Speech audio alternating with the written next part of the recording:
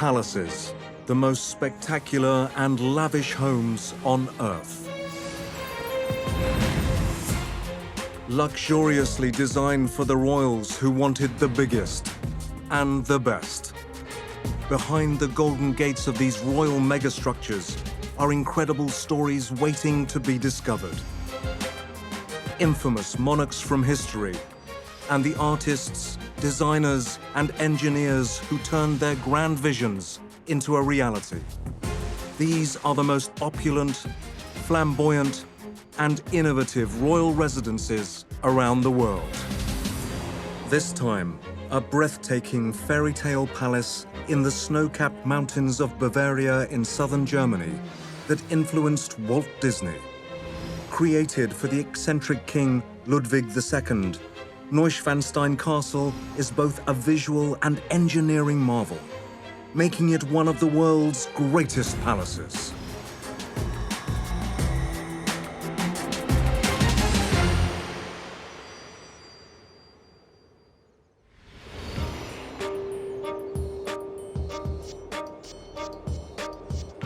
The village of Schwangau, 117 kilometers southwest of Munich, is the gateway to the fantastical Neuschwanstein Castle. Sitting in the Alps, the 19th century structure was the home of King Ludwig II of Bavaria. Inspired by the operas of German composer Richard Wagner, King Ludwig created Neuschwanstein to look medieval, but it was kitted out with all the latest innovations.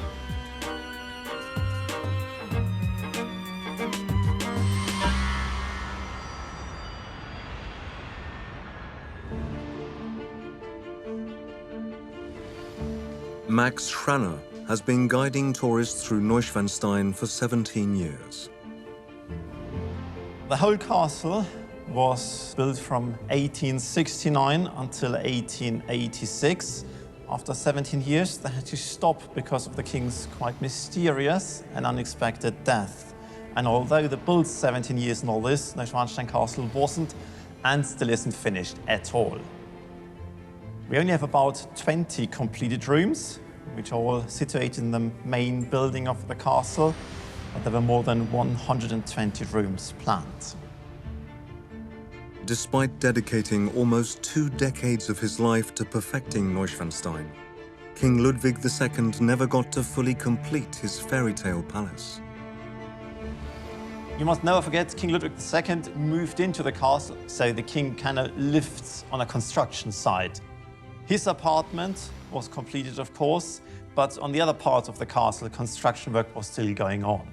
And only 6 weeks after the king's death, the royal family opened it to the public as a museum.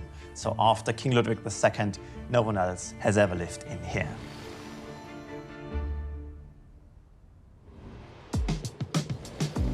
Although it may look like a medieval structure, Ludwig had all the modern gadgets the 19th century had to offer added to Neuschwanstein.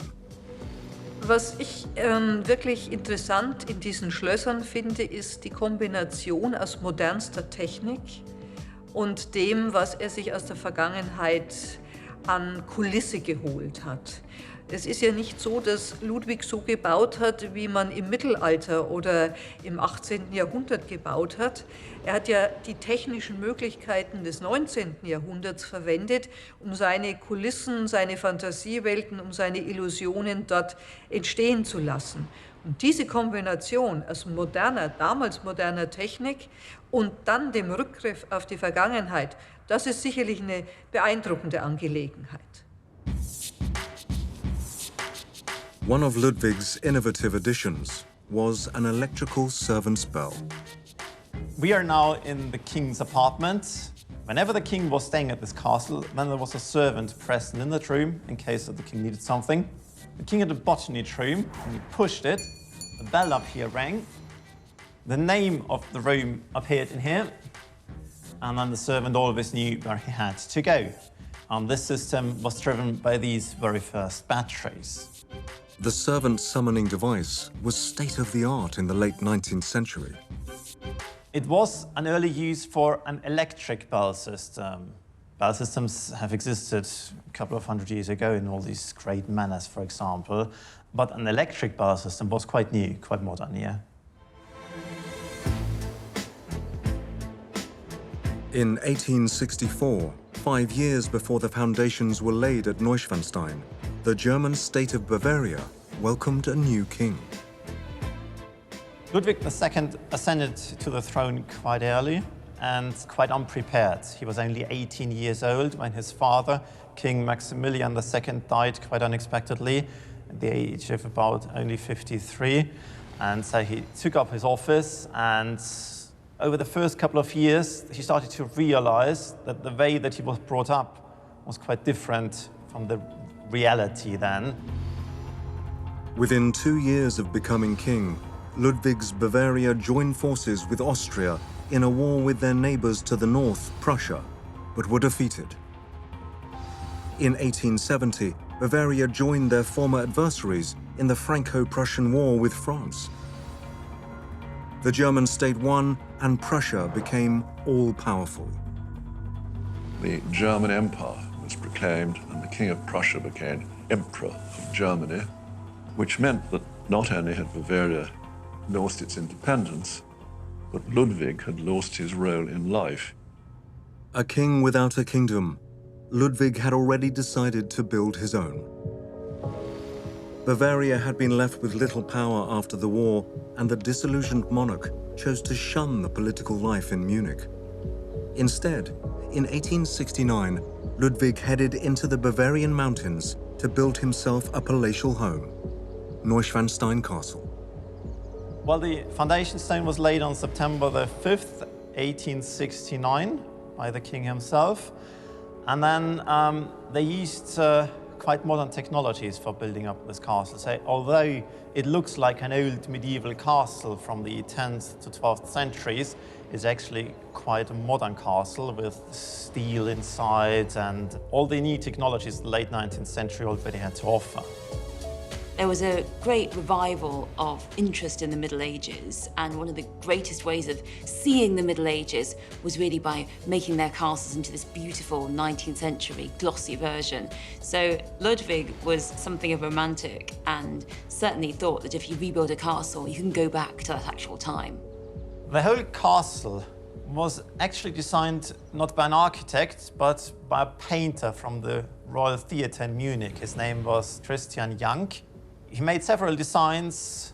The last one was actually approved by the king, and then these designs were given to the real architects, and then they had to do all the mathematics and the statistics and stuff like this. The building of Neuschwanstein became a community project. The construction of the castle was actually the biggest employer of local people for a number of years in the area. Ludwig II apparently was imposing some quite unrealistic deadlines on these workers because he wanted to get it built as soon as possible.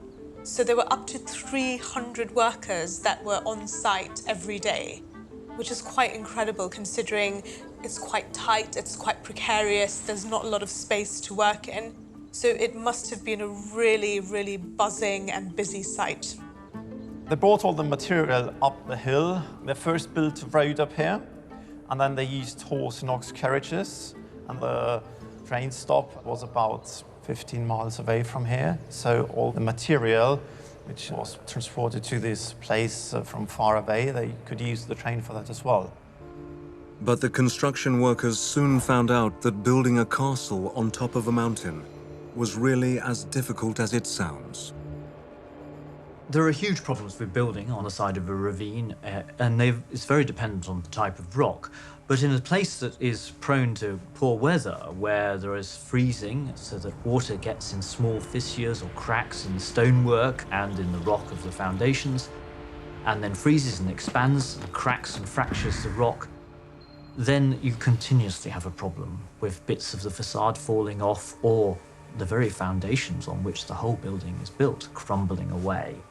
And this is the problem the castle has. It looks like it's been there for centuries. It is only just over 100 years old, and yet right from the beginning it has suffered from these problems that it needs continual maintenance, and it started falling apart before they even finished constructing it. It is actually an enormous building in terms of height, and it is a very stable building. And we ask ourselves, well, how does he do this? It's actually, for the most part, a steel-framed building. And he sets up a steel frame that can carry then an enormous amount of weight. Then between the steel frames is actually brick. Brick isn't too terribly heavy. And what he then does, and this is all very modern, I mean, it's almost breaking edge, pushing the envelope of construction engineering is what he's doing. He then clads it, I should say, he gives a veneer in the beautiful limestone that we see on the building itself. And that wonderful monochromatic is quarried in those mountains. So it creates an indivisibility between the architecture, the build, and then the landscape behind in which it is found. The king played an integral role in the structural engineering of Neuschwanstein. The input of Ludwig in the construction site was enormous. So he wanted to see every plan for every detail. And the more detailed things got, the more detailed his choosings became. Hat auf jedes noch so kleine Detail geachtet. Die Architekten durften Vorschläge machen und nach seinen Maßgaben dann die Pläne zeichnen.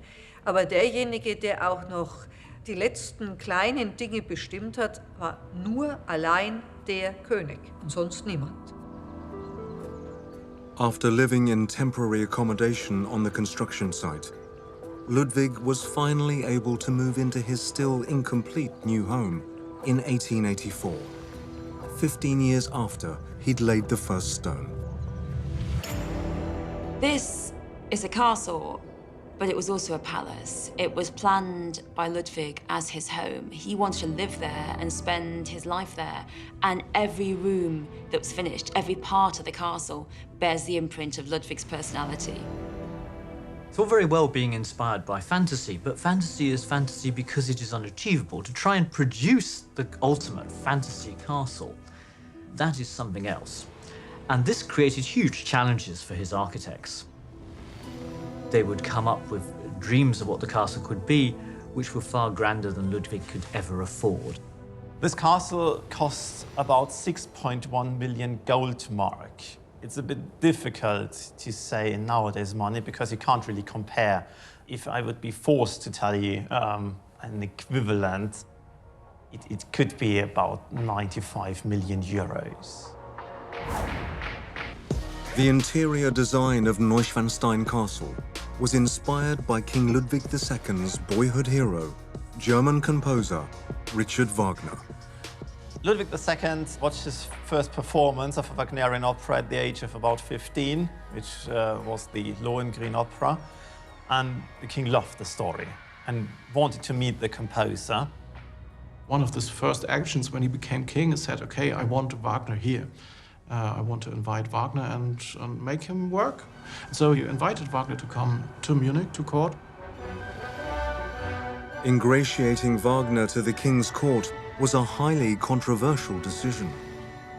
The composer, Richard Wagner, back then was, let's say, a bit on the run because he was wanted for bankruptcy and was very relieved that he found a new financial supporter, and the king willingly spent quite a lot of money on Wagner in order to ensure that he could continue composing operas and using all these stories that the king loved in creating operas out of them. For many people, they really saw the music as incredibly transcendent, and Ludwig himself was so keen to strengthen his position that allying himself with Wagner and this mythical greatness was something that he saw as making him more powerful. Ludwig had Neuschwanstein decorated with characters from Wagner's operas. The murals of Tannhäuser, Lohengrin, Parsifal, they're there. You almost walk off the walls. Actually, it looks like the stage set for a Wagnerian opera. It's wonderful.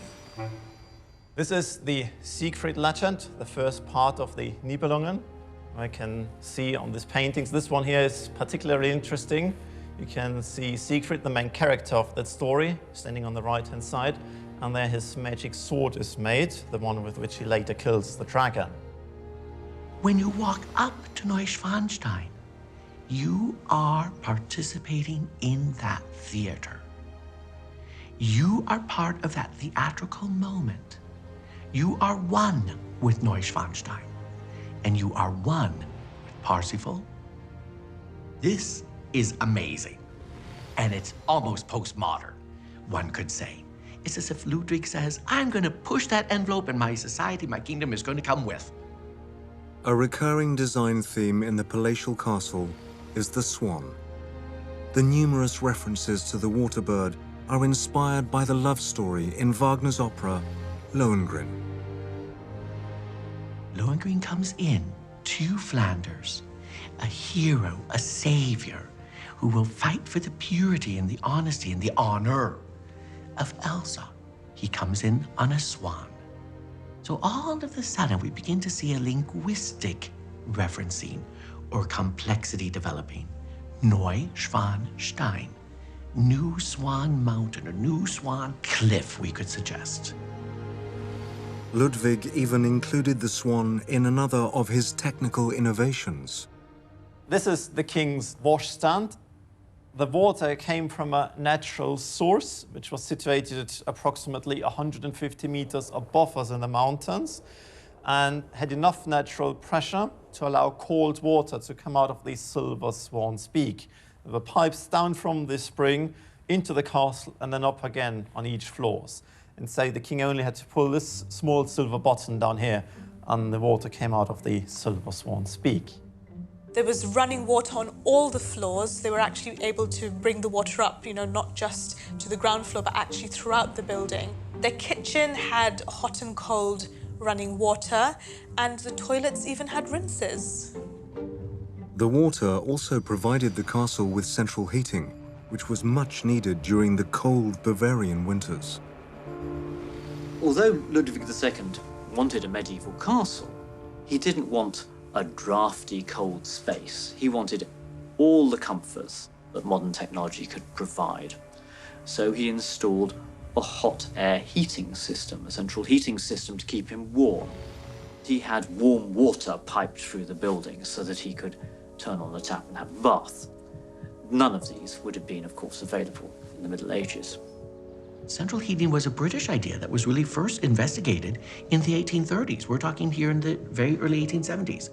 So the building received a wonderful central heating that was energized via steam and steam boilers that were also a very new concept. Heat was also provided by the grand fireplaces located throughout the building. This fireplace here is a bit special because it's not only the biggest one we have in the castle, but it's also the only one where the entrance, the opening, where you put the wood in, is not in the room itself. It's on the back side, so it was operated from the dining room, of course, because when the king was asleep in here, no one else would dare to walk into the room to put a new layer of wood in there, and so they could do this from the other room. So we have the actual opening to this fireplace over here. You see, this is wood. It isn't. That's metal. I can open it like this, and here it is. Despite being a monarch with little power, Ludwig still wanted to have the palatial home of a king. One of the grandest rooms at Neuschwanstein is Ludwig's beautifully decorated throne hall. We will now go into the throne room. As I've probably noticed, the most important object in the throne room is missing. The throne itself was supposed to be up there, but it was never made because the king died before they could manufacture it. The throne hall is built in the style of a Byzantine church. Byzantine art refers to art of the Eastern Roman Empire as headquartered in Constantinople, today's Istanbul. It has a sort of a Greek feel. And as I look at that room, I notice that the gold ground has 8 saints who were kings. Then I notice Michael the Archangel in a mosaic. I notice an enormous candelabra, which is modeled after the crown of St. Stephen of Hungary. It's made of gilded brass, so it's quite heavy, weighs about 1,000 kilograms or 2,000 pounds. It has 96 candles, and it can be lowered down to the floor by means of a winch, which is situated above the throne hall in the attic. The colored stains you can see on the chandelier, they're just colored glass, so no real gemstones, I'm afraid. Measuring 20 meters long, 12 meters wide, and 13 meters high, the throne hall occupies both the third and fourth floors in the west wing of the castle. The throne room has quite a unique feature in it. So it's huge. It's 65,000 square feet in size, and they use steel. So steel was actually, as a material, just starting to really gain popularity as a construction material in the mid to late 1800s, which is the time that this castle was being built. Nowhere is the strange hybrid nature of this castle more obvious than when you get to the throne room. Here, one can see the medieval meeting the technology that was necessary to construct the building. It's sort of on display, but it's also sort of concealed. So at this point, the strange artifice of the building becomes apparent. Some parts of the throne hall may look classical in design, but are really just a facade for the 19th century technology beneath. All the columns, for example, they're no real marble columns. They have steel inside. It's covered with plaster, and they just paint it. Because during the building process, the king always changed his mind. So they had to put steel inside, which goes up through these columns up here, through the blue ones up there, and also on top the cupola as well, in order to support the whole construction. And you also have this steel T-bars underneath the floor as well. If you think about trying to span a really long distance, you generally use a big beam. And with the gravity, the beams get pulled down a little bit, and that causes the beams to flex. So you get a little bit of a pulling action at the bottom of the beam and a little bit of a squashing action at the top of the beam. But the larger the span is, the bigger those actions are. And at some point, timber is just not strong enough to resist those forces.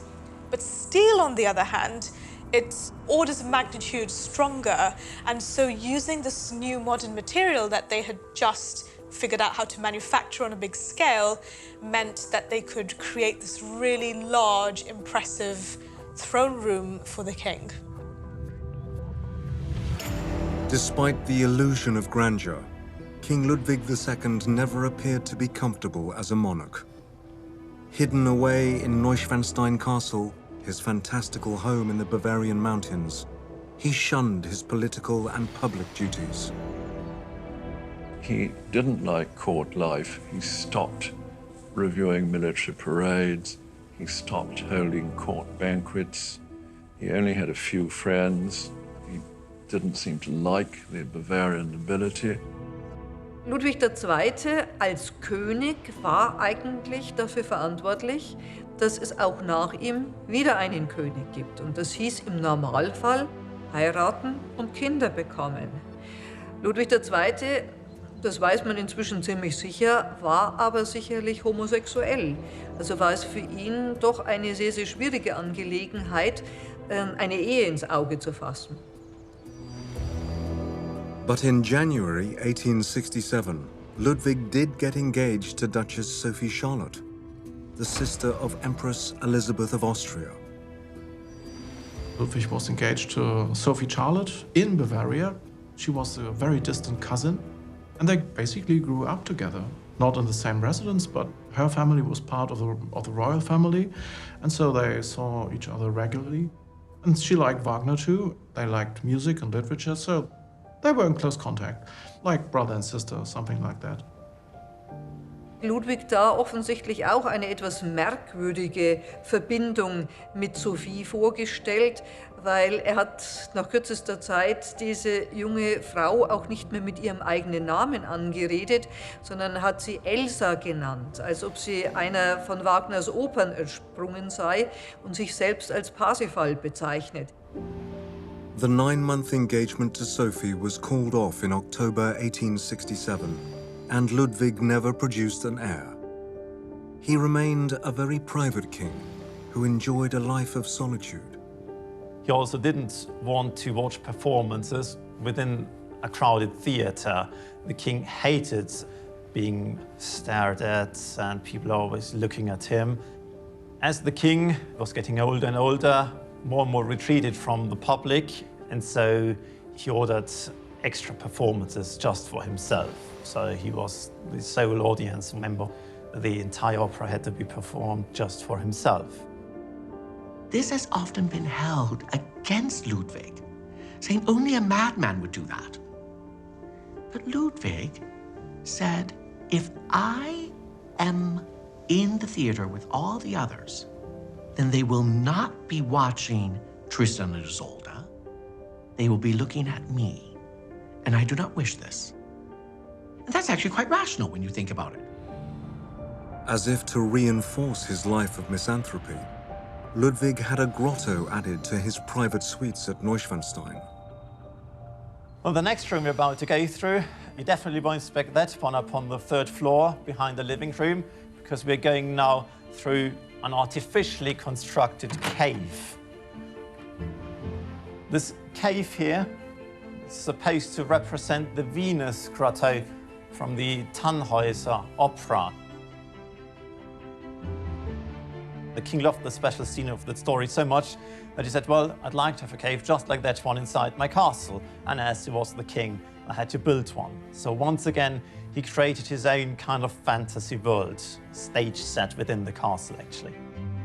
You will go into it and think, oh, this has to be some outside external rock cave. The door itself, one side was just a normal door, but if you then went in, the other side of the door was made from this fake rock, a papier-mâché style material, and you could essentially kind of shut yourself into this little cave in the middle of your palace. It's astonishing, really. But I suppose we might compare it to people who might be terribly rich now and build themselves a meditation room or something. It's just that Ludwig wanted it to look like a cave. The grotto is in stark contrast to the room where the king would have slept.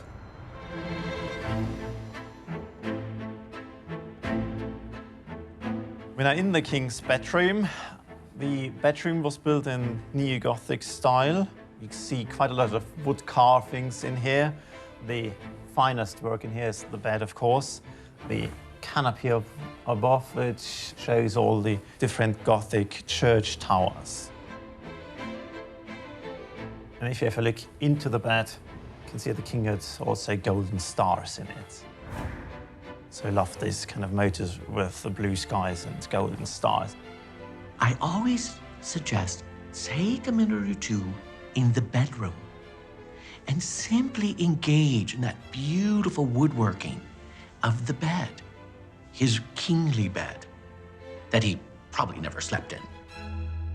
We don't really know how long they actually had to work on all this, but it is said that 14 wood carvers had to work for about 4.5 years on this room alone.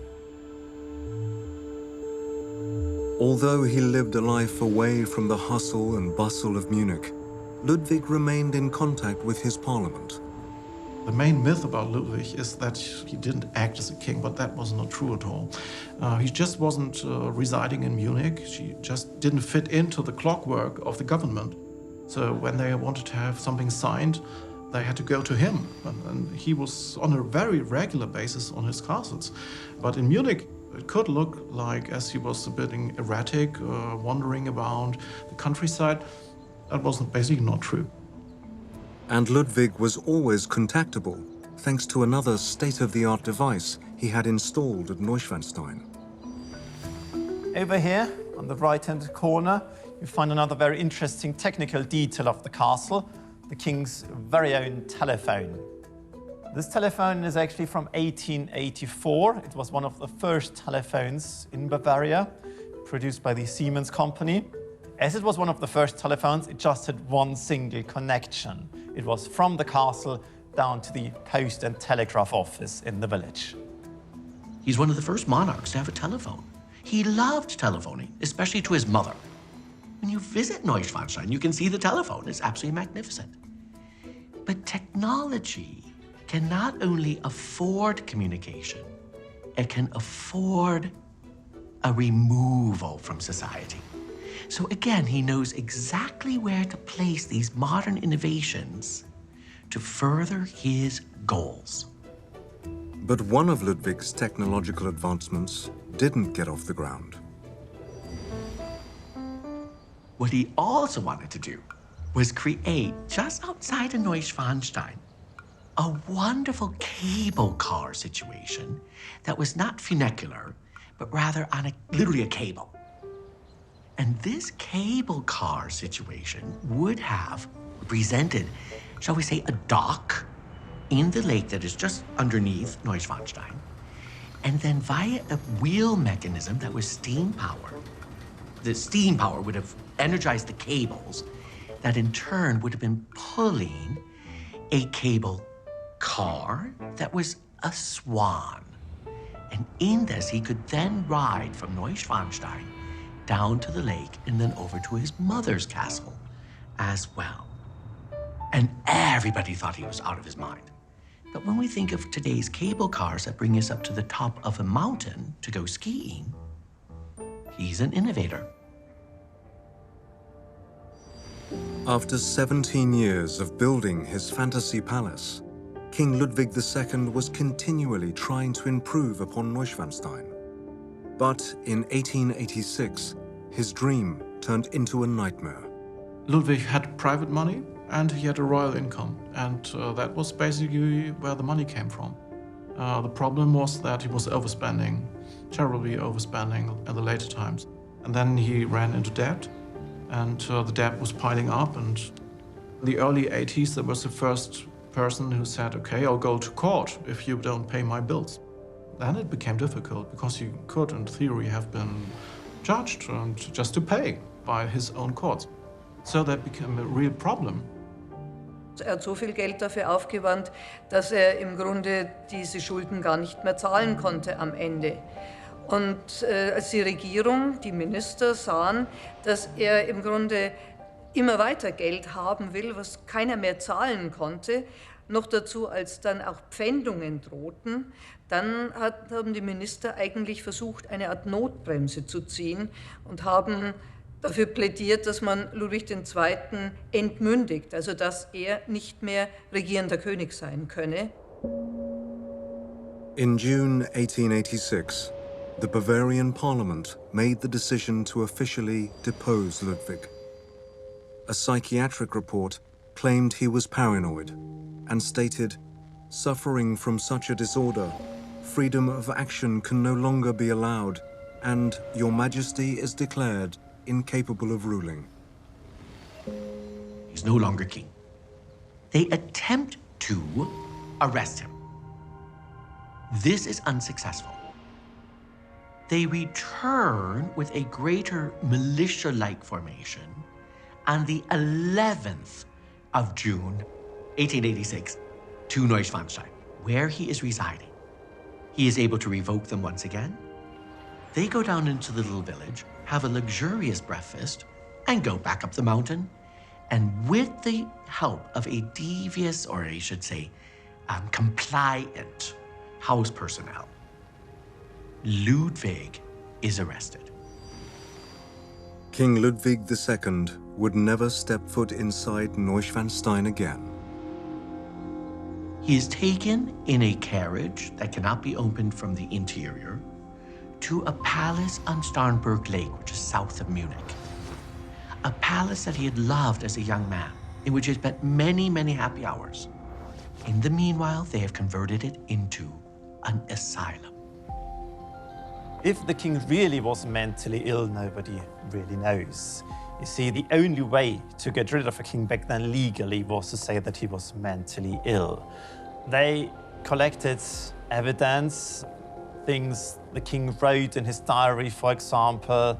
They interviewed servants and other staff from the royal court. And the doctors who wrote that medical report actually never even saw the king. They didn't have a proper examination or anything like this. They just wrote what people were told to tell them. He could be obsessed, and he has an enormous energy, but the organization of his building projects The organization of his innovative moments in construction engineering, architectural ideas, though they were conceived as mad, he cannot be a mad person. They are too perfect and too coherent in their organization to be done by a mad person, by somebody who is sociopathic or psychopathic. And they themselves, I believe, are enough evidence to prove that he was not insane. And that's something we should also consider in terms of Ludwig II. After spending just 2 nights in the asylum under the watchful eye of his psychiatrist, Dr. Bernhard von Gudden, despair turned to tragedy for Ludwig. On June the 13th, 1886, the king and his psychiatrist went for a walk to the lake. As they didn't come back in the evening, they sent out a search party. It found both of them, the king and the psychiatrist, dead in the lake. What really happened there, nobody knows. It's still a mystery. You see, the king died in kind of knee-deep water, although he was an excellent swimmer. So that's a bit fishy. We know for certain that 2 of the caretakers were to follow behind.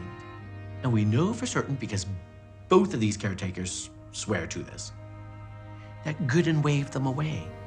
How those 2 bodies arrived there, we do not know. There are all sorts of theories. They were shot, they both drowned, they fight in the water. We also know that Ludwig was wearing a large, heavy coat. It must have been a cooler day, and it was raining. That we know.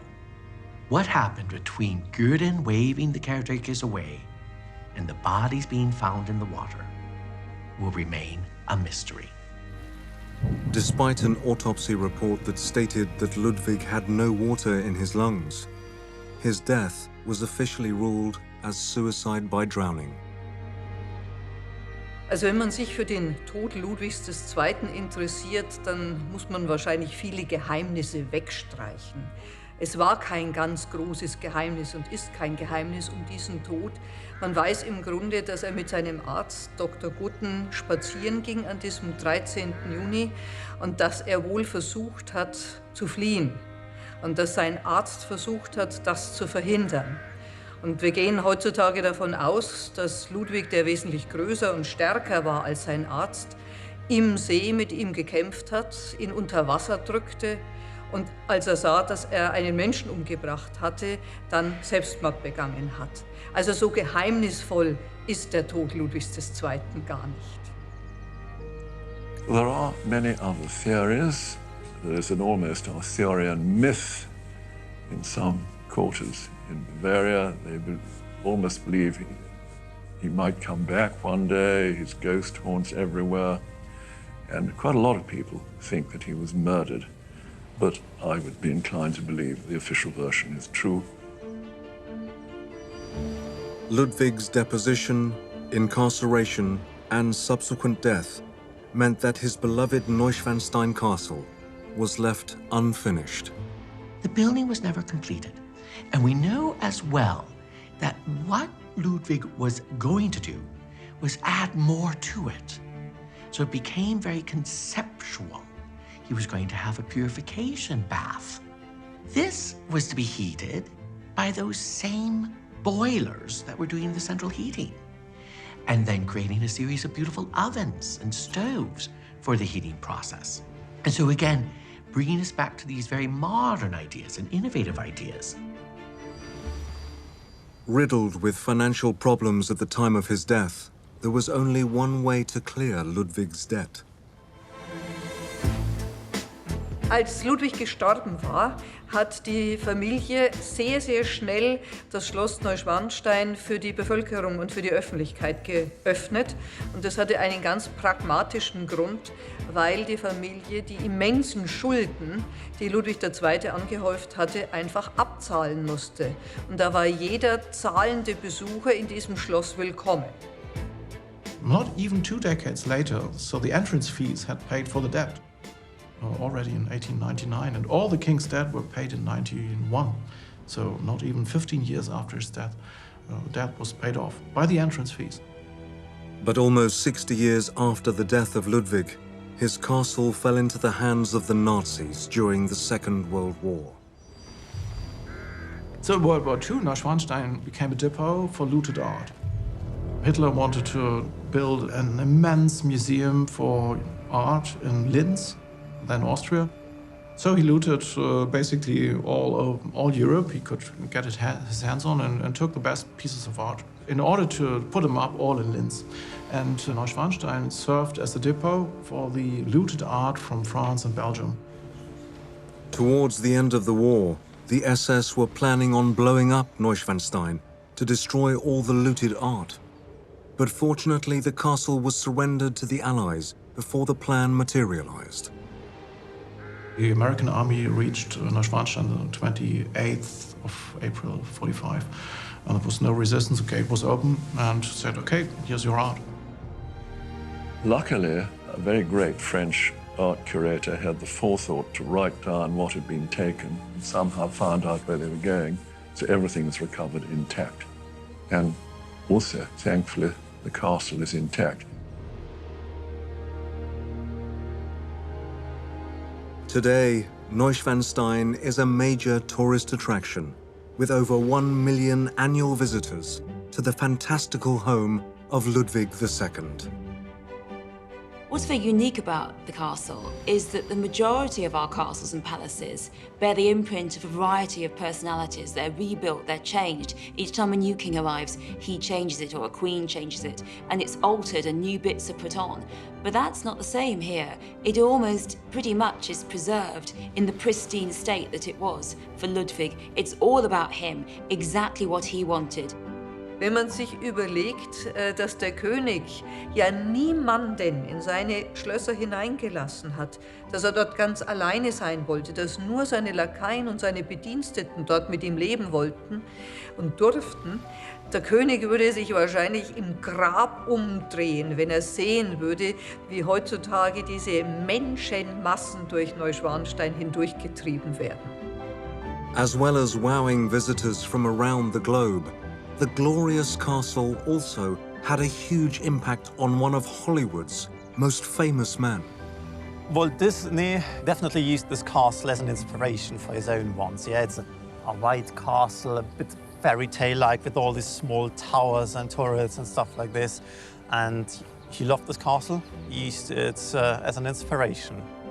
If you think that castles were once fortresses and the whole point of turrets was to protect and to shoot arrows and to look far ahead, these turrets are all beautiful, Cinderella, Sleeping Beauty. It is a place of fantastical, beautiful, marvelous, wild excess. So if you want a real Disney castle outside of Disney, I think you've got it.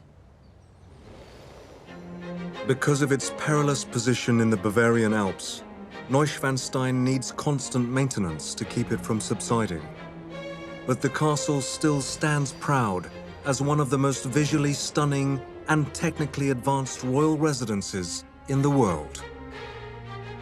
Neuschwanstein's success is in producing a building that doesn't look like it's been designed, that looks like it's grown up, but is also everybody's idea of the perfect castle. If you want to know who Ludwig was, just go to the castle. It's all there. You see his romanticism, his idealism, his slight naivety, and the fact was that the castle became a complete obsession with him, blowing everything out of the water. And we might argue to a degree, the government said it did send him slightly mad. Why do we go to Neuschwanstein? Why do 1.5 million people trek all the way down south of Munich into the Alps, up that mountain? How are they getting there? And I think the answer to that is a search for beauty.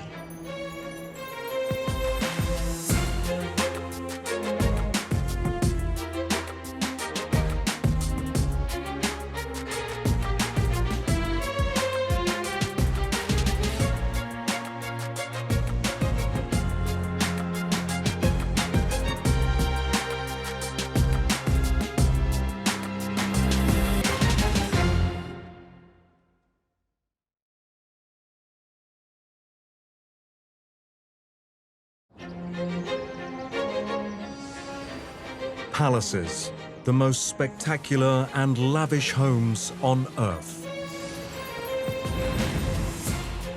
Luxuriously designed for the royals who wanted the biggest and the best. Behind the golden gates of these royal megastructures are incredible stories waiting to be discovered.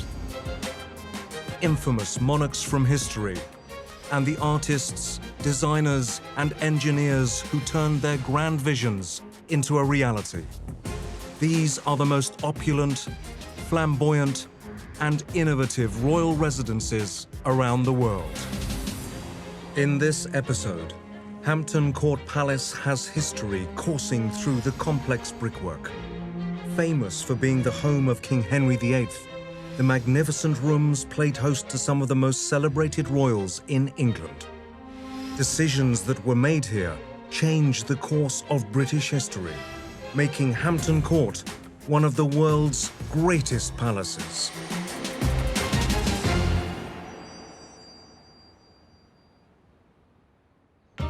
In the borough of Richmond-upon-Thames, just south of London, lies Hampton Court.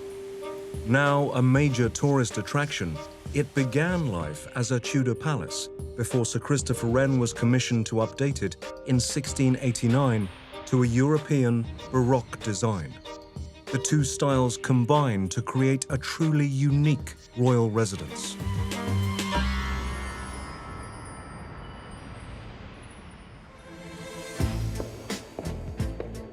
Tracy Borman is the Joint Chief Curator here. I think Hampton Court is extraordinary for the atmosphere it has, and you certainly get that when you're walking around out of hours when there are no visitors. You almost sense that you're walking back into a former age, particularly, I think, when you're in the heart of the Tudor Palace. You almost expect to turn around and see Henry VIII standing, staring at you. Although Hampton Court is renowned for being the country retreat of many great kings and queens, most famously Henry VIII, the palace was initially the brainchild of the Archbishop of York, Thomas Wolsey.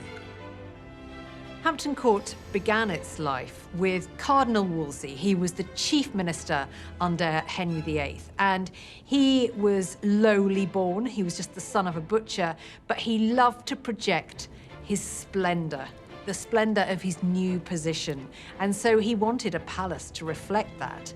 And in 1515, he acquired the manor of Hampton Court and began building this amazing palace. But the construction work would have been far from straightforward. Some of the challenge is the ground. So it's quite variable, it's quite unpredictable because it's in a river valley. So the river has deposited all different types of materials. You get quite fine silty clays, you get kind of gravels on top of it, which are slightly larger particles, and then you get a big, strong layer of sand below it. The depths of these things vary quite dramatically. So the engineers would have really had to understand what the makeup of the ground was before they basically went in and put this kind of big, heavy structure on top of it.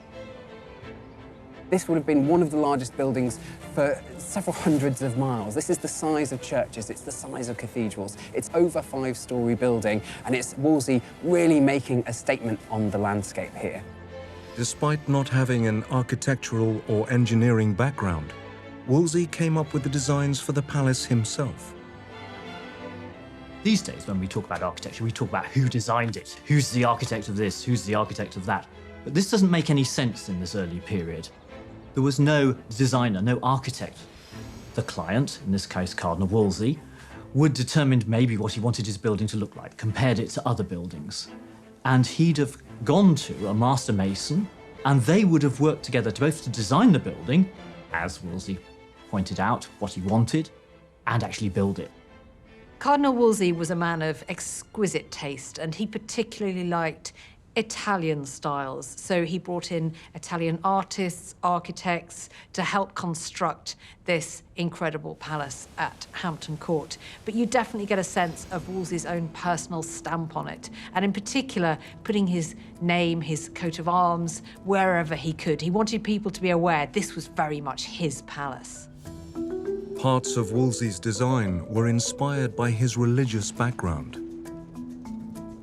So one of the innovative things Wolsey does, taking a lead from the monastic architecture that he's been exposed to, is he adds this internal cloister all the way around the building. This means that rather than having individual access doors on the elevation that break up the flow of the windows, you can instead go through individual larger openings into the cloister and then into your own apartment. So this creates a much more formal and flat elevation. To do this, he's not only creating that corridor, but he's burying the fireplaces and the guardrabes on the interior of the property. Cloisters typically are covered walkways that lead to the outside, to the atriums or to the open-air gardens that you see in these large palaces. But what he did was to actually put them inside the palace. And the reason I think he did that was because he wanted to stop the warmer air from rising too rapidly up into the high ceiling portions of the palace. So by having these kind of internal covered walkways, he basically restricted airflow. And so when people walked underneath it, they had a little pocket of nice warm air that they could walk in, which made it a much more comfortable experience. One of the standout features of Wolsey's original palace is the incredible brickwork. Hampton Court is almost your classic Tudor building. So in the materials particularly that you're seeing here, you're seeing the archetype of Tudor building in the 1520s. You have these small, thin red bricks, the lime mortar, the detailing picked out in stone. Here you can actually see evidence of the diaper work that's expressed in the building. Now these are a mix of vitrified bricks, so bricks that have been overburnt in the kiln and have turned black, that are used to create these wonderful artistic patterns on the brickwork. There has been lots of historical debate about whether this is doing something structural or whether it's a way that the bricklayers work out where they're at or sort of mark progress in some way. I think it's probably just pretty. In some ways, construction in the 15th, 16th century was very similar to today and would have been recognisable in the same way that modern bricklayers lay every brick by hand. Bricklayers in the 15th and 16th century laid every brick by hand. They weren't using modern cement, but they were using lime mortars, which looks very much the same. Wolsey was very much King Henry VIII's right-hand man. But just as the Catholic cardinal was putting the finishing touches to his magnificent home, the king was being influenced by a new religious movement sweeping across Europe.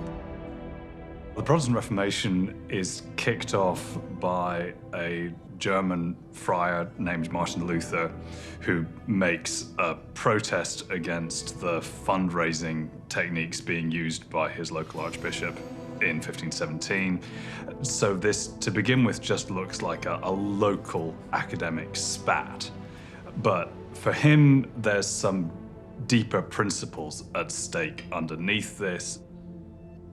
Almost by accident, within a few years, before anybody has quite realized what's going on, this little local dispute has blown up into a continent-wide division.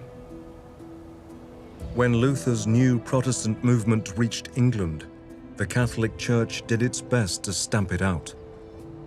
And it looks as if that's how it would end, until in 1527, Henry VIII stumbles into an argument with the papacy.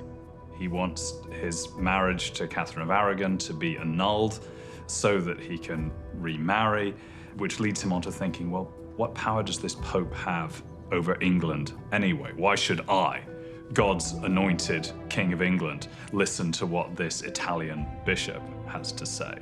And by around 1529, he's really moved on from looking at this as a quarrel about his marriage to thinking that this is something much more fundamental. It's about his own authority.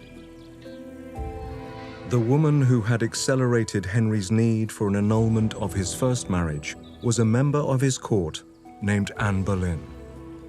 Henry's courtship with Anne Boleyn took place here at Hampton Court, and I get the sense that Anne must have had her eye on the palace. She certainly had her eye on the prize of being queen. She refused to be Henry's mistress. She held out for the much greater prospect of being his wife. Henry turned to his right-hand man to find a way out of the predicament. Wolsey is one of the first people to be consumed by Henry's quarrel with the Pope. Wolsey is effectively given the brief when this dispute first blows up: find a way of resolving the marriage, which is difficult, but Wolsey's a formidable operator, and had he been left to do it on his own, well, he probably had a better chance of extracting a favorable result from Rome than anybody else would have done. But Wolsey didn't really try very hard for once, because he didn't like Anne, he didn't think that she would last, he thought Henry would soon go on to the next woman, but of course he was wrong. For once, this very clever statesman gravely miscalculated, and it would be his downfall. In 1529, by way of punishment for failing to get the annulment he so badly wanted, Henry turned on Wolsey. He strips him of many of his offices and his properties, and in particular of Hampton Court Palace. There had been whispers about how it was grander than any of the royal palaces during the 1520s, which could have been calculated to get Henry's goat. And so Hampton Court, as with much of the rest of Wolsey's establishment, moved sideways from being the cardinal's palace to being the king's. Wolsey, you might say, had a lucky escape, because Henry had decided at last to decisively act against him, to have him tried for treason. So he summoned Wolsey down from York, but actually by then Wolsey was a very sick man, and he only made it halfway down to London, and he died of natural causes. Henry went against Rome and married Anne Boleyn in January 1533. It was a monumental decision that was made within the four walls of Hampton Court Palace. Hampton Court played a pivotal role in Henry VIII's Reformation, because it's from here that Henry first put pen to paper. He wrote a letter with some instruction or some decision about breaking from Rome, breaking from the Pope, and that letter was signed here at Hampton Court. I think it's hard to see a more significant moment in this nation's history than when Henry broke from Rome, when he established his own Church of England and made himself, as sovereign, head of that church.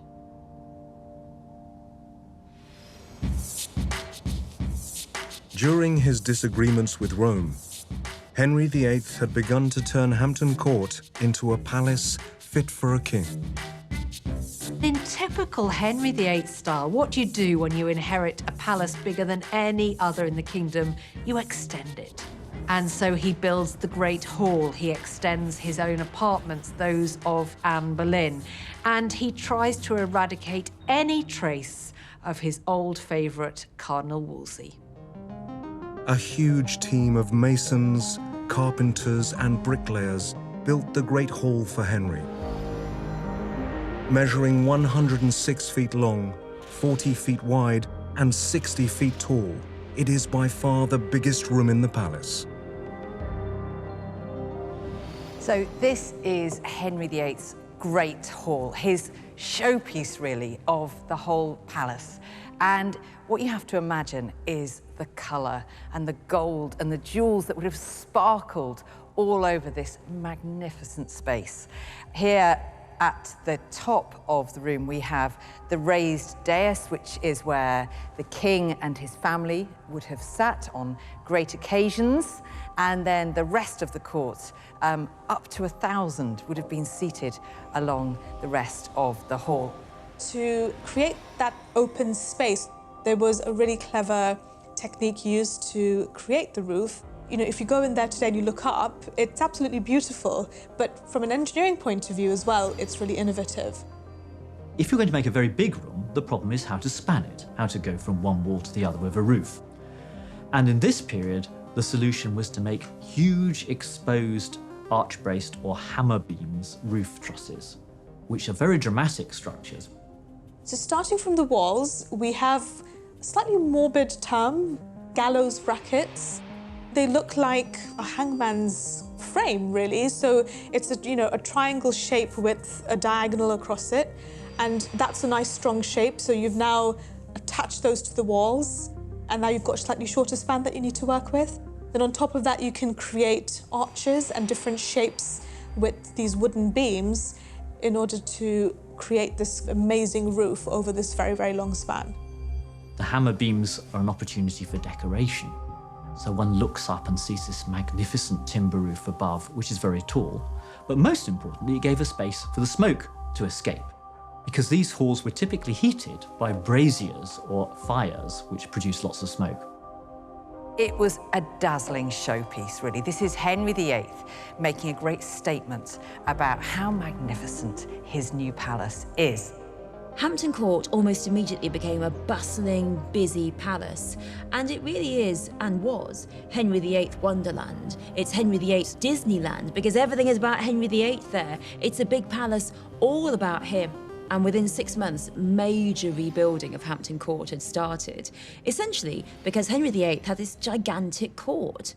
So one of the first things Henry did was to start expanding the kitchens, because those 1,000 people in his court have to be fed. Henry's kitchens were the largest in England and employed 200 cooks who had to produce over 800 meals every day. For more than 200 years, different kings and queens dined on food prepared in here, right up until 1737. Still in working condition today, the 36,000 square foot kitchens are managed by Richard Fitch. You can see these arched entrances, 2 on this side, 1 on the other side of the building, and then 3 further fireplaces as we would move down through towards the end.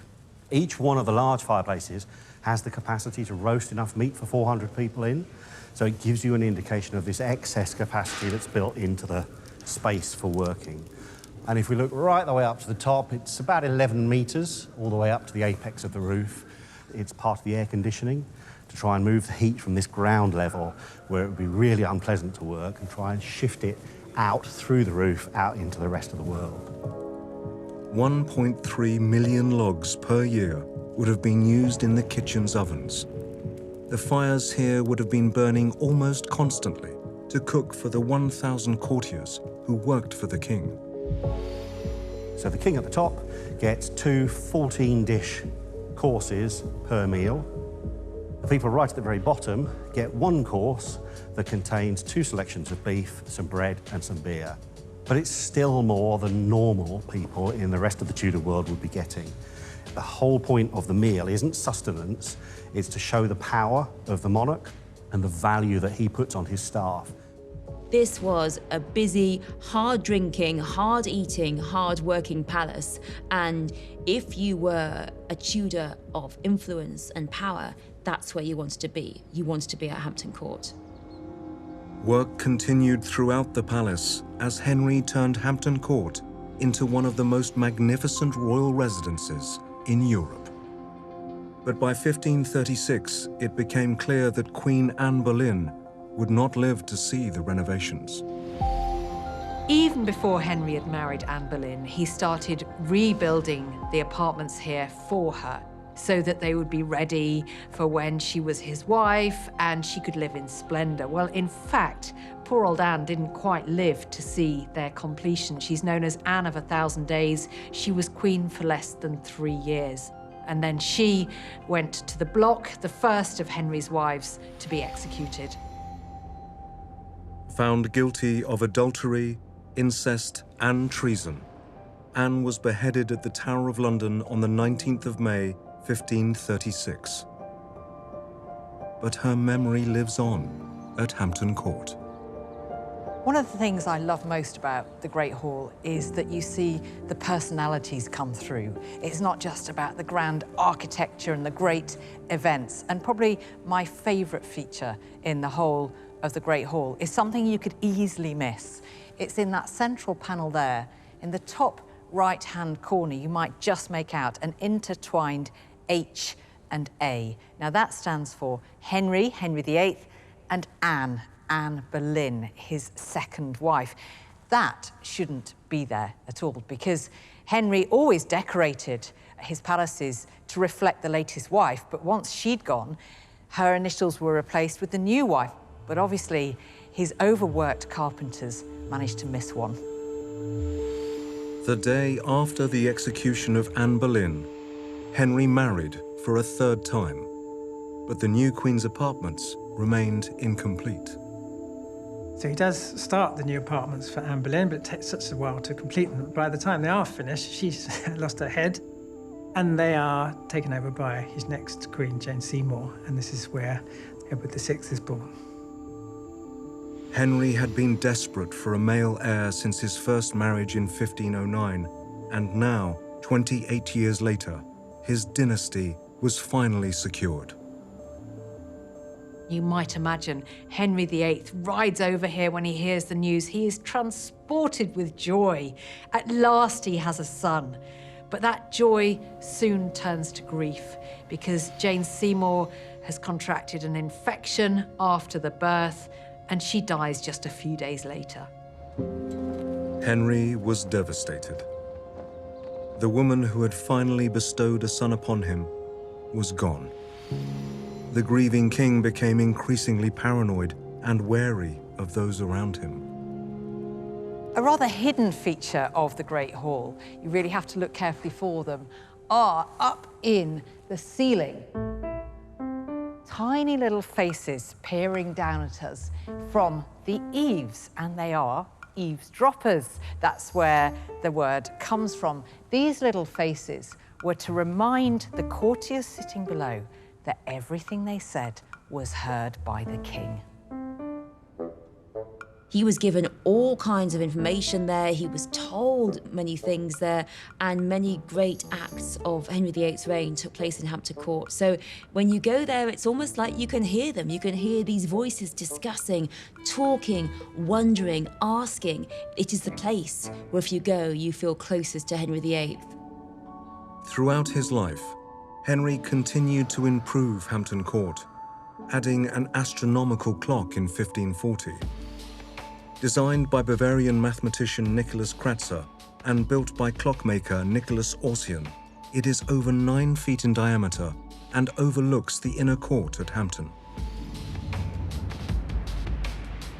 This clock is also a technological marvel. This is your iPhone of the 16th century. Not only is it telling you the minute, the hour, the day since the start of the year, the sign of the zodiac. It's also giving you crucial information, just like you might get on your app today, which is the high tide at the Thames. So if you're traveling between royal palaces in the 16th century, as Henry did frequently, one of the crucial things you need to know is the tides, because the Thames at this stage isn't embanked. It's actually very dangerous in places. There are rapids, there's very fast-moving water, and so if you're going to leave here and arrive safely in Whitehall, you need to know the time of the Thames, and this clock tells you that. Henry VIII married 6 times during his 38 years on the English throne, and he will forever be linked to Hampton Court. Henry died in January 1547, and it was rather a sad ending to what had been a glorious reign. By then, Henry was plagued by ill health, by an ulcerated leg caused by an old jousting injury. He had gained a colossal amount of weight. He was such a far cry from the Adonis that he was described as being when he first came to the throne. After Henry died, Hampton Court passed to his son, Edward VI. But Edward VI didn't use the court an awful lot. He tended to be in London rather more because he was much more focused on the religious Reformation, and he was less interested in hunting, in feasting. He was a much more serious boy king. So Hampton Court, to a degree, fell into a little bit of a quiet period, I think we might say, under Edward VI. Henry VIII's son, Edward VI, spent much of his short life establishing the Church of England. But after 6 years as king, the lack of an heir caused a major problem. King Edward dies of tuberculosis at the age of 15. He tries to fix the succession in favor of his Protestant cousin, Jane Grey, before he dies. It's a rather badly thought out and certainly a badly executed plan, and the upshot is that the crown passes very quickly instead not to his Protestant cousin but to his Catholic sister, who becomes Queen Mary I, who rapidly undoes everything that her father and brother had done, restores Catholic obedience, and she then enforces that vigorously. Something like 300 people are executed for their refusal to conform to her new settlement.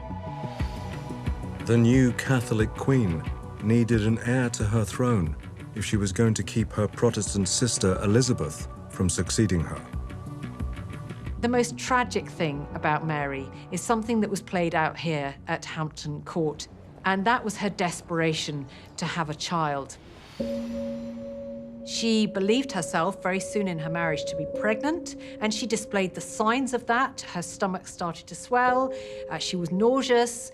She came here for the birth, when by then she thought she was in her 8th month. And in fact, it turned out to be nothing more than a phantom pregnancy. So poor Mary was eventually forced to admit that it had all been for nothing. So this tragedy was not only a personal tragedy for Mary, the phantom pregnancy, also it was very painful for her because if she didn't have a child, then Elizabeth, the Protestant, would take the throne and all Mary's Catholic hard work of reformation would be undone.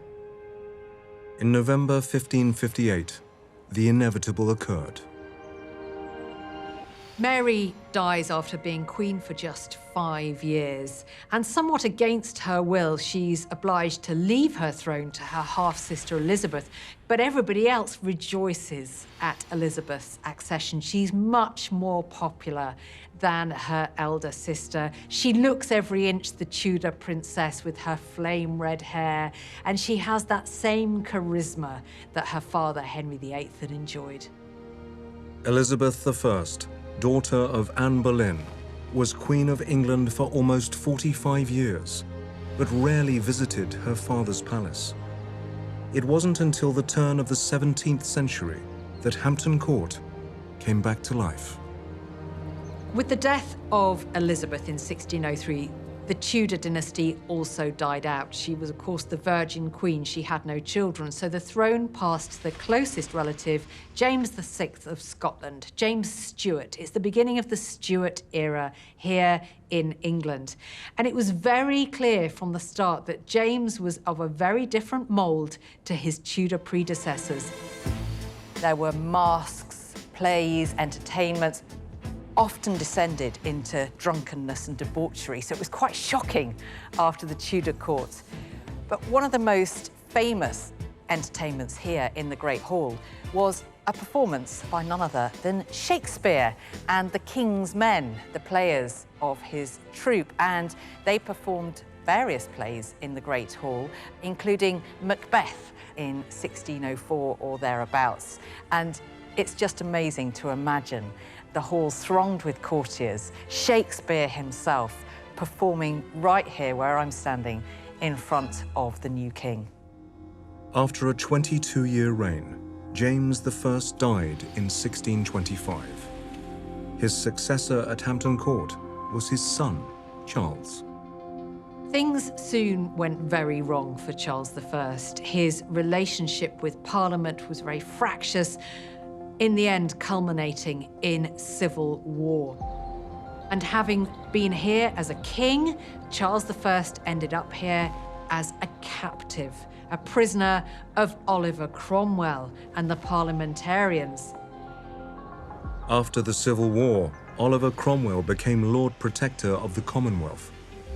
But despite his part in crushing the monarchy, Cromwell very much played the role of king at Hampton Court Palace.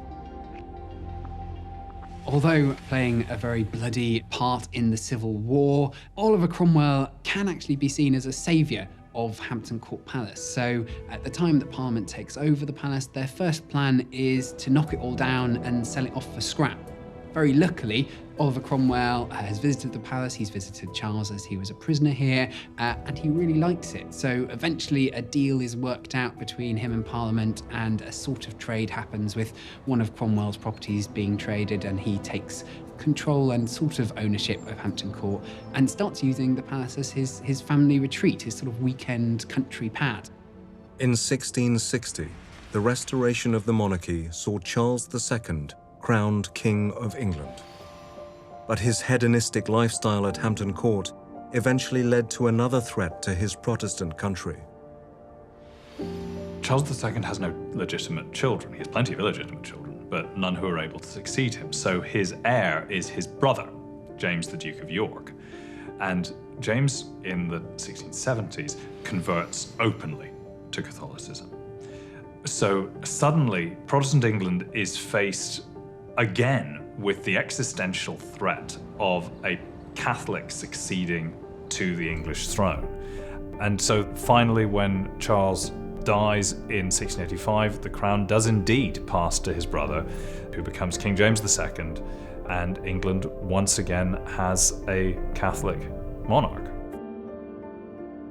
Once his son is born in 1688, then the possibility arises that this won't simply be a short-lived Catholic interlude that will die with him, but will instead be a permanent Catholic dynasty. And that, more than anything else, is what precipitates the plotters and grumblers to mobilize a couple of Stuart relatives, Mary and her husband, William of Orange, the Stadtholder of the Dutch Republic, who's half English. In what has since been dubbed the Glorious Revolution, King William III and Queen Mary II took the throne in 1689. The new monarchs enjoyed the country air at Hampton Court and had plans to renovate the 170-year-old palace. William and Mary had incredibly ambitious plans for Hampton Court. They commissioned their favourite architect, Sir Christopher Wren, to get to work, and his original design envisaged destroying the entire Tudor palace, keeping only the Great Hall as some kind of relic to be used still for entertainments. Luckily for us, as a 21st century audience, but not so much the people of Europe at the time, William is spending most of his money fighting people, and so doesn't have the funds to support Wren's grand plan. The plan is boiled down into one large courtyard in Fountain Court, and also some clever architectural tricks like this colonnade used to disguise the fact that most of the palace is still a couple of hundred years old. This colonnade is one of the finest expressions of that English Baroque style. So now, as you approach Hampton Court, on the west front, it looks like you're entering a Tudor palace. On the east front, it looks like a Baroque one. The new-look palace was inspired by a design that was popular across all of Europe. What we now call the Baroque style, which they wouldn't have used that word at the time of William and Mary, it was just thought as classical architecture. Its roots are really in Italy, and more importantly, that its roots are in ancient Rome. And they were looking to the architects of Italy, who got their inspiration from the ruins of ancient Rome and archaeological digs that were happening at the early 17th century, and books were being circulated around Europe about this style. Wren used an ingenious way of building the new wing. Wren produced a structure which had never been seen before. It's one where the roof trusses, which span over a long distance, are then used to support lots of rooms in the floor below, and to support those small rooms, he had iron rods coming down from the roof trusses, suspending the floors. This would be completely impossible in any other material, and it was complete innovation which is never copied, in fact only rediscovered in the 20th century when a fire burnt out those rooms and the rods were revealed. The Baroque style was a very self-confident style of architecture, a very magnificent, highly decorative kind of design, and it really helped to express the national identity of Great Britain at this time. William and Mary were the new hope of the nation, and that was played out in this very grand style of architecture that they loved so much. But in December 1694, the 32-year-old Queen succumbed to smallpox. Very sadly, Mary dies before she really gets to enjoy the palace. So the main structure is built, but by the time of her death, none of the interiors have been fitted out. They haven't even spent a single night here, and she doesn't really get to see the end of the project that she's really been driving forward. The 66-acre gardens at Hampton Court are a testament to William and Mary's passion for the palace. Terry Goff is the member of a very historic and exclusive group. Well, there's around 17 head gardeners, and I have a board by my office with all their names on it, and mine's the last one. What that tells me is that really I'm standing on the shoulders of giants, and that a job like this is a contribution of many people's efforts over many, many years. Garden designer George London and his apprentice Henry Wise were in charge of the grounds at Hampton Court at the turn of the 18th century. Well, we're actually in the restored King William III's privy garden, and privy garden meant private garden. And there is a very interesting story. When the gardeners of the time, George London and Henry Wise, finished this garden, they were standing on the first floor of the king's apartments with the king, all excited because the garden was finished. And the king is said to have said, "I cannot see the river." And that resulted in poor old George London and Henry Wise having to lower this end of the garden by 8 feet. In the days when it was all handwork with wheelbarrows, no JCBs or mechanical aids in those days. But William III didn't get to enjoy the view for long. He died in 1702, almost 8 years after his wife Mary. So this probably would have been one of the last things that William III saw before he died. He actually died in a home park, or the house park, which adjoins the gardens here. He was hunting and he fell off his horse. His horse was called Sorrel, and he broke his collarbone and he died of those complications. When he and Mary don't have children, then the crown passes to Queen Anne. She has a great many children, all of whom predecease her. When she dies childless, then they've run out of Stuarts, apart from James II's Catholic family in exile. But rather than go to those legitimate English rulers who are Catholics, England's political establishment turns to a German royal family, the descendants of James I's daughter, Elizabeth. So when King George I is brought over, the decision at that stage has been made that they would rather have a German king who speaks no English than risk bringing in a Catholic. And the Act of Settlement that's passed in 1701, which is still in force, precludes any Roman Catholic from holding the English throne. The new Royal House of Hanover used Hampton Court as a place to relax. King George II made changes to the palace that were inspired by the Tudors some 200 years previously. So our architectural journey now takes us to a building that, on the face of it, you might be forgiven for thinking is original Tudor, but is in fact a 1730s building, and this is the Cumberland Range, a range built by William Kent, a very famous, very fashionable 18th century architect, for the Duke of Cumberland, who is George II's favourite son. What George II creates for him here at Hampton Court is one of the first neo-Gothic buildings in the country. The Cumberland Range would be the final amendment to Hampton Court. Hampton Court suited those who preferred the quiet life and the cleaner air, but not all monarchs did. They often liked to be more central, closer to the heart of power. So Hampton Court, I'm afraid, simply fell out of fashion. George III then makes the decision to stop bringing the court to Hampton Court. So in 1737, the doors are closed, the state apartments are locked up, and the court as a formal body, so the king being in residence here, never happens again after that point.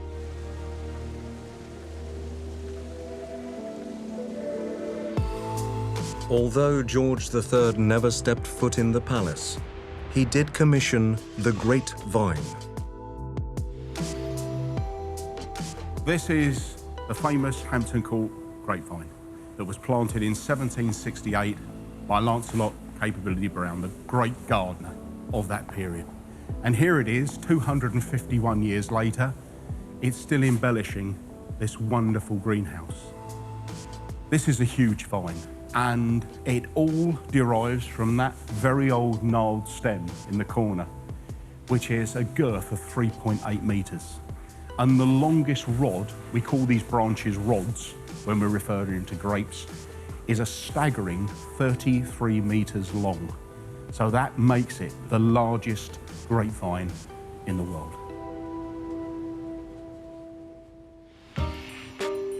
Almost exactly 100 years after George III had abandoned Hampton Court Palace, Britain's newest monarch found a use for it. Queen Victoria opened the doors of Hampton Court to the nation in 1838, just a year after becoming Queen. Well, there was huge interest and visitor numbers rose at a staggering rate.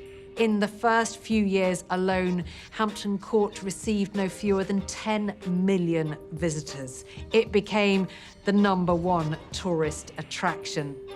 So really, Victoria begins this idea of going out to a beautiful palace at the weekend, and the Victorians were absolutely thrilled. They loved the idea that they could walk around this incredible place where so many kings, so many queens had lived, so much history took place.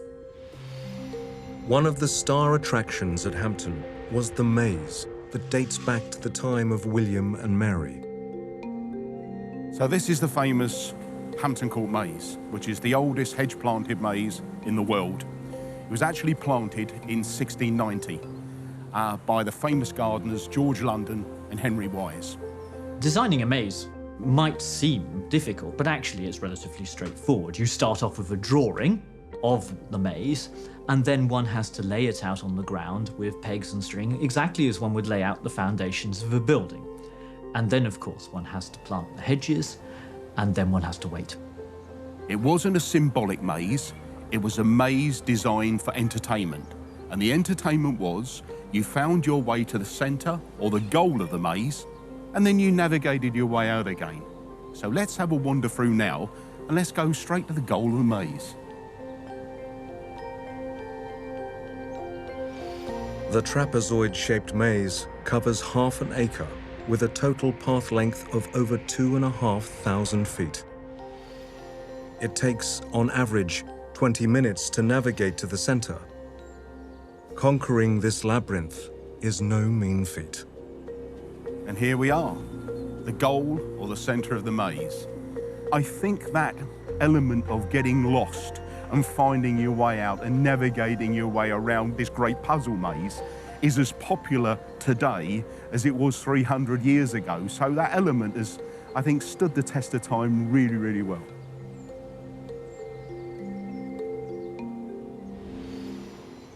The palace and its grounds remain open to the public and attract over 1 million visitors every year, each one hoping to learn more about the beauty and intrigue of Henry VIII's magnificent home. You can step through the front door and be in the 16th century, be in Henry's world, and by the time you're exiting into the gardens, you're in the 18th century with William and Mary looking at an incredible Baroque landscape. And we can take you on that journey through the palace, connecting to these crucial moments in British history, and that's what really creates the magic for me. So many of our great Tudor palaces, Tudor aristocratic homes, they've all been lost. And Henry VIII survives, Hampton Court survives, and gives us such an incredible insight into Henry VIII, the man and the monarch. As a Tudor historian, you don't get any better than this. It's the greatest surviving Tudor palace in the world. But it's the atmosphere that makes it so special. You really do feel like you're stepping back into centuries of history.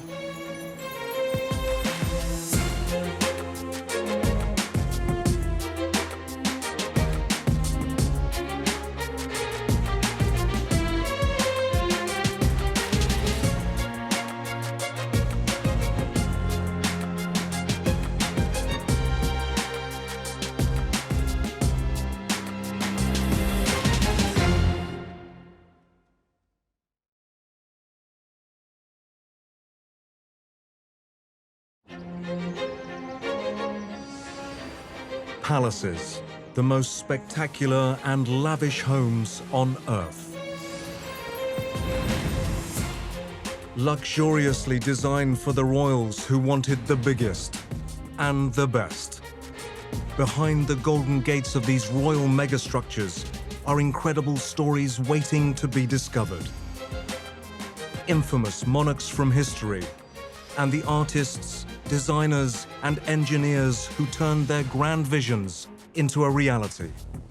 These are the most opulent, flamboyant, and innovative royal residences around the world. In this episode, the Royal Palace of Caserta is a neoclassical masterpiece. This gigantic structure has 1,200 rooms on 5 floors, and by volume, with more than 2 million cubic meters, is the largest palace in the world. The hub of the Bourbon-ruled Kingdom of Naples, it combines stunning architecture with mind-boggling engineering to create a truly unique building, making Caserta one of the world's greatest palaces.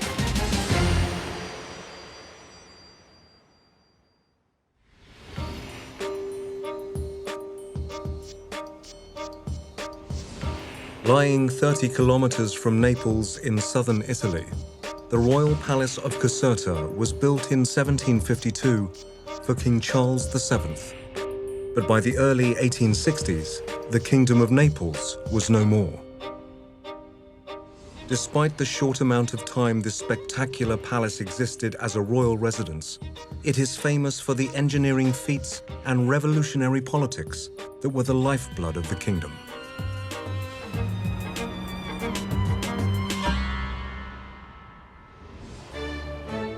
One of Charles VII's first acts as King of Naples was to commission a brand new palace, 30 kilometers north of the capital. Charles VII chose Caserta. It's actually, when you go now there, it seems rather a little bit in the middle of nowhere comparatively, because there were always revolts in Naples. He wanted it away from Naples because otherwise I think he feared that there'd be constantly people bashing on the windows saying, "Down with you." He wanted it away from there, but he also wanted away from the possibility of sea attacks. Per un regno che diveniva, almeno formalmente, indipendente. L'anno 1734 segnò il passaggio tra un modo antico e un modo moderno di cominciare a vivere il Mezzogiorno d'Italia. The most magnificent city in Europe was Paris, maybe. But Naples was on the same plan. Carlo was a very young and determined king to make this capital important. And so he wanted to build this Reggia to expand his propaganda against his relatives, Bourbons and Habsburgs. To realize his dream, Charles approached one of Italy's most prestigious architects, Luigi Vanvitelli. Vanvitelli's real name was Van Bittel. His father was a Dutchman who'd settled in this southern capital. And he was a genius. And his job, he was told by the king, you've got to make it bigger than Versailles. So it was bigger than Versailles. It was definitely statement architecture. This palace said, I am the king, I am not being deposed, and I am here to stay, and I am rich, and I am powerful, and bow down to me, all country. So Vanvitelli, he had grand ambitions, and the sky was the limit, really, because Charles VII wanted everything that could possibly be done to create him as the great ruler who would never be pushed off his throne. Not only did Luigi Vanvitelli design the Grand Palace, in 1753, he also engineered a water system that is the lifeblood of the entire kingdom, the Caroline Aqueduct. The challenge of bringing water to the palace from the Taburno mountain region 38 kilometers away was massive. The water system's source in the province of Benevento is 254 meters above sea level. By the time it reaches the waterfall in the palace gardens, the elevation is 203 meters above sea level. Transporting 700 liters of water per second, Van Vitelli's aqueduct is a mathematical marvel. When you're designing an aqueduct, the art is to get the water to flow along it at an even rate. You have to lay the aqueduct to a very exact gradient. In this case, the gradient is just 1 millimeter in a meter. And there are many things that are very difficult to do, but measuring 1 millimeter in a meter with the type of instruments you had in the 18th century was not easy. And to consistently lay the aqueduct over this huge distance at that kind of gradient would have been extremely difficult. If you think about it, the best way to allow water to transport over long distances is just to allow gravity to do its thing. The problem is that if the water is flowing too fast, then it can actually erode the structure because you get, fast-flowing water and it's kind of cutting away at the stone or the tunnels that you've built or the mud or whatever materials you're using. But on the flip side, if it's not flowing fast enough, then bacteria and other nasty stuff can start growing in it and actually contaminate the water. So there's some kind of happy medium ground that the engineers would have had to figure out over a vast distance, and that to me is some really impressive engineering. The majority of the Caroline Aqueduct is underground, hidden amongst the mountainous terrain. Ci misero ben 3 anni per fare una galleria di appena 1 chilometro. E si racconta questo incontro, incontro da queste 2 squadre di operai che praticamente riescono a rompere l'ultimo diaframma di roccia con Vanvitelli da un lato presente e altri suoi collaboratori, architetto Collecini, dall'altro. In questa impresa era una gioia per tutti, ma chiaramente questa opera ha avuto anche un costo abbastanza elevato nella sua realizzazione e per l'epoca, erano intorno ai 622.000 ducati, attuali 10 milioni e mezzo di euro. It took nearly a decade to complete the epic project, opening on the 7th of May, 1762. The part of the aqueduct that is visible, the Ponte della Valla, was at the time the longest bridge in Europe. Furono iniziati i lavori nel 753. Pensate che i ponti della valle, quindi l'opera architettonica più importante, pensate alla lunghezza di 523 metri, alto 60 metri, 3 ordini di archi, quindi di una valenza strutturale abbastanza importante per l'epoca. Van Vitelli did these extraordinary calculations, but to build it is a whole other challenge. Because when you're building things out of big pieces of stone, when you're tunneling through mountain, when you're creating these channels, things move. Your stone might be 0.5 millimeter bigger than you expected. So there must have been a huge amount of accuracy that went into the actual construction of it in order to achieve that really, really gradual slope. In the history of fountains and cascades, there are many examples where people spent a great deal of money and then it didn't work. What was so successful at Caserta was that it so obviously works, that the cascades are so dramatic, that the water is produced in such quantity, that all of the gymnastics, all of the huge length of the aqueduct is worthwhile because it creates these amazing effects at the end. It creates one of the most dramatic cascades ever constructed. It's absolutely amazing to see it. It really is a true feat of engineering simply to carry the water. To think it didn't even take 10 years to build, I think it's one of the greatest aqueducts in the world. The story of the Palace of Caserta begins 2 decades before the Caroline Aqueduct was constructed.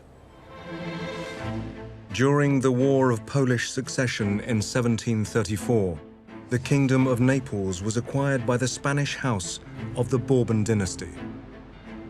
These are really a hugely powerful family who had fingers in every pie, we might say. They were great, they were powerful, and at every opportunity, they tried to increase their power and make them greater. The Bourbons had so far ruled France, and so then they ruled Spain. Philip V of Spain had a very ambitious wife, Elizabeth Farnese. So, by dint of a lot of intrigue, she managed to dictate foreign policy, and the Spanish army conquered southern Italy, which is Naples and Sicily, known as the Two Sicilies. So there was this enormous family alliance: France, Spain, the Two Sicilies. The new Bourbon kingdom was gifted to the royal couple's 18-year-old son, the Duke of Parma, who subsequently became King Charles VII of Naples in 1735. But the new king was far from impressed with his new home. Le condizioni in cui Carlo di Borbone trovò il regno erano miserevoli. Addirittura il palazzo reale nel quale lui andò a risiedere non aveva mobili. Ne richiese prestito alla nobiltà napoletana e cominciò quest'opera di risalita dello stesso Re Carlo. And of course, the first thing that you need if you're in charge is a nice big, new, shiny palace. One of the most celebrated rooms at Caserta is the library. The 14,000 books that are housed here date back almost 300 years to a time when the Neapolitan palace was the heart of a royal dynasty. It's not a very big collection, but there are some treasures, and many of these books was published for kings, for princes, and widespread only among the aristocracy of Europe of that period. Among the artifacts are drawings of architect Luigi Vanvitelli's ambitious project, which would eventually become the Royal Palace of Caserta. The blueprints from 1752 reveal a truly grand vision. These are the original Vanvitelli's designs. Vanvitelli designed the Reggia inside and outside because he was a scenographer and wanted to make a complete project, a very inclusive project, in and out. So he projected all the spaces, room by room, one by one, and all these sections. Probably he had some assistance because the work was impossible to be done by only one person. He ordered all the materials, or the stones, the marbles of Royal Palace, and paid all the workers, also craftsmen. Today we tend to think that we can build things faster. What's interesting about modern construction is it's very rarely as fast as construction in the past. The main determinant of construction speed was the number of people on the job. Caserta used people from all over the local area. In fact, it was a major source of employment. And the more money you put into a job, the faster you could do it. It was built in the 18th century, and at the time, actually, the techniques weren't that broad or wide. So big buildings of that scale tended to be built from stone, from masonry, from brick. So you can see with the Palace of Caserta that it's a big, imposing, large, heavy sort of structure, which is typical of what you would get if you build out of masonry. Like many buildings of this period, what you see is not necessarily the material underneath. What may look like stone is very often just brick behind. What may look like marble is very often painted or polished plaster. This is the world of effect, of great spaces created with as little cost as you can, because you can afford more of it. And Caserta is all about more. The rectangular palace measures 247 by 184 meters and encloses 4 inner courts.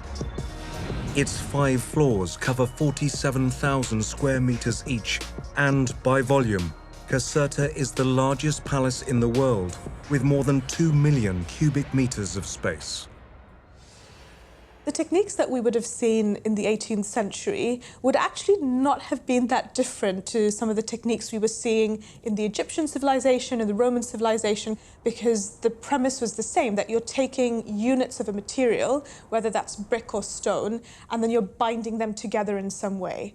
So the binding could have been through types of glue, which are mortars, so they're mixes of lime powder, different kinds of resins that basically form the glue that allowed you to stick these big blocks of masonry together. So foundations becomes a challenge because you've got all this weight, you've got all this stone, and making sure that the structures are not sinking down into the ground. The engineers would have had to make sure that the ground had been carefully studied and that the weight could actually be nicely spread out so that it stayed nice and stable. And a lot of manual labor would have been used. So I think if you think about the sheer number of people that would have been slogging away trying to build these palaces, it probably kind of boggles the mind, really, compared to the number of people you would see on a construction site today. Inside the four walls of the imposing structure, Van Vitelli's layout shows inspiration came from more than just one influence. The palace is something of a mix of designs. There is Renaissance, there's neoclassical, there's Baroque. What the Bourbons are trying to say is they are as powerful and as great as the Roman Empire and as the great classical rulers. One of Van Vitelli's most stunning creations is the Grand Staircase. The marble steps rise 32 meters high across 2 levels and are overlooked by a fake dome. Orchestras could hide inside the structure and perform music for the king without being seen. Allora iniziamo a salire e già se possiamo capire la particolarità della composizione. In questo scalone, rispetto a quelli, diciamo, del barocco europeo, agli scaloni pure, diciamo, importantissimi e bellissimi che ci sono in Europa, qui il fruitore sa sempre dove deve guardare, sa sempre il messaggio è un messaggio chiaro e rassicurante. Nel senso, in questo caso si inquadra questa sorta di controfacciata con la maestà del re e si imbocca. At the top of the first set of 8-meter wide steps are 3 sculptures that Van Vitelli added to intimidate the king's visitors. The Merit, the Truth, and in the middle, the Royal Majesty. Then, as you turn to continue the ascent, the staircase splits and continues upwards as 2 separate 5-meter wide flights with a gradient of just 15 degrees. Dalla prima rampa si dipartono 2 rampe laterali. Queste 2 rampe erano idealmente destinate una al re e una alla regina. From an engineering point of view, the side steps that kind of sweep around the central staircase were made from a single piece of Limicella stone from Trapani. And when I try to think about, well, how did they transport that stone? How did they get it to site? How did they then lift it in place and then carve it and make sure that it all fit together properly? That's some pretty impressive design right there. The royal staircase was then, and is now, one of the greatest parts of Caserta. The marble, it's this huge, sweeping panorama, and it's so long and so huge. It really is incredible. And I think when you stand there, you really can imagine the grandeur, the beauty of this huge court. Another of Van Vitelli's lavish creations at Caserta is the stunning Court Theatre.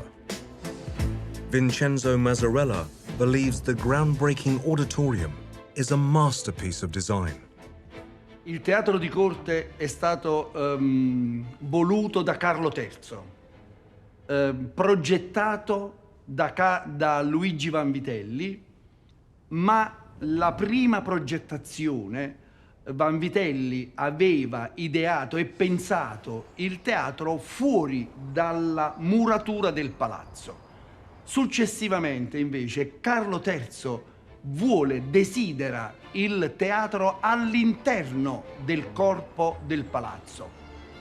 Anche perché il teatro esterno, diciamo, alla muratura del palazzo aveva anche una funzione civile. Il re disse: no, ho bisogno di un teatro di corte, per la mia famiglia. Quindi Vanvitelli rivede la progettazione e pensa e costruisce il teatro all'interno del braccio occidentale della reggia. And there was a passageway from the royal palace so that the king could attend the performances. The first problem that any architect faced with a theatre to design has to tackle is lines of sight. How do you design a theatre so that everybody in every seat can see the stage? And thus you have to do a drawing where you lay out lines from every point in the stage back to the seats. This produces the great arch, the arcing, semicircular shape of a theatre. Integrating the theatre into the palace itself proved tricky for the architect. Quando progetta il teatro di corte, Vanvitelli ha una difficoltà strutturale, perché in questo braccio si trovano due vuoti, il teatro di corte e sopra la cappella palatina.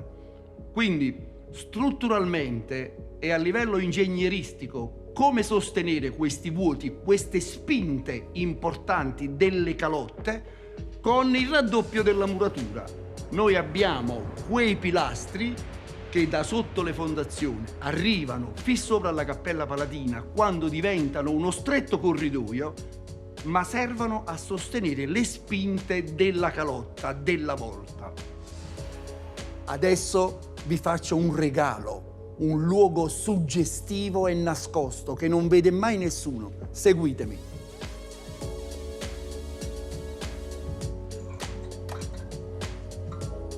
Questo è il sotto palcoscenico, compri?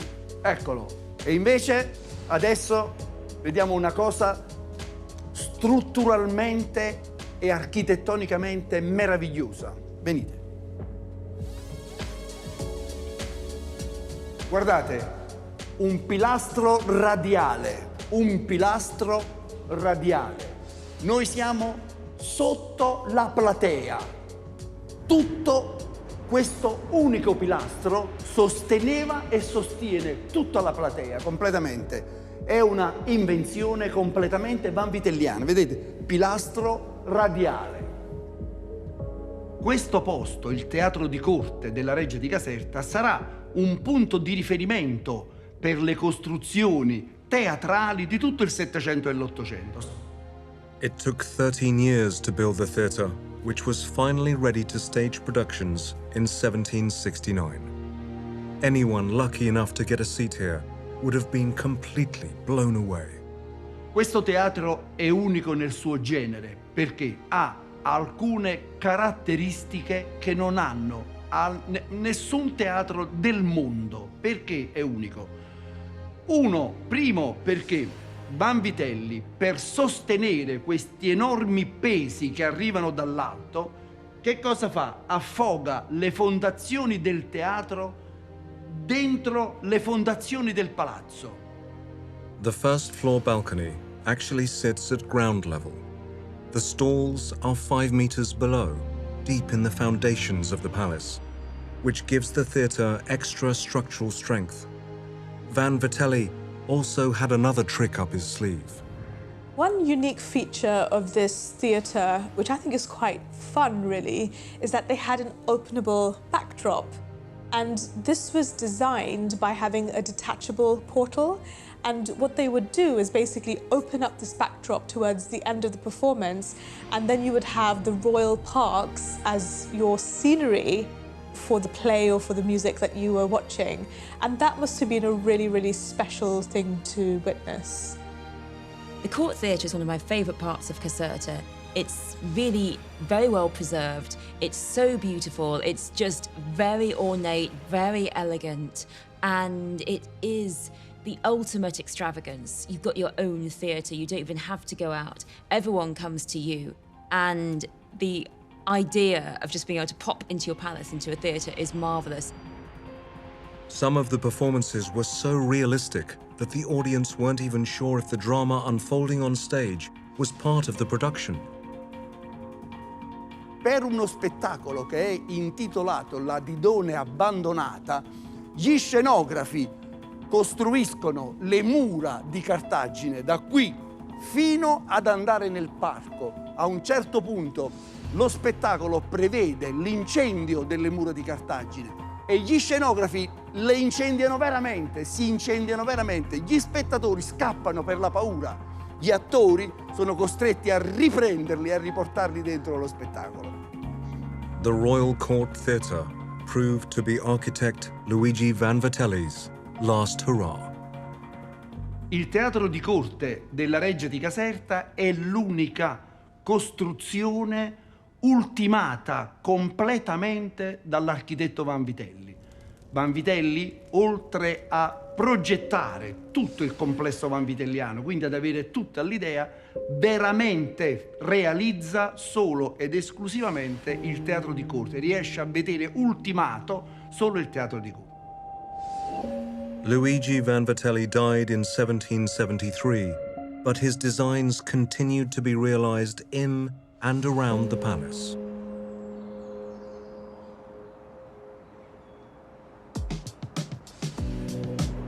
The sprawling 300-acre park that surrounds Caserta is another engineering marvel.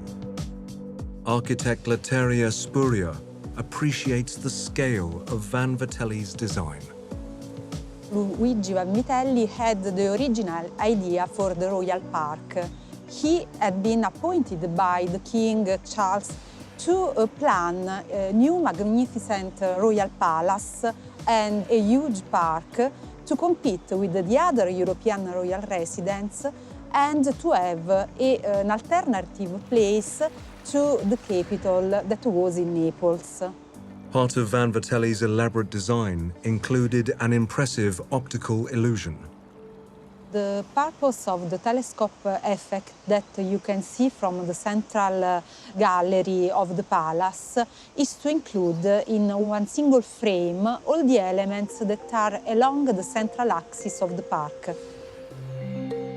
It's an optical effect that is based on a perspective, so the distance from the palace to the waterfall seems shorter than it really is. And what is particularly dramatic about the garden is the way it's laid out in a perspectival fashion. That is, it's a very long garden and it's symmetrical straight in front of you. And thus you have no way of judging how long it is. And what's more, it's on a slope. So one's eye assumes that it is flat, but it is, of course, sloping up with great cascades coming down it. So you have this unnerving feeling of not knowing how far away anything is. The eye is dragged from the back of the palace. You look up the garden, and there's this, couple of kilometers away, this wonderful fountain, and the stream coming down towards you. And it really was staggering. I personally think that what's really impressive about that is, again, the setting out of it. How did you actually make it perfectly flat? How did you get it to be perfectly straight to ensure that that visual effect and that perspective ended up so incredibly impressive? Despite commissioning both the Caroline Aqueduct and the Palace of Caserta itself, Charles VII never actually spent a night there. In August 1759, after serving as King of Naples for 25 years, he headed back to Spain. Charles VII commissioned the palace, was in love with the palace, dreamt of the palace, but he never actually lived there because he abdicated the throne of Naples and Sicily to go and be Charles III of Spain. And so instead, the throne of Naples and Sicily came to his son, Ferdinand, and he took over the palace. In 1767, at the age of 16, Ferdinand took full control of the kingdom. The following year, he married Maria Carolina of Austria, combining two of Europe's royal powerhouses, the Bourbons and the Habsburgs. Well, they always said that he was only interested in hunting and practical jokes. He was, in fact, much brighter than people realise. But he married a really tough lady who was Marie Antoinette's sister, Maria Carolina, who ran the show for a long time. Maria Carolina is one of my favourite figures. She is this incredible woman. She was married off to Ferdinand when she was really very young, and she arrived a shy young princess in the palace in a very different place. I mean, Naples and Sicily is nothing like the formal palace of Austria, but she was an intelligent, determined woman. Lei era figlia di Maria Teresa d'Austria, l'imperatrice, era donna di carattere, sua sorella era regina di Francia e quindi questa abitudine al governo, con questa educazione a comandare e a orientare gli eventi, lei era particolarmente propria, soprattutto come un re come Ferdinando IV, che era di carattere abbastanza, diciamo, malleabile, diremmo oggi. Adjacent to the palace, the Belvedere of San Lucio had been part of the kingdom during Charles VII's time at Caserta. Ferdinand IV and Maria Carolina reigned through a progressive era known as the Age of Enlightenment, or Illuminism. And, under the new royal couple, San Lucio was turned into a self-sufficient commune, which included its own silk factory. Alessia Parabello runs tours of the complex, which still functions to this day. Ferdinand started the restoration of Belvedere between 1773 and 1774. The hall was transformed into a church, while the cow house was used as a silk factory. In 1789, the royal colony of San Lucio was founded, and little by little it came to form a community of weavers. Created a community of work, residence, health, instruction in San Lucio. That is the first in Europe. Ferdinand extended the grounds of Caserta to incorporate San Lucio. Since he arrived here, Ferdinand IV hired an architect, Francesco Collecini, pupil of Luigi Vanvitelli, and asked him to enclose the entire property with a wall and enlarge the palace. In a short time, this place became the favorite site of the king. This is the only example in which a factory was located inside the royal palace. The workers at San Lucio provided for the palace, and in return, the king and queen provided them with a place to live. All workers were assured a house, equal rights, equal clothes for all. The earnings were proportional to merit. Everybody had the right to go to school from the age of 6. It was compulsory. And after that, the guys could learn the art of silk. Ferdinand IV secured funeral and medical expenses to all. The San Lucio factory is a fascinating and really very early example of a form of socialism, really, because this was the factory where all the materials were made for the palace, silk, furniture, all kinds of things that they needed. So it really was the beginning of the idea that you could give workers homes, you could give workers a place to live, and job security as well, which you start seeing in the 19th century. These throwing machines were activated by an hydraulic wheel that is under this floor, linked with this wooden column that rotated so the silk can twist itself and reinforce. The hydraulic wheel at San Lucio is still powered by the water from the Caroline Aqueduct, some 250 years after it was built. Silk are still made for clients worldwide, like Buckingham Palace, Vatican, White House, and all the most important institutions of the world. I love the project. I love the fact that the workers were so important for a king. I love the fact that there are these beautiful houses and this project full of principle of socialism and French Illuminism. King Ferdinand IV's wife, Maria Carolina, came from a powerful family, the Habsburgs. Her mother, Empress Maria Theresa, ruled Austria for 40 years, and her sister, Marie Antoinette, was the Queen of France. Maria Carolina was a chip off the old block. She was a great matriarch, had huge amounts of children. She was a great politician. She believed that you, as an empress or a queen, you're not just a consort, you are there to help rule. The whole idea that women were simply meant to listen and obey their husband, she had no time for that. Maria Carolina, she knew she was more intelligent, more political, more savvy, more sharp than her husband. One of Maria Carolina's greatest additions to Caserta is the English-style garden. Created in 1785 by Carlo Vanvitelli and English gardener John Andrew Grafer, Maria Carolina's inspiration behind it was born out of competition with her sister. Il giardino inglese si ispirava in parte al Petit Trianon che la regina di Francia, Maria Antonietta, aveva fatto realizzare come suo luogo di delizia a Versailles. Maria Antonietta era la sorella di Maria Carolina e quindi la regina di Napoli decide di investire parte del suo patrimonio personale per realizzare un giardino informale o di paesaggio romantico, come si diceva, per competere col Petit Trianon e per avere essa stessa quindi un luogo di delizie. Un luogo di piacere. The garden was a means of escape for Maria Carolina, whose marriage to Ferdinand was not a happy one.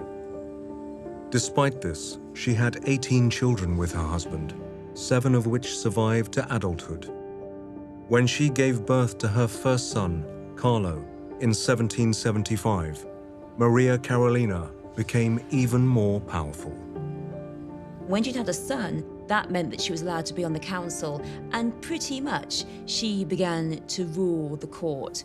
Ferdinand was a man who was not the greatest of intellects. He loved dancing and he loved hunting. So his life was all about hunting. So quite a lot of his business was done while he was hunting, but she did an awful lot of the business without him. She was a key figure in the court. Patronage went through her. E chiaramente il suo ruolo politico le consentì di allontanare il marito e la corona dalla Spagna e di avvicinarsi invece all'Inghilterra e all'Austria. Austria che era la sua patria e Inghilterra che era uno stato alleato a cui Maria Carolina si sentiva profondamente legata, grazie anche all'amicizia con Lord Hamilton. She was vital to all the political systems, all the ambassadors. They made very good friends with her. One example is Emma Hamilton, the mistress of Lord Nelson, who became best friends with Maria Carolina when she was married to Sir William Hamilton, the ambassador, because William Hamilton encouraged that, because he knew that the route to power in Naples, the route to influence in Naples, was not through the king, but through the queen. But all power is fleeting. In France, revolution was in the air, and the ire of the angry mobs was focused directly at Maria Carolina's sister, Marie Antoinette. The hardest thing of Maria Carolina's life was to read, was to see, was to hear about what was going on in France with her sister and be powerless to help. There was so little she could do to help. What could she do? Send in an army to rescue her sister? And it was very painful for her. And Emma Hamilton, the mistress of Nelson, the wife of Sir William Hamilton, the ambassador, she gained access to Maria Carolina first up because she delivered a secret letter to her from Marie Antoinette. So Emma went to see Marie Antoinette when she was imprisoned, took a secret letter to Maria Carolina, and after this, Maria Carolina and Emma were best friends. They were never to be parted.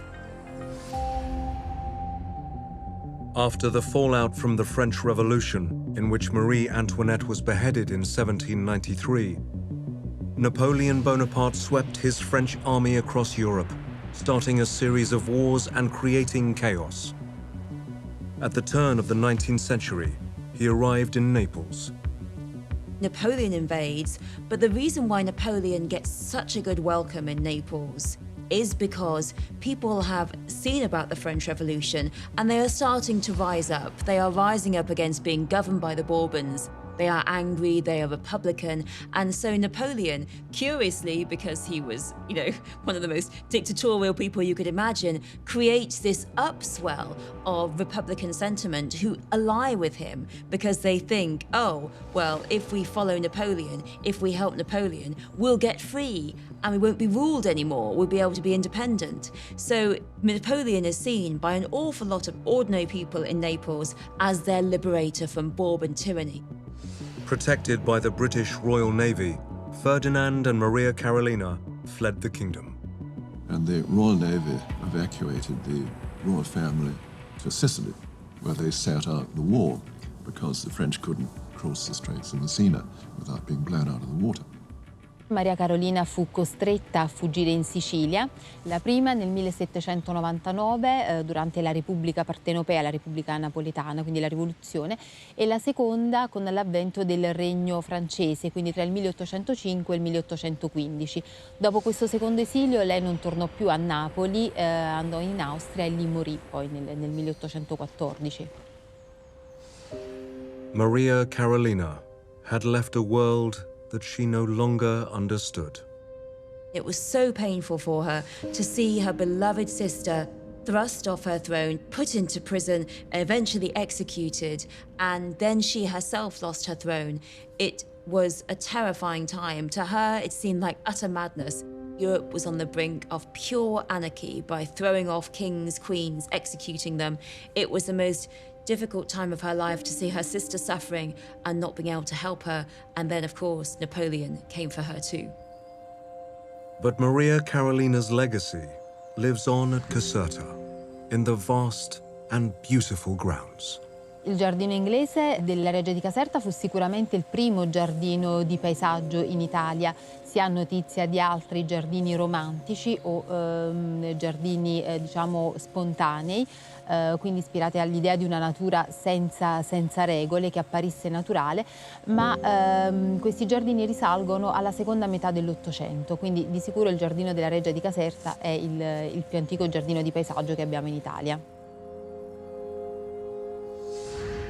Although only 2 kings ever ruled at the royal palace of Caserta, it stands as one of the most incredible buildings in Europe and remains an engineering colossus with its own theatre and factory in the grounds. The first thing I loved when I went here in 1983, it was the perspective from the square to the cascade. It was astonishing. La Reggia di Caserta è un luogo speciale perché raccoglie le memorie di una famiglia importante che ha dato molto per l'Italia meridionale, molto di più di quanto hanno dato i viceregni precedenti.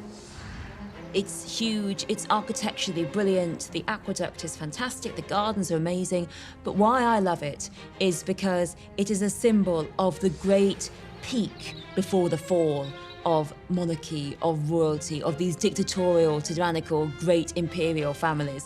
It's the last moment, it's the last flush of their grandeur, because after this, they had lost everything and they were never going to get back their power.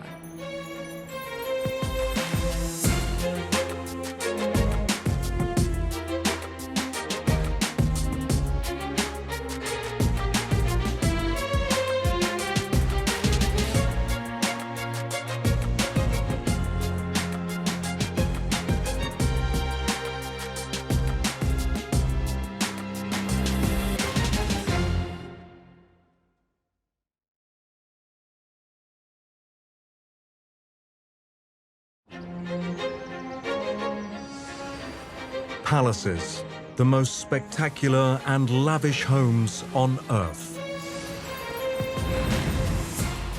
Luxuriously designed for the royals who wanted the biggest and the best. Behind the golden gates of these royal megastructures are incredible stories waiting to be discovered. infamous monarchs from history, and the artists, designers, and engineers who turned their grand visions into a reality. These are the most opulent, flamboyant, and innovative royal residences around the world. This time, the home of one of the world's most powerful royal dynasties, the Habsburgs. At their peak, the imperial family's branches spread across Central Europe, and for 350 years, Schönbrunn Palace in Vienna, Austria, was their main summer residence. Its 1,441 rooms have played host to some of Europe's most influential figures and events, making Schönbrunn one of the world's greatest palaces.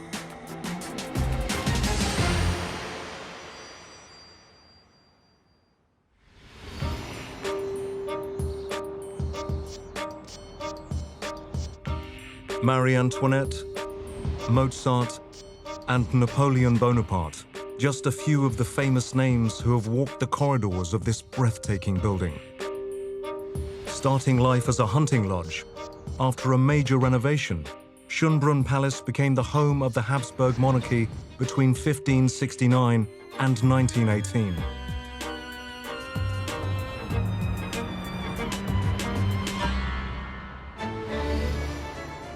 Bobby Titmarsh moved from the UK to Vienna over 3 decades ago and has never looked back.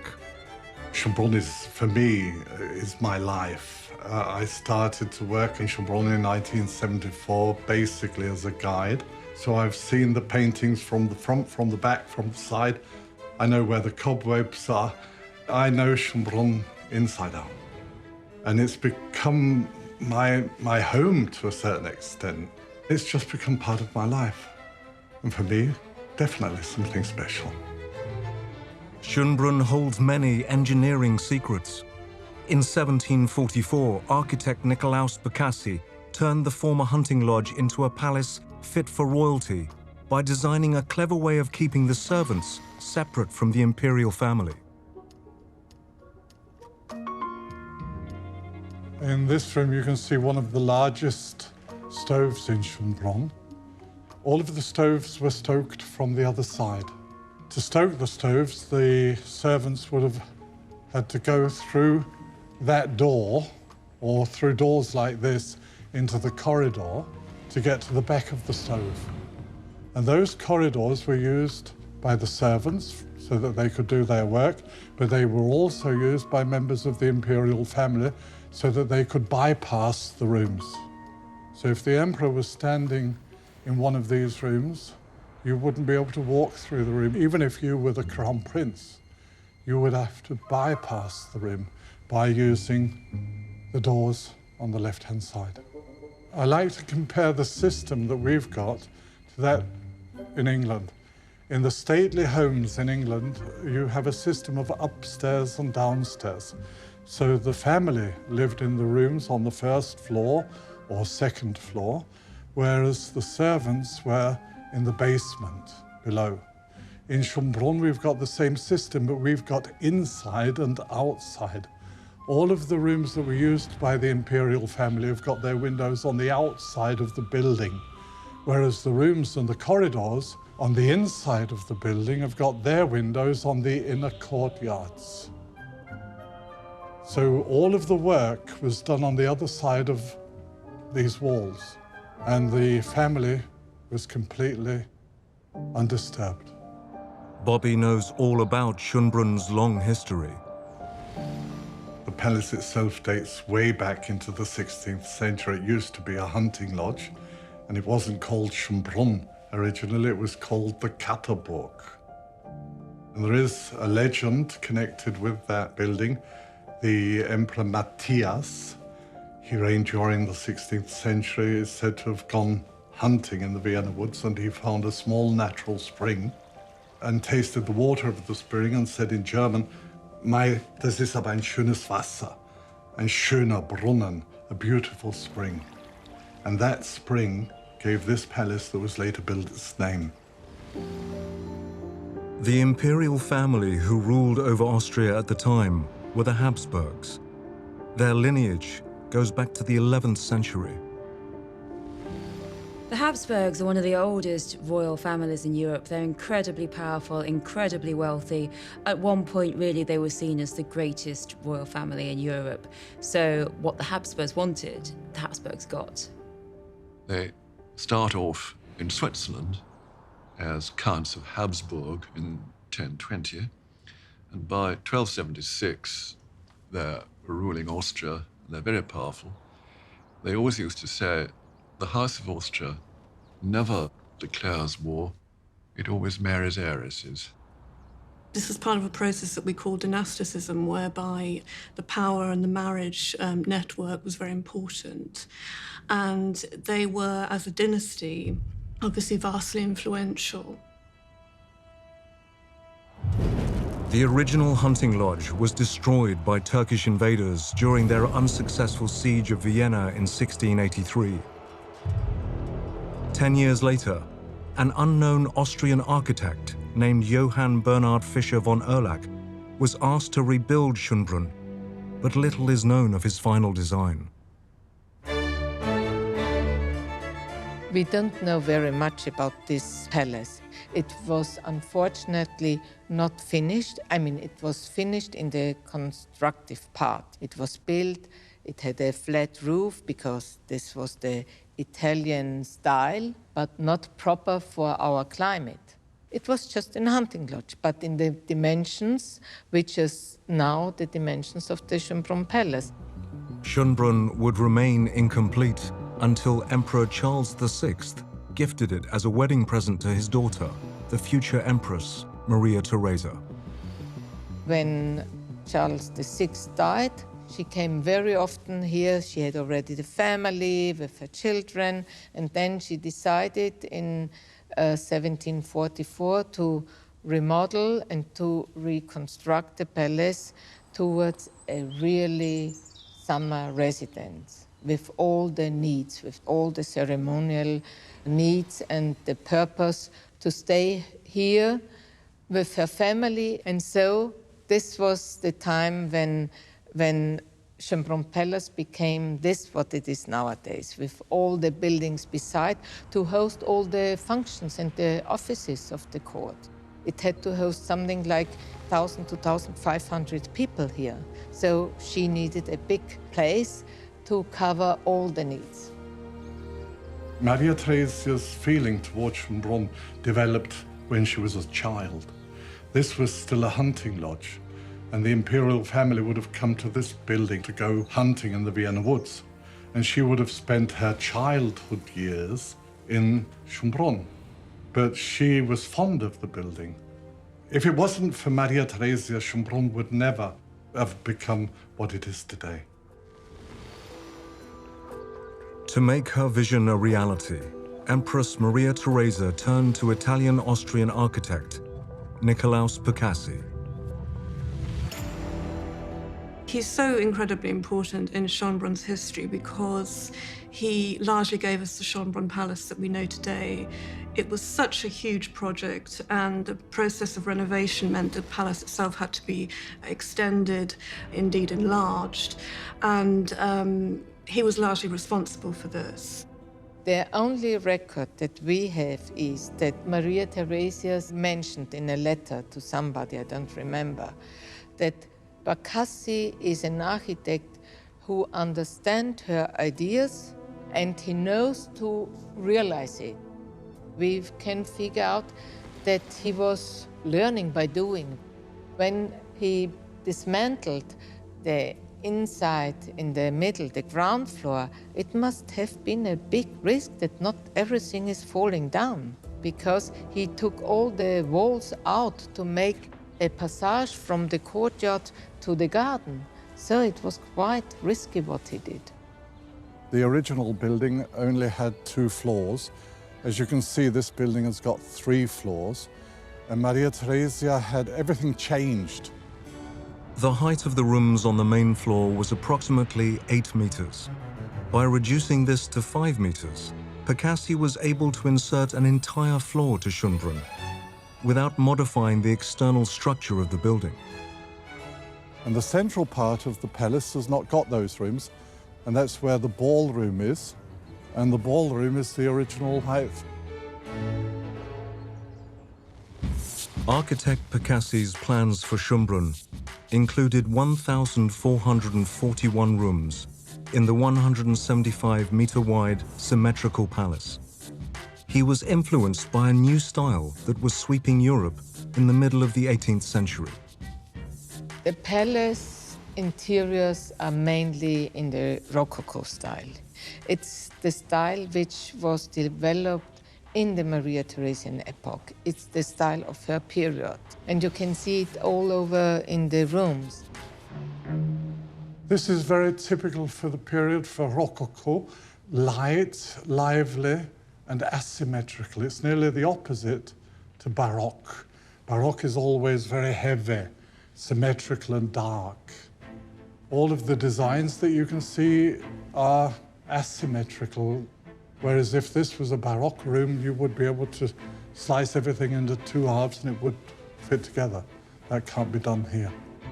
It does actually look quite tasteful to us now in our age of kitsch. It looks very beautiful. But then it was really excess. It was really a big statement with its sort of extra ornamentation, extra decoration, was just perfect for a palace because everything about it said, I am the greatest, I am the emperor, and bow down in front of me. So it was really a high expression of huge amounts of money. It was meant to awe the eye. Maria Theresa was also a formidable woman on the political scene. During her 40-year reign as empress, she made many reforms across the Austrian Empire, providing education for the lower classes and modernizing the judicial system. Maria Theresa was really Europe's mother-in-law, but she had 16 children and 56 grandchildren, not all of which survived. And so she really was at the pinnacle of a huge network of family that was underpinned by political marriages.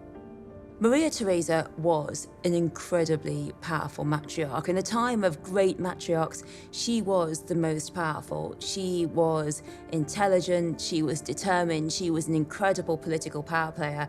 She was an absolutely indomitable woman. You would never, ever want to say no to her. She was, I think, the greatest empress. She was an extremely strong woman that would not give way. She was of the opinion that God gave her the rights that she had, and only God can take those rights away from her. These are the lands that she was entitled to, and she defended those lands with everything that she had. She tried to make new alliances with other countries in Europe. Maria Theresa wants to extend her power through Europe, through her children, and she was incredibly effective at marrying her children into the greatest royal families of Europe. It was all the Habsburg spin, the Habsburg propaganda. The one we remember most of her children is Marie Antoinette, who married into the French royal family, and we always see her as this great French princess. But when she was hated during the French Revolution, they called her the Austrian princess. They're obsessed with her being a foreigner. And Marie Antoinette, that was an amazing coup for her. She had married in to the French royal family. She was the future Queen of France. Marie Antoinette has gone down in history as the epitome of French aristocracy during the country's bloody revolution of 1789. But she began her life at Schönbrunn as a little girl named Maria Antonia. Over here you can see Maria Theresa's second youngest child. Her name was Maria Antonia, better known as Marie Antoinette. She married the King of France, Louis XVI, and was beheaded on the guillotine in 1793 during the French Revolution. Marie Antoinette remained stoic up until the very end. The strength of her mother, Empress Maria Theresa, seemed to be imparted in all 11 of her daughters. All of the daughters of Maria Theresa, except Marie Christine, they almost haven't seen their husbands before the marriage. They just had paintings, portraits of them, to have an idea what the future husband is looking like. There is a sentence documented of Marie Caroline, who was married with the King of Naples, and when she met him, she wrote in a letter, "I was surprised he was less ugly as I supposed, but more stupid than he should be." One of Empress Maria Theresa and her husband Francis Stephen of Lorraine's additions to the grounds of the palace is now one of Vienna's most popular attractions, with over 2 million visitors per year. Gerhard Heindl has worked at Schönbrunn Zoo for over 20 years. So we are now in the heart of Schönbrunn Zoo, in the central pavilion. It's part of the Baroque architecture we have in this zoo, dating back to 1752, including some of the old animal houses in the administration building. But this is the very heart of Schönbrunn Zoo. This is the place where the emperors have been to watch the animals and where they celebrated some family affairs. The zoo was the brainchild of Francis Stephen, who wanted it to be a symbol of the Habsburg power and wealth. It was state-of-the-art in the first half, and until the second half of the 18th century, it was a must-have. It was a representative thing. The Habsburgians were one of the ruling dynasties of Europe, and they had to have something. We don't know really what kind of animals were there, but in literature it's transported that it were mostly water birds or other birds. We think that Franz Stephen and his wife also must have had monkeys and parrots and something like this. And we know about sheep and goats, exotic ones, also deer and also a reindeer. And it wasn't just animals that Maria Theresa and Francis Stephen were interested in. The gardens at Schönbrunn were full of exotic plants and trees from around the world. When it came to building a winter home for the rare flora, the Empress once again turned to architect Nicolaus Bacassi. The result was the impressive orangery, which is now managed by Peter Hozak. The orangery was finished around 1756 because the Empress Maria Theresa wanted to have a storage for these wonderful plants that they collected all over the world within the years, and they wanted to have a storage area, and they also wanted to have a heatable storage area because the plants would otherwise die when they stay outside over the winter. So they built this wonderful building, which is one of the longest, actually I think this is the longest orangery with a 189-meter length. It's a fantastic architectural building. The huge orangery uses an ancient central heating design known as hippocaust. It's a system that dates back to 350 BC. It works by burning wood in a furnace under the floor and then allowing the hot air to rise through hollow bricks in the walls. This ensures the temperature inside the orangery is perfect for plants during the harsh Vienna winters. First of all, of course, this wonderful heating system that I'm sitting on right now, which is the hippocaust heating system, which you know from the Romans. And this system is installed here back then and still operating and still working and still in use these days. As you can see, it's quite cold in here. So when it freezes outside, they put all the woods that they collect in the park still up to this day, and they put it in this heating system to heat up the whole room.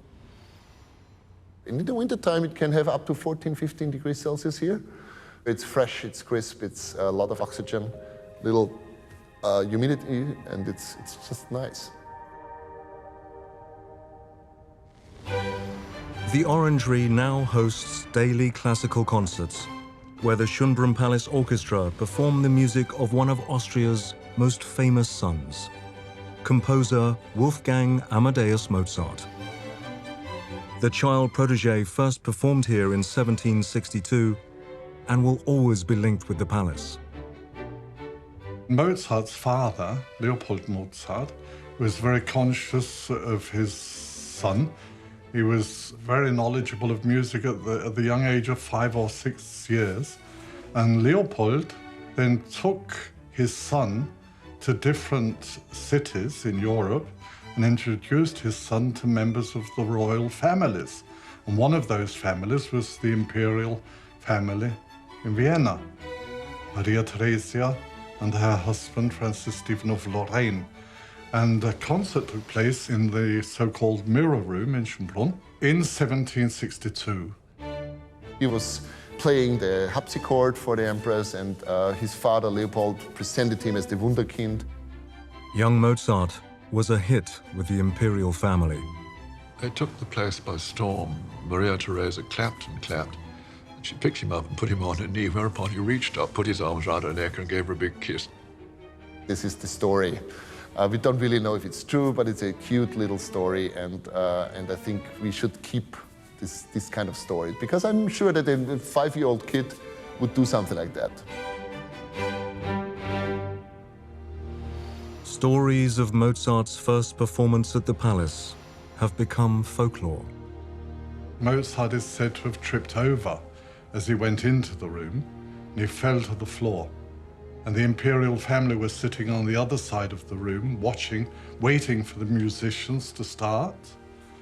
And little Marie Antoinette, she was only about 2 years older than Mozart, she ran over and then picked him up, which is something that's a no-go. That's something that members of the imperial family would never do, should never do. But that young, say 8-year-old Marie Antoinette helped Mozart to his feet.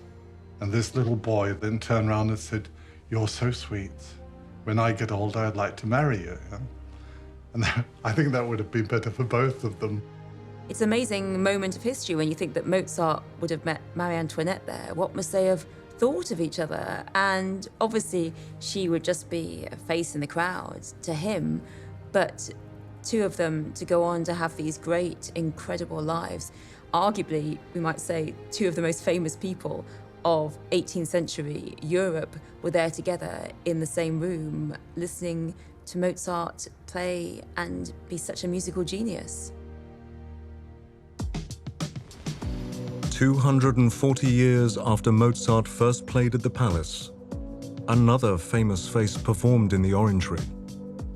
In 2001, former US President Bill Clinton was attending a gala event at Schönbrunn. So it was a dinner, and after the dinner, there was a jazz band playing. One guy from the American company came to me and said, "Can Mr. President play?" And I personally picked the saxophone and put it in a corner. It was ready. And then I went to him and said, "Mr. President, would you like to play with the band?" And he looked at me and he couldn't believe it and said, "Well, do you have a saxophone?" I said, "Sure." But was the 42nd President of the United States in the same musical league as Mozart? He was fantastic. He did a really, really good job. He played for like 45 minutes. So for us, it was a big thing because we made pictures and it was in the newspaper everywhere. Hosting political dignitaries at Schönbrunn was also essential for the Habsburgs in the 18th century. During Maria Theresa's reign, Austria's allegiance with France held great importance. The two countries allied during the 7 Years' War, which was being fought across Europe between 1756 and 1763. Victory for Austria over Prussia at the Battle of Kolin in 1757 led to the building of one of Schönbrunn's most beautiful structures, the Gloriette. The impressive monument was designed by local architect Johann Ferdinand Hetzendorf von Hohenberg in 1772. Stood atop a 60-meter-high hill, the imposing Gloriette took 3 years to build and is considered the first classical-style building in Austria. We're at the top of the hill, so this used to be a part of the Vienna Woods.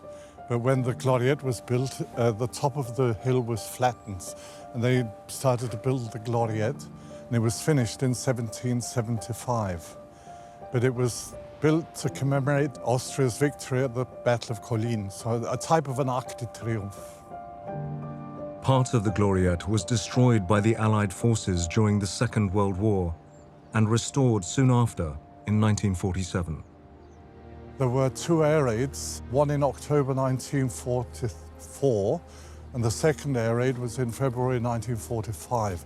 And in February 1945, they were trying to hit the military installation that was built in 1938 by the German Third Reich. Some of the bombs fell short of their target, or most of the bombs fell short of their target, and 270 bombs landed in the grounds of Schönbrunn. One bomb hit the main building, then one bomb hit the left-hand side of the Gloriette and completely destroyed 1/3 of the Gloriette. So if you're talking about the left-hand side of this building, that's new. If you're talking about the right-hand side, then these are the old decorations. Just 5 years after the Gloriette was originally finished in 1775, so was Maria Theresa's reign at Schönbrunn. She died in 1780. She was only 63 years of age. But after contracting smallpox in 1762, she deteriorated. She became very big. She couldn't move. She needed to be carried back and forth in a sedan chair. They even lifted her from one floor to the other. She couldn't climb stairs. But she would have seen this building for the last 5 years of her life, definitely. She was proud. She'd made an achievement. She'd created a majestic complex that showed what power she had and how mighty she was. Schönbrunn symbolizes the might of the Habsburg Empire. By 1793, relations between France and Austria had soured. Napoleon Bonaparte seized power in 1799 after the fallout from the French Revolution and was intent on conquering Europe. The Napoleonic Wars were a problem for Austria and a problem for Schönbrunn as time went on. The Austrians won a major battle near Vienna, the Battle of Aspern, but they lost a major battle shortly afterwards, the so-called Battle of Wagram, and that led to Vienna being occupied by the French. And the Austrian emperor was obliged to let Napoleon use half of the palace as his residence, so to speak. So Maria Theresa's rooms, the 18th century rooms at the back of the palace, virtually the best rooms that we've got, were used by Napoleon. The Emperor, Francis I of Austria, had a cunning strategy to broker a peace deal with the diminutive general. He married off his daughter to Napoleon. Napoleon's second wife was Maria Louisa, which brought him a little bit of help from his son-in-law, virtually. His son-in-law wouldn't harm him as much as what he would have done had he not given his daughter in marriage to the French emperor. In the Habsburg family, there was already this tradition to make compromises, to make marriages that brings you together, maybe even if you're enemies. I mean, this is a tradition that Maria Theresa followed and her predecessors followed. So marrying was just always a political strategy of the Habsburg monarch. This was Napoleon's study. This is where Napoleon worked in 1805 and again in 1809. The people that came to see the French emperor came into that room where they would have been able to speak to the emperor. But if the emperor wanted them to go to his study, they would have been here in this room. This is, for instance, where the Treaty of Schönbrunn was signed in 1809.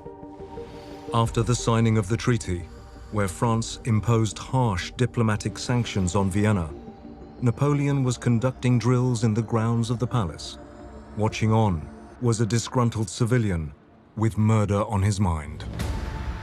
Friedrich Stabs was a German, and he did not like the idea of being occupied by France. And he thought the best way to get rid of the threat to Germany would be to kill the emperor. So he was standing in the courtyard of Schönbrunn with a roll of paper, and in the roll of paper he hid a dagger, and then marched towards the emperor and saying, Your Majesty, I'd like to show you my petition. And then the officers stopped him shortly before he got close to the emperor and found the dagger.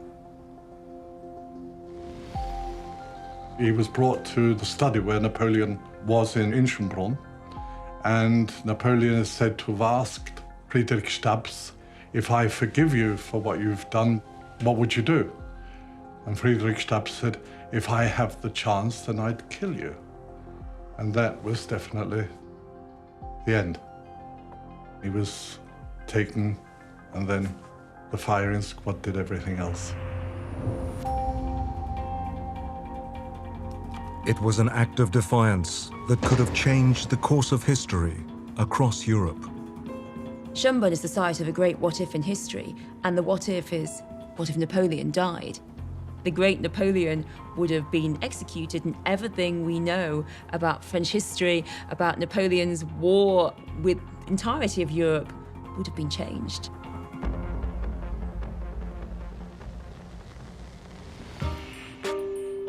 By 1848, Napoleon had been defeated and Austria had a new emperor, Franz Joseph I. He chose Schönbrunn as his favorite residence and shared the palace with his wife, Empress Elizabeth of Austria, known affectionately as Sisi. Often compared to Princess Diana, Sisi became a popular figure across Austria and Hungary. Olivia Lichtscheidel is the curator of a museum at Vienna's Hofburg Palace, dedicated to the former empress. Sisi was very special. I think she was so different in her time. She was emancipated, she was strong, she was shy, she was lovely, but she criticized a lot. So maybe it's this difference in her character between an easy person and a difficult person that makes her so interesting. Sisi was just a teenager when she arrived at Schönbrunn. Sisi was a little princess of Bavaria, but she was the cousin of the Emperor of Austria, Franz Joseph. And when he fell in love with her, so she got the chance to have this love match. And she came here when she was only 15. As a bride, she had to come before to Schönbrunn Palace. So she arrived here, and everything was strange. She didn't know where to go, what to do. This was very, very difficult for her. When she did marry Franz Joseph, she wrote only 2 weeks after the wedding in a poem that's very poignant, "Freedom thou hast turned from me." And she felt as if she'd become completely bound by the position. But as her mother, Ludwig said, one does not send the Emperor of Austria packing. So she really didn't have much choice. And I think the fact that she made this incredible marriage to what really was the most eligible royal bachelor of the 19th century surprised her more than it did anyone else. One of the lasting legacies from Franz Joseph and Sisi's time at Schönbrunn is the magnificent Palm House, the home to the Imperial Botanical Collection. Daniel Rohrauer has been the head gardener at Schönbrunn for 15 years. The plans to build the Palm House were started around 1860, when the old greenhouses were rotten down so heavily that they needed to be rebuilt. And then it took quite long to make the Caesar Franz Joseph invested the money. We know about 15 sketches, different ways how to design the Palm House, and all 15 were presented to the Caesar, and the Caesar said, no, I don't like this, I want it a bit different. Franz Joseph finally decided that if he was going to build a palm house, it would be the biggest and the best. In 1855, the Bessemer process had revolutionized steel production. It was now cheaper and available in larger quantities. Architect Franz Sagenschmidt chose to use steel instead of iron when designing the state-of-the-art structure. He's a Viennese local. He also worked then on and cooperated a lot with railways. He made many railway bridges, and he knew how to work with this new material, with steel, because not many people were skilled in this. He did his job very properly. and the very special architectural way he found. And this is also why our palm house, first it was built 50 years later than the Kew Garden palm house, looks a bit lighter, is that all the carrying massive iron construction is put outside. So it is like a frame around, and the glass construction is hung into it. The work on the palm house took 2 years, and 30 million gulden were invested. This was quite a lot of money for this time, but still less than the architect thought that it would cost. The 113-meter-long and 28-meter-high palm house took 2 years to build and opened in 1882. 100 years later, modern-day engineering attempts to improve Sagenschmidt's design were unsuccessful. In the original building, there were airing openings in the wall. And in the 1980s, they were closed because they said like cold air from outside comes in. But now we know that it was an airing for the glasses, that there is not so much condensed water that is dropping down. And a few years ago, there was a special airing system installed. This has a special filter, and in the original building, it was just an opening slit in the wall where the air thrives through and up the glass and did it. And in the 80s, really thought that they know everything and did quite some mistakes. The emperor behind the palm house, Franz Joseph, and his wife Sisi had 4 children together, 3 daughters and 1 son, the heir to the throne, Rudolf, born in 1858. The Crown Prince, Rudolf, was a person with a lot of fantasy. He was a liberal thinking person. And for the court in Vienna, he was, as we call, a persona non grata. So nobody wanted him to influence politics. Then his wedding was not very happy with Stephanie from Belgium. He had a daughter with her, but it was not the big love.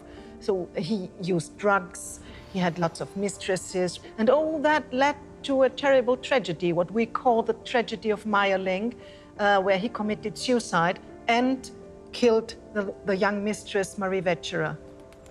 So that was something terrible for the Catholic court here, you have to imagine that.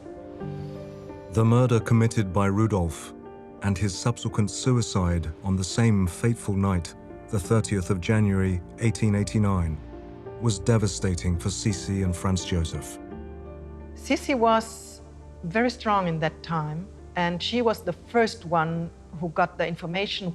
And she was the one that gave the terrible news to Franz Joseph. And she was the one that supported Franz Joseph in the first days, weeks.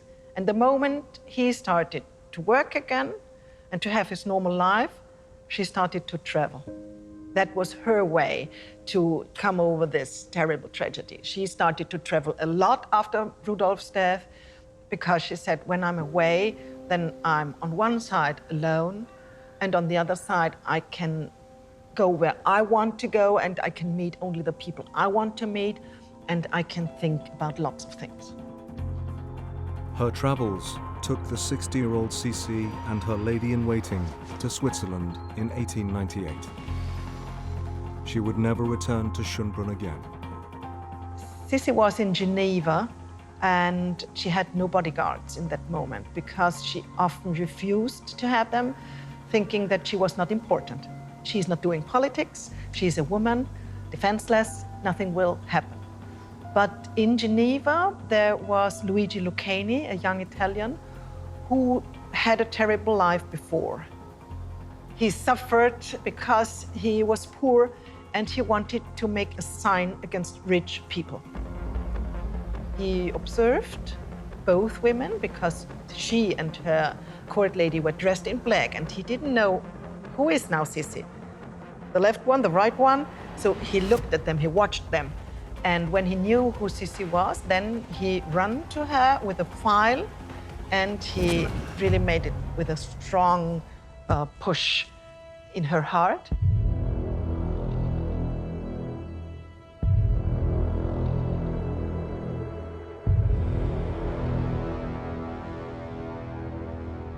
And then they brought her back to the Hotel Beau Rivage, where she died. It's a very tragic end. I think it almost broke the poor old emperor. A son committing suicide and a wife stabbed to death. The Austro-Hungarian Empire mourned for their beloved Sisi. Thousands turned out to see her funeral cortege on the 17th of September, 1898. People compare her to Diana because of the problems she had on court, because of all the critics here. Diana died very young in the accident. Sisi was assassinated, and in the end, this is what made her really be a myth today. Nobody knew her when she was older. But in the end, the last moment to make really a myth out of Sisi was her assassination. It was the death of Sisi's son, Crown Prince Rudolf, that set off a chain of events that would eventually put an end to the Austrian imperial family. Emperor Franz Joseph had lost his direct successor. His brother, Karl Ludwig, died, and his nephew, Archduke Franz Ferdinand, was killed in Sarajevo, which signaled the beginning of the First World War.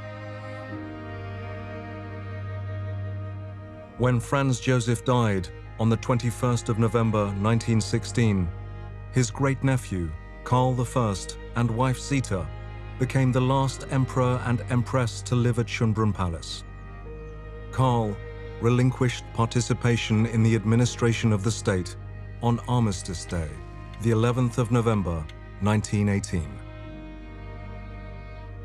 You can't talk about an end of a dynasty with Karl. You can talk about the end of the monarchy here, because Karl and Zita had to leave Vienna then because they were asked to participate in the parliament as politicians, but they said, no, that's impossible. So they officially never abdicated. And therefore, they had to leave Austria.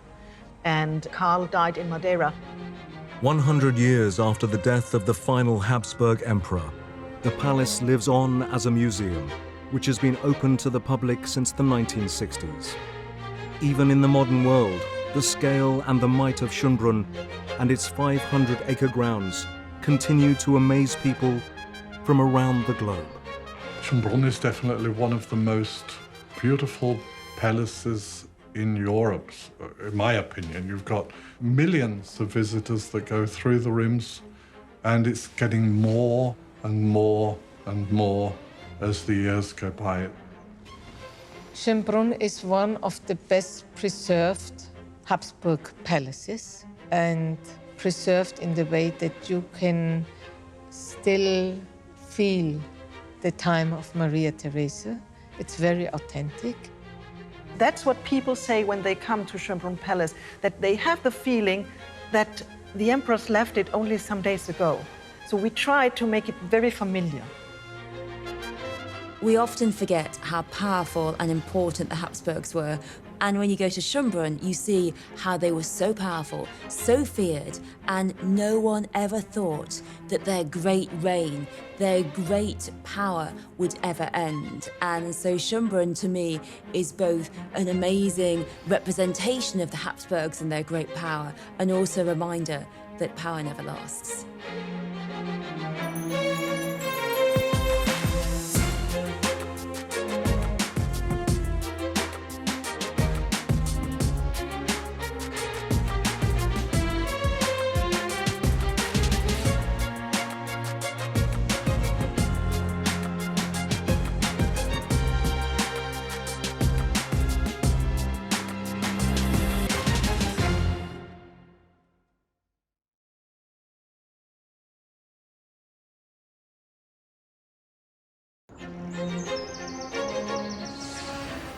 Palaces, the most spectacular and lavish homes on Earth. Luxuriously designed for the royals who wanted the biggest and the best. Behind the golden gates of these royal megastructures are incredible stories waiting to be discovered. Infamous monarchs from history, and the artists, designers, and engineers who turned their grand visions into a reality. These are the most opulent, flamboyant, and innovative royal residences around the world. In this episode, Edinburgh Castle, a symbol of Scottish might that's been bitterly fought over for more than 1,000 years. Some of the most famous names in British history, from Mary Queen of Scots to Oliver Cromwell, have walked its battlements. The castle contains feats of engineering that have made it one of the most impressive fortresses in the world.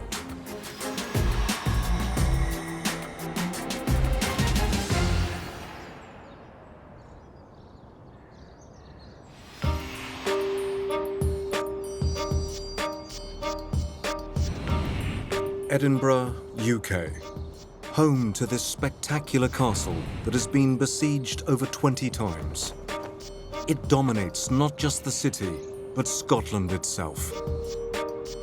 It has been a royal palace, a prison, and a military fortress.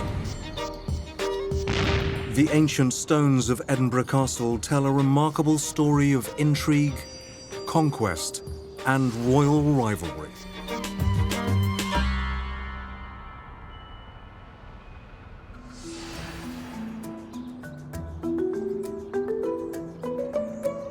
Archaeologist Peter Yeoman spent 30 years of his illustrious career unearthing the secrets of Edinburgh Castle.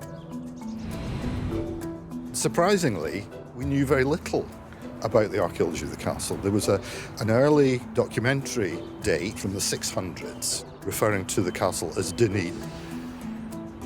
Before that, we knew absolutely nothing. There was no evidence whatsoever.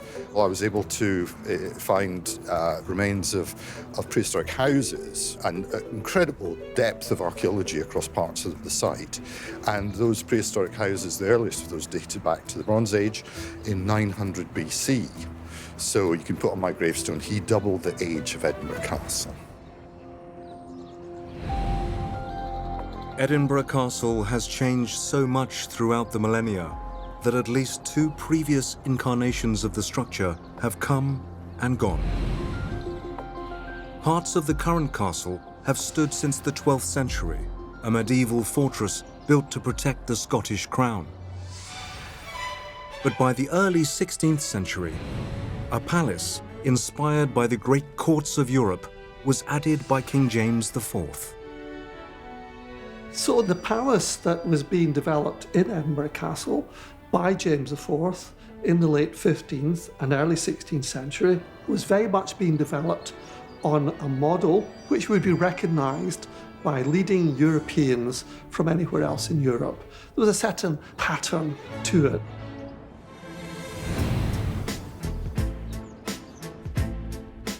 On the 4 sides of a large courtyard, now known as Crown Square, James IV built a palace which became the residential quarters of the king, a large chapel, servants' quarters, and finally a great hall, which was completed in 1511.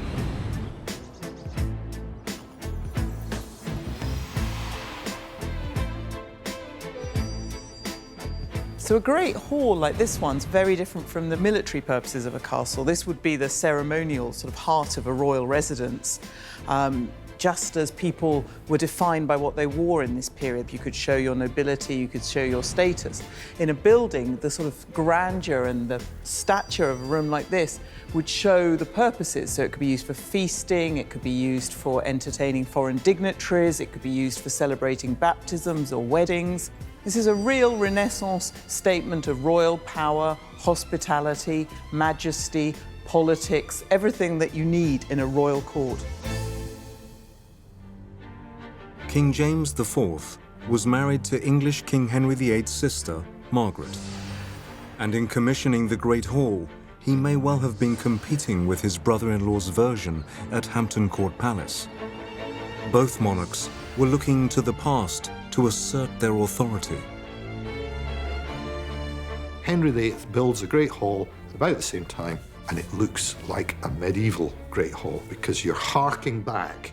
You're looking to the future, you're projecting your image as a mighty king, but you're looking back at your ancestry as well, because that's the basis of your power. And all these buildings arrayed around Crown Square, evolving at a time in the 1400s and the 1500s, some of which we still have spectacularly today, are a result of that. The structure holding up the roof of the Great Hall is a classic early 16th century example of art combined with engineering. They wanted to have an uninterrupted, open, beautiful space for this hall, and so they had to think carefully about how they were going to actually achieve this long span with the roof without putting obstructions into this space. So if you just put a single piece of timber across that width of that hall, it would have been really bulky, it probably would have been sagging a bit, and it wouldn't have been aesthetically a very interesting thing to look at. So to use less material, to make it more structurally efficient, and also to make it look great, they used this kind of exciting medieval technique, the hammer beam truss. Hammer beam roofs were used in medieval England, but they were very rare in Scotland. This was one of only two.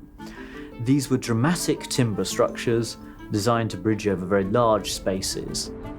So what you can do is you start off from the walls and you create these triangular brackets, and that's the kind of the first piece of structure you have. Then on that reduced span, you can start to put arches in and trusses in and put a much more delicate kind of arrangement of beams and columns to create what you see there today. A hall like this was a dramatic space that was the centerpiece of the dining hall, really, of the castle. So it was a space that you could show off. It was a deliberately opulent space, just by its mere scale.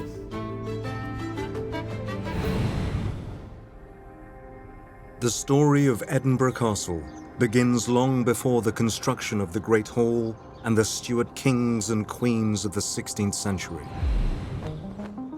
Many historic castles are built on mounds painstakingly made by hand. But Edinburgh Castle is built on a structure provided by nature itself. It stands on the solid heart of an ancient volcano, 350 million years old. So it's made up of basalt rock, and basalt rock is a type of igneous rock. Igneous rock is basically what you get when molten material cools down. So it's actually a crystalline structure, and it's quite strong. From prehistory, this formidable hill, known as Castle Rock, has provided refuge and security. Its natural geography is such a great defensive feature. But it's also, for status, it's so highly visible in the landscape. It can be seen for miles around, and you can see for miles around. And I think that's always been an important factor in the use of this site. One of the first monarchs to build a fortress on Castle Rock was the 11th century king, Malcolm III, who's been called the founding father of modern Scotland. Nothing survives of Malcolm's castle, but historians believe they know what it would have looked like. The principal buildings would have been on the highest part of the rock, and it would have been enclosed within a largely timber palisade, possibly with a stone base. And inside that, you would have had buildings that were probably primarily timber. There's a tendency for us to think of timber as cheap and impermanent, but actually it's a sign that you've got access to a very, very scarce resource. And the ability to build large structures in timber is a sign of your access to that type of wealth. During Malcolm's reign, in October 1066, one of the most iconic events in British history occurred. William the Conqueror's victory at the Battle of Hastings. The new Norman King of England brought with him revolutionary building techniques and designs for fortifications and castles. Malcolm's youngest son, David I of Scotland, had spent time in the English court, and when he became king in 1124, he copied the Normans' construction techniques. He was a great builder of churches and abbeys. And he was a very good king, a very stable reign. He'd grown up partly in England, as they did. He had English lands. So he knew how a modern Norman-style medieval kingdom worked. At the very top of Castle Rock, King David built a fort in the Norman style, replacing an old timber structure with stone. For centuries, it was thought that every part of it had been destroyed. Then, in the 1840s, it was realized that a room being used as an ammunition store had been built for a more peaceful purpose, a chapel. Dating from around 1130. Built in a Romanesque style, it is dedicated to King David's mother, Margaret, who died in the castle in 1093 and was declared a saint in 1250. The chapel is part of the essential apparatus, the things that you need in a high-status residence of the 12th century.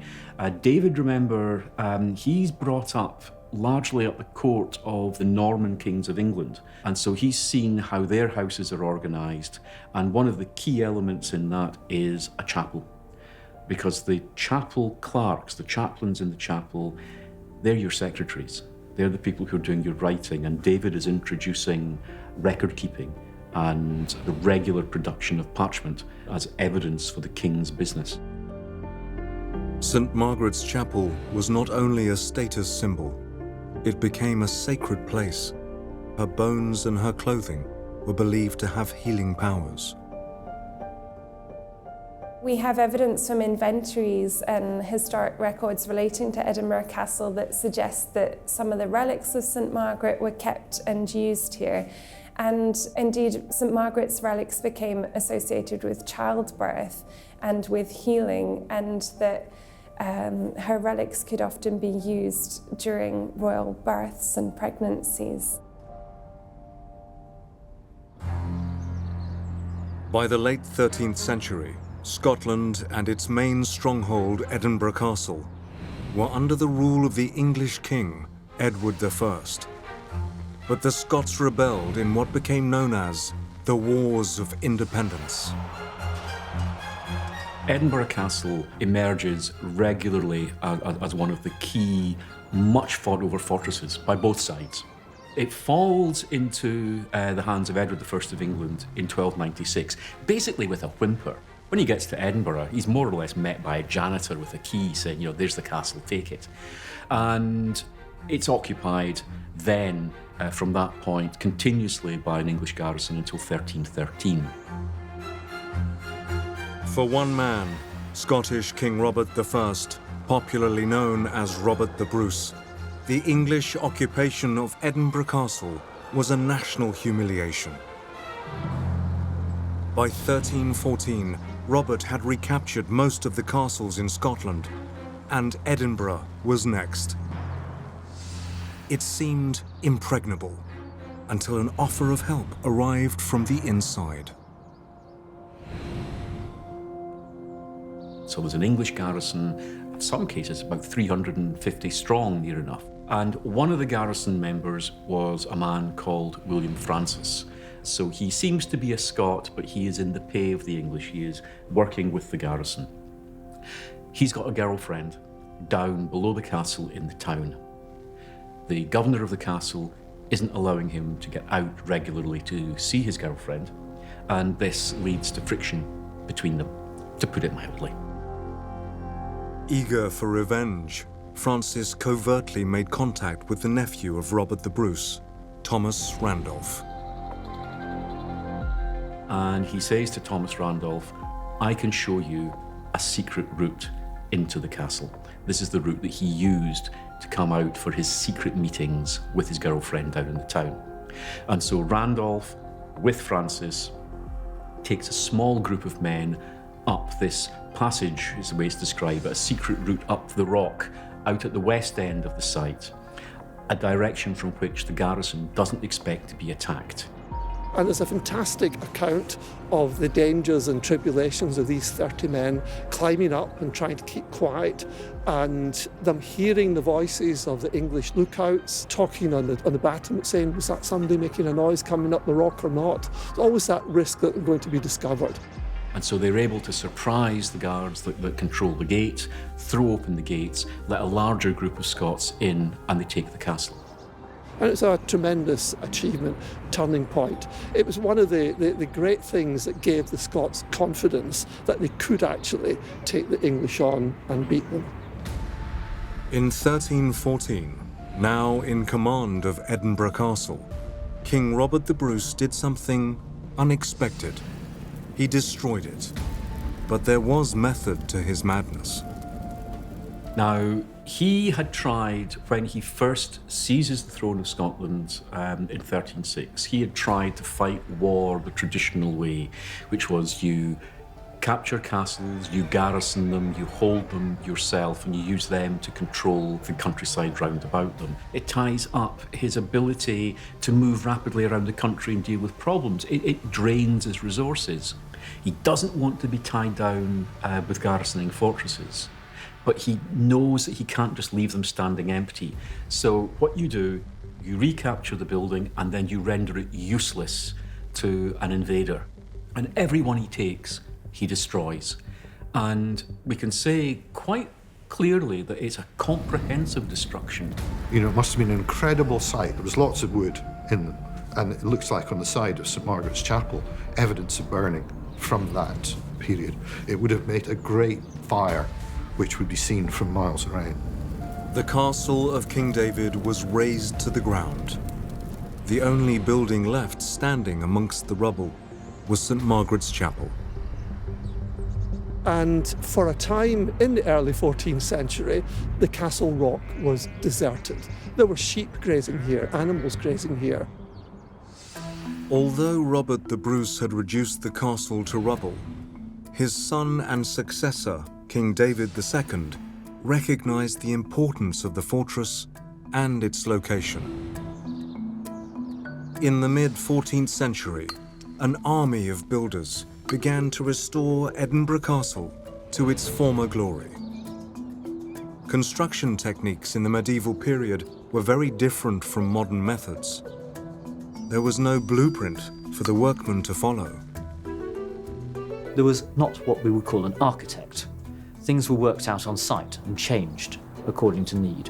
And when something was built, it could be tested. If it didn't work, it could be taken down and built again. So there was much more trial and error, and there was much more adjustment as the work progressed. The stonemason would first construct the foundations, but foundations on medieval buildings were never very deep. And of course, if you're building on solid rock, you don't need to dig down foundations. You just make grooves in the rock, fit the stone blocks into them. And then it was just sheer manpower. Medieval castles had solid walls, with 2 layers of stone on the outside, filled with cement and rubble on the inside. The outside stones were chiseled smooth to make them difficult for an attacker to climb. It's estimated that up to 3,000 men worked on the construction of the medieval castle. Although their work has been admired for hundreds of years, they remain largely unknown. Occasionally in the royal financial records, you can pick up references to people like, Peter the Mason, John the Carpenter. But for most of the time, we really are completely ignorant as to who the people who designed all the fine work at the castle was. When the medieval Edinburgh Castle was finished, it would have inspired both fear and awe. It's very interesting, the Hollywood presentation of what these castles looked like. Sometimes is probably closer to the reality than we might think. And although we see these buildings largely now just outside as bare sandstone, they originally would have been lime washed. And here in Scotland, they use what's called King's Gold, a pale, creamy yellow lime wash. And in daylight, in sunlight, it glows. It almost becomes luminous. And so the building would have been like a beacon standing out. So you're making a statement that everybody would understand. That, look at me. I am the king. I am the most powerful person around. This is the symbol of my authority. One of the first drawings of Edinburgh was made by an English spy in the 16th century. It shows the result of David's ambition, a castle with towers, and dominating the east side, facing the city, a huge structure named after the king himself, David's Tower. So it's the royal private apartments and reception rooms stacked one on top of another. It rises some 5 stories in height above cellars on the highest part of the rock, so it would have been visible for miles around.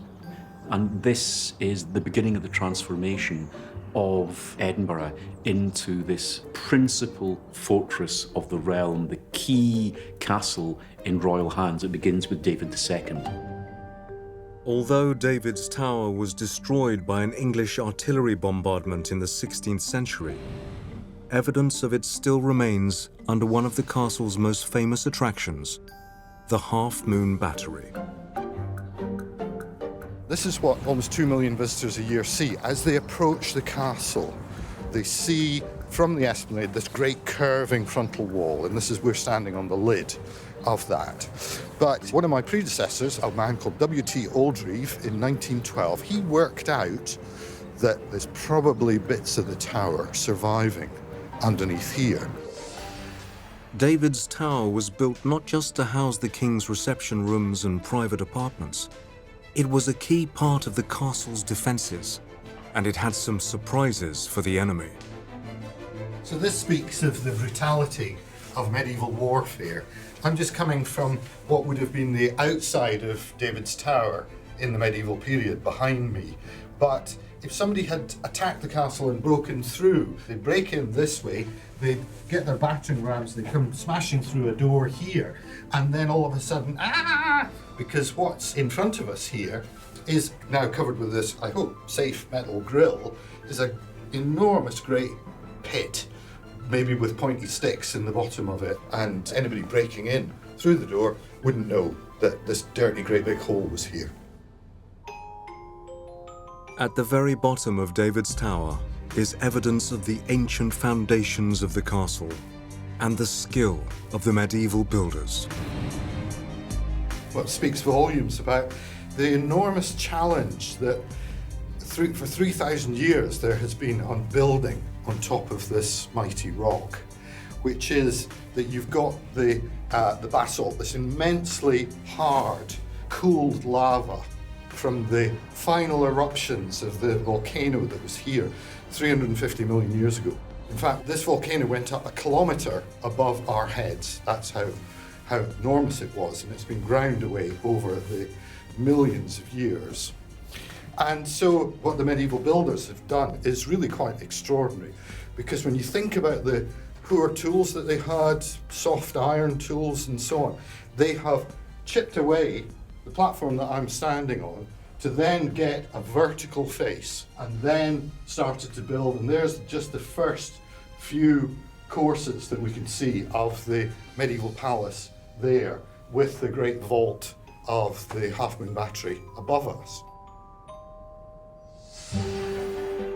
When King David II died at Edinburgh Castle in 1371, a new Scottish royal dynasty began, the House of Stuart. Over the next 200 years, they would leave a lasting effect on the history of the British Isles and the castle itself. In the late 1400s, Stuart King James IV extended the fortress by building out over the perilous south side. The Castle Rock itself would have always been a very difficult site to occupy. You've got issues in terms of the height. There are sheer drops on most sides of Castle Rock.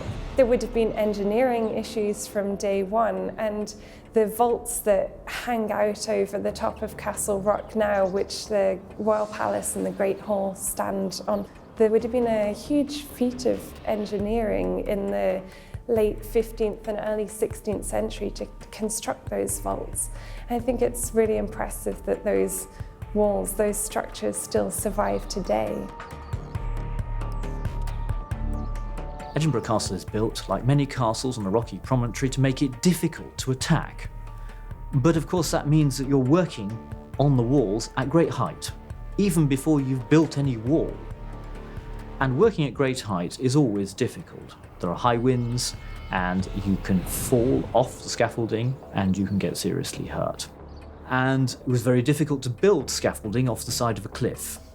So all of these things made it much more difficult to construct than a normal building on flat ground. By the middle of the 16th century, the Stuart royal family had ruled over Scotland for almost 200 years, with Edinburgh Castle as their bastion of power. The dynasty was secured when a new heir was born to King James V in 1542, just days before he died. Mary Stuart becomes Queen of Scots when she's 6 days old in December of 1542, and she immediately becomes a bone of contention between the various powers looking at Scotland, realizing that a country which is ruled over by a baby girl is ripe to be snapped up.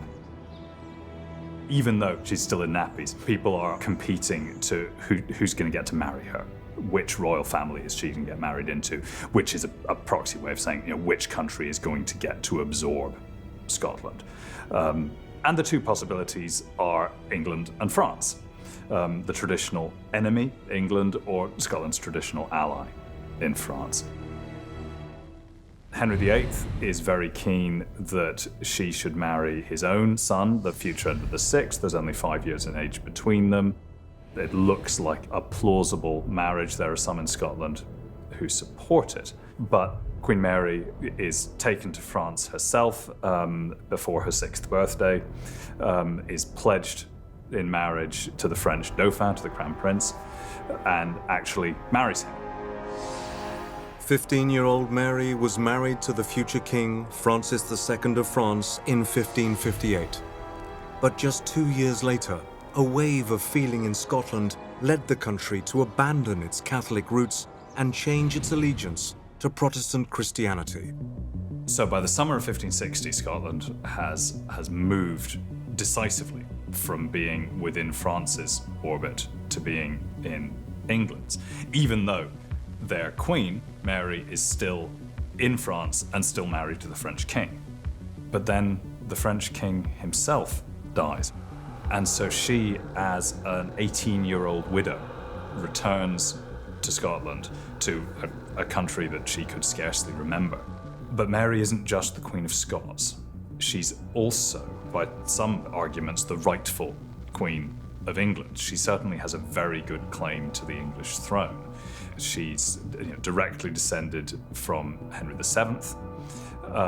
And if you argue, and there's a very good legal case for arguing this, that Queen Elizabeth I is illegitimate, that she should have no right to inherit the throne, then by strict order of primogeniture, Mary ought to be the Queen of England as well. In 1565, Mary was wed for a second time to her half-cousin, Henry Stuart, Lord Darnley. And in June 1566, a royal procession made its way through Edinburgh and up into the castle. Mary was heavily pregnant and had been persuaded by her advisors that the castle was the best place for the birth. From a security point of view, the castle on the rock is the safe place to be.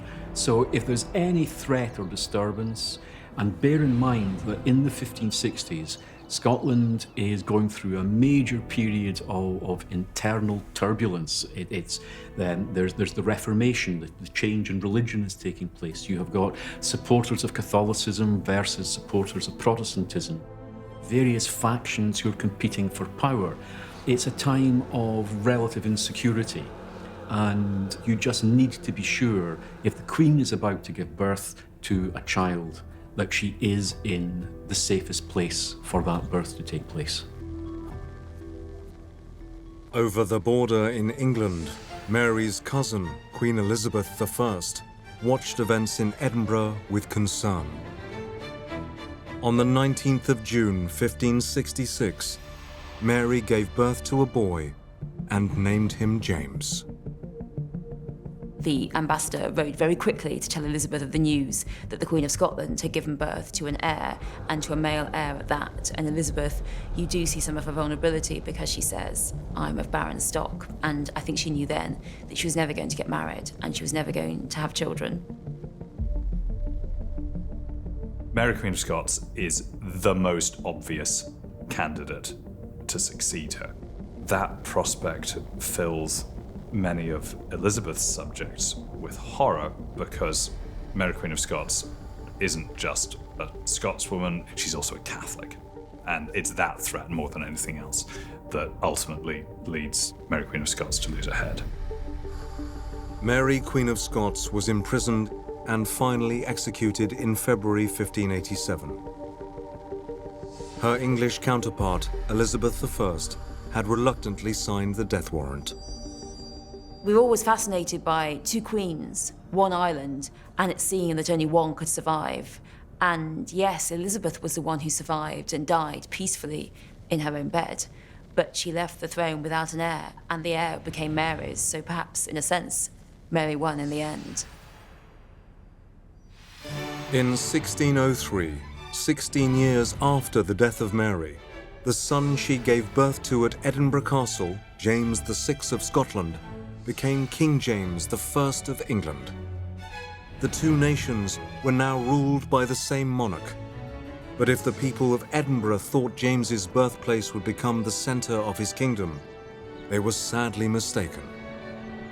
So when James succeeded to the English throne in 1603, there was always expectation that he'd managed to sort of keep two courts going, that he'd come back salmon-like from whence he was spawned maybe every year. I think probably once he went to England, he realised the pressure of royal business was enormous.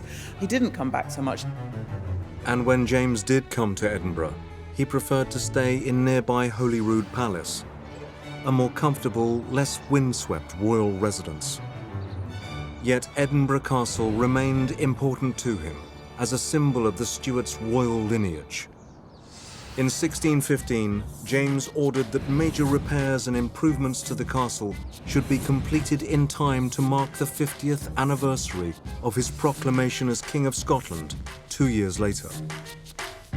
In the years running up to the celebrations for his homecoming and his Golden Jubilee, he invested a great deal in the Royal Palace block. Much of the exterior details that we see on the Royal Palace at the castle today are as a result of the work of James VI. You can see in there today the heraldic symbols.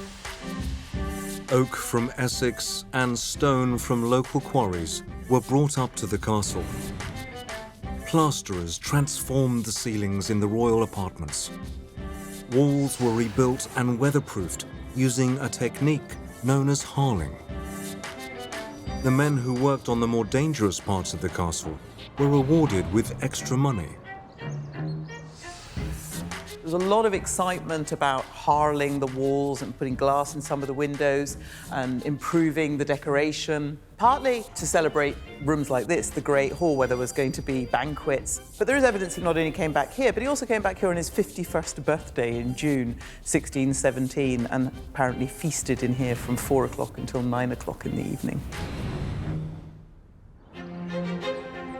The castle's mighty 15th century gun, known as Mons Meg, one of the largest artillery pieces in Europe, was fired in honor of the Stuart king. James was back home, where he was born.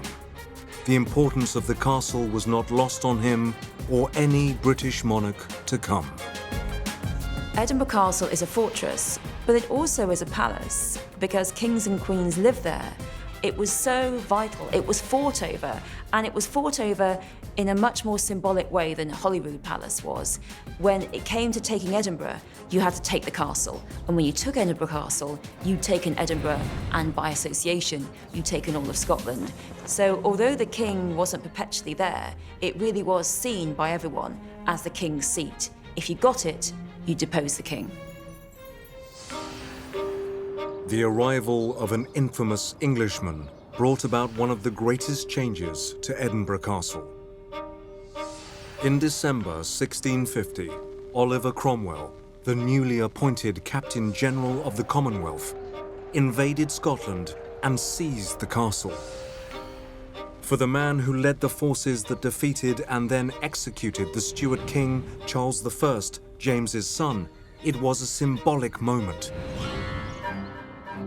Cromwell turned the royal fortress into a military garrison. even the finest building in the castle was transformed. He rides his horse into what was the Great Hall, and from then on, there are floors inserted in there, and it becomes a barracks for about 300 men. And the buildings all around Crown Square lose their royal function. They go over to become functional military buildings, military storehouses, barracks, canteens, that sort of thing. So we see this great shift in the middle of the 1600s and the period of the Civil War, the need for a standing army. And therefore, at places like this, the need for accommodation and everything that was involved in looking after the troops. And that's the character of Edinburgh Castle from then on for the next 200 plus years, is as a military garrison, first and foremost. After the restoration of the English monarchy in 1660, Edinburgh Castle remained a valued military prize. In the 18th century, it became an obsession for a movement known as the Jacobites, supporters of Catholic James II of England and later Bonnie Prince Charlie.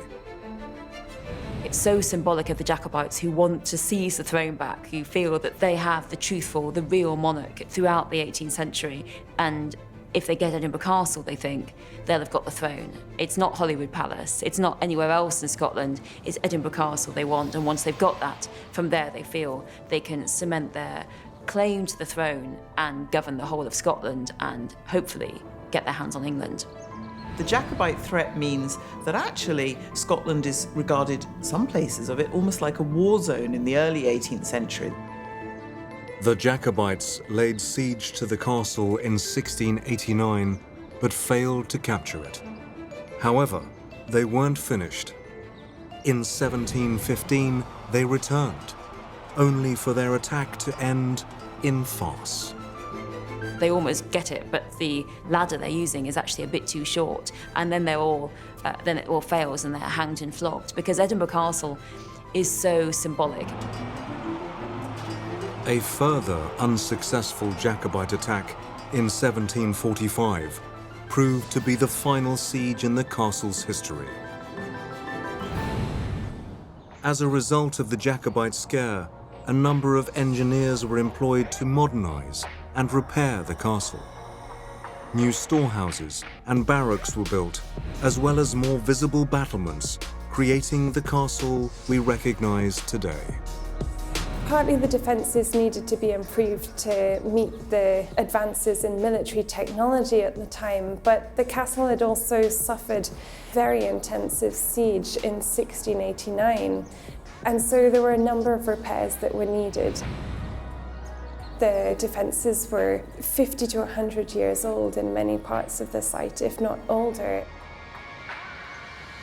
They really transformed the defences of Edinburgh Castle, building the Argyll battery, the western defences that cover the lower western side of the site, and they improved parts of the Half Moon battery, the gun bastion there. As the castle evolved, nothing of the old was wasted. Any stone in the castle has probably been in 5 or 6 buildings in its life, going back into prehistory. And once the stone was here, and you maybe had buildings that you didn't need anymore, or buildings that had been destroyed by cannon fire, you simply reuse the stone, and there's loads of evidence. So any of these stones have got amazing stories to tell, tremendous time depth. As well as keeping people out, Edinburgh Castle was built as a place to keep people in. The largest number of prisoners held on Castle Rock was during the Napoleonic Wars of the early 19th century, in which French Emperor Napoleon Bonaparte and his allies attempted to conquer Europe. Up to 1,000 French, Spanish, and Dutch prisoners were held here. Attempts to escape were understandable given the conditions they were held in. The vaults themselves would have been really quite dark and cramped spaces, with the soldiers sleeping on hammocks hung up in lines throughout the vaults. During the Napoleonic Wars, they were really pushed to breaking point. They had such a huge number of prisoners coming into the castle and that were held within the vaults. It would have been really cramped and confined conditions. And it actually inspired escape. We get the impression that there must have been so many soldiers here that perhaps it was quite difficult to keep track of the individuals. We have evidence of important prisoners undertaking daring escapes from the castle, knotting their bed sheets together and climbing over the rock, hiding in heaps of dung, all sorts of glamorous stories in their attempts to escape. And some did. Some escaped by dressing up and managing to fool the guards, or by sheer bribery. And unfortunately, in Edinburgh Castle, many parts of the castle were built of sandstone that was rather soft. So that later, when it was converted into a prison, the prisoners could actually dig their way out, at which point it was realised that sandstone was perhaps not the best material. Around 1780, during the middle of the American War of Independence, a prisoner from the then colony carved a distinctive flag. There's some fascinating graffiti on one of the doors that survives, including depictions of ships that these men would have been sailing on, and really famously one of the earliest depictions of the Stars and Stripes banner, what's now the American flag. Any Americans in Edinburgh Castle today are likely to be tourists. The fortress is now one of the most popular attractions in Scotland, drawing over 1 million visitors a year from all over the world. They are fascinated by its hundreds of years of royal history and its military traditions that continue today. And at 1 o'clock every day, apart from Sundays, Good Friday and Christmas Day, the 1 o'clock guns fired from here at Edinburgh Castle. It dates back to 1861, where at the request of ship's captains, they requested an audio signal to be fired so they could mark the kilometres for obviously navigation throughout the world. Over thousands of years, builders and engineers have turned an extinct volcano into a living fortress so valuable it's been fought over more than any other castle or palace in Britain. Its walls have witnessed key moments in the story of the Scottish people. Scotland doesn't have a Shakespeare, but one feels that if there was a Shakespeare who was writing history plays, in every single play there'd have to be a scene in Edinburgh Castle almost. It's seen murders, endless sieges, warfare, royalty. It is intimidating, it is unconquerable, it is saying, you will not invade Edinburgh, you will not take our city. It is a big statement of strength and power, one that very few people would want to take on.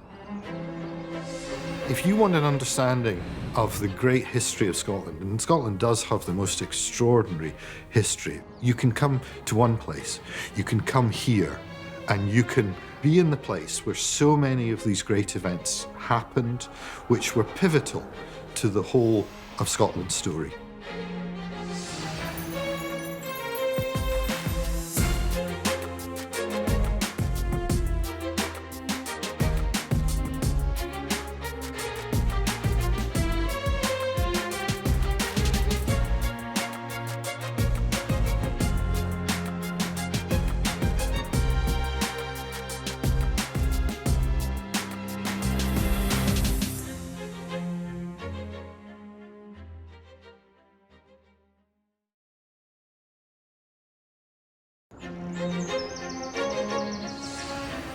Palaces, the most spectacular and lavish homes on Earth.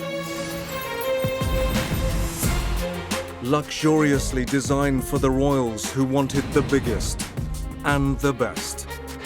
Behind the golden gates of these royal megastructures are incredible stories waiting to be discovered. Infamous monarchs from history, and the artists, designers, and engineers who turned their grand visions into a reality. These are the most opulent, flamboyant, and innovative royal residences around the world. This time, constructed on the site of a former castle, the Royal Palace of Stockholm has 1,400 rooms, spread over 3 main floors, and covers almost 300 years of design.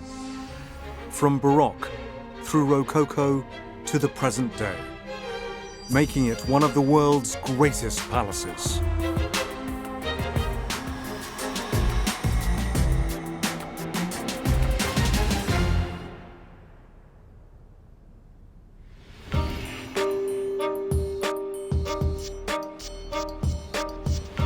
Measuring 230 meters long and 125 meters wide, the Royal Palace of Stockholm may look perfectly rectangular and uniform from the outside, but the rooms within are anything but.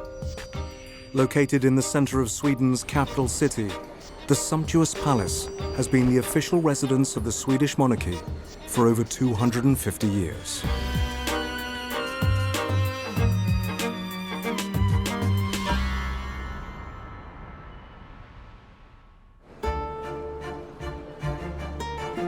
Lars Lundström is the head curator at the Royal Palace.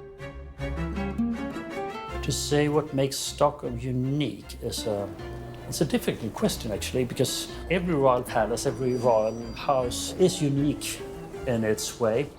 The Swedes tend to think of ourselves as a modern nation, and the general picture of Sweden has got a lot more to do with modernity than with history. When you look a little bit beneath the surface, there's very, very much that has been handed down through the generations.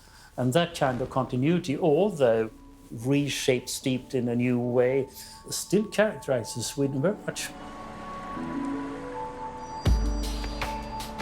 Kings and queens of Sweden called the Royal Palace home until 1982, when the current king, Carl XVI Gustav, moved to the outskirts of the bustling city. After the marriage of our current king and queen, Their Majesties decided that bringing up children would be much more natural in a place like Drottningholm than here in the center of Stockholm, which is actually the first time that kings have been permanently living somewhere else than in the center of Stockholm, since they started living somewhere permanently at all. It's the king's official residence, and this is where the king and the queen and also the crown princess and her husband has their offices. So every day, or more or less every day, they come in here to do their different kinds of duties. But also this is where all the official ceremonies take place, like you have state visits, the gala dinners, all those social functions and ceremonies always takes place here at the Royal Palace. Before the Royal Palace was completed in the 18th century, a castle stood on the same site. It was called Tre Kronor, meaning 3 crowns. Dating back to the 13th century, it is believed that the physical structure of Tre Kronor was made from a hybrid of materials over the years. So the Tre Kronor castle, we believe, was primarily made from timber, and we also understand that the roof covering was of copper plates. So even if there were parts of it that were made from stone and brick, it was quite dominated by timber. The original castle had not been built in one period. Like any medieval castle, it had been added to many times before. And by the 17th century, it was a wonderful concoction of different styles and periods. The base of it was stone, the top of the towers was brick, and these were topped out with wonderful spires in copper and of slate. So the whole building was a fairy tale concoction of towers and staircases and turrets. By the late 17th century, Sweden was expanding its borders. The ruling monarch, King Charles XI, wanted a new palace that was befitting of the growing nation. That time, Sweden had become a rather large and important country in the northern part of Europe and felt ashamed of the old palace when people came to Stockholm from the continent. That was not the way a proper castle or modern castle should look at that time. Still very much of the Renaissance style remained, and even a lot of the medieval style. So Charles XI started to renovate the old medieval castle and had to rebuild a part of it to become more modern. In that time, they also had a big program where they sent away different kind of artisans and architects to study the latest fashion down in the subcontinent. Now we're talking about Italy and France. So the inspiration was to go to the source, the Silicon Valley of the time, and get inspiration to build something magnificent that would show that Charles XI was the greatest king that Sweden ever had. To realize his dream, King Charles reached out to the finest architect in Sweden. Nicodemus Tessin the Younger was actually the son of an architect who was called Nicodemus Tessin the Elder. Nicodemus Tessin the Younger was born in 1654 and got really heads-on, like being taught and raised as an architect. There was no other plans for him than becoming the person that would inherit his father's title and education. So his style and his education to his young youth was actually just focused on becoming an architect. That's why he kind of early also goes in his early 20s to Italy to study architecture on site. When Tessin came back to Sweden, he knew exactly the way a modern palace should look. And this was around 1690. And at that time, King Carl XI had decided to modernize the northern wing of the palace. At the time, Stockholm Palace had 2 large towers in the northern wing and a smaller building between those 2 towers. So 2 apartments were added between those 2 towers. Completed in the mid-1690s, King Charles XI's gallery was the jewel in the crown of Nicodemus Tessin's new-look north wing.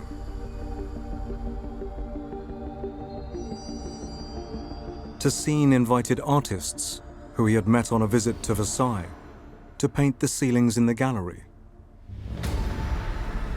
The murals tell many stories.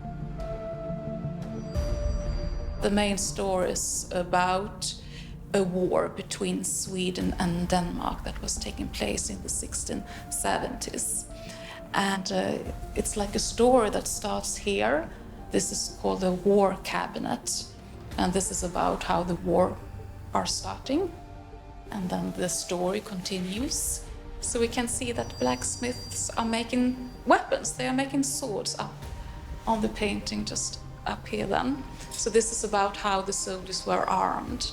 And then the story continues very quickly. So there you can see Carl XI. This is about the victory. He's going to be crowned with a circle of stars.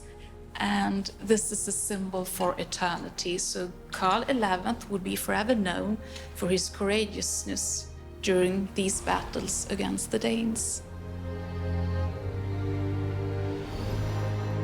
If you think about the craftsmanship, it's amazing, this room. It's quite amazing because you can imagine all the painters working here then, and also sculptors and people that was gilding all the frames. So I think it's amazing when you think about how many people that was working here at the time. The artwork depicting Sweden's 17th century victory over Denmark is part of a proud military tradition that lives on today. Even the current king, Carl XVI Gustav, served in the Navy. And they've kept a great deal of the pomp and ceremony. The Slayer Guard, who are the oldest, apart from the Vatican Guard, the oldest regiment in Europe, and their royal blue uniforms and steel helmets, still mount guard at the Royal Palace in Stockholm. The ceremonial changing of the guard takes place at the palace 3 times a week in the winter and every day during the summer months, attracting 800,000 spectators per year. It's been a tradition since midsummer 1523. In this form as we see it today, more or less.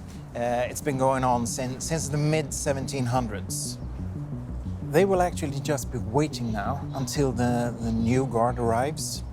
And when the new guard arrives, there will be a parade for the banner, the Swedish banner, and then they will start changing the guards. The sentries tell each other what they are supposed to be guarding. So every sentry around the palace has this type of instruction that they are telling the next sentry.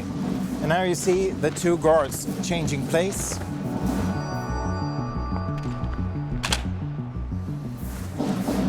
So they have the new guard entering the rifle bridge, and that's the position of the acting guard, so to speak.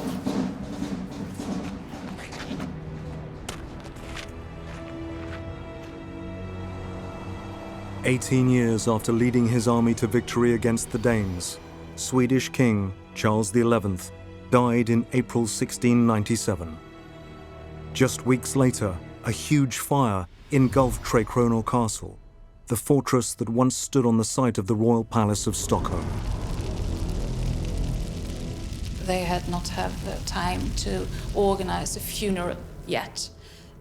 When the fire started in the afternoon, they carried his mortal remains. It was the first that they saved, of course, because it was very important to have a proper funeral for the king. So we are quite sure that the fire started on the attic, and it was the Friday, May 7th, 1697. We are not quite sure, though, how the fire started, but most probably it was a broken chimney that caused the fire.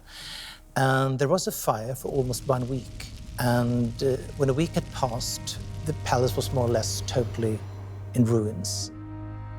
The fire was devastating, destroyed all of the castle apart from the newly built north wing. The Regency Council of the new king, Charles XII, immediately commissioned a bigger and better palace. They called upon the architect who had revamped the surviving north wing just a couple of years before the fire, Nicodemus Tessin. A couple of days after the fire, Nicodemus Tessin the Younger, the architect, were asked to make a new plan of a new palace. But he thought it's not good to build a new palace on the fire-damaged walls. So the fire-damaged walls were actually demolished then. And then 3 new wings was built then in the 18th century.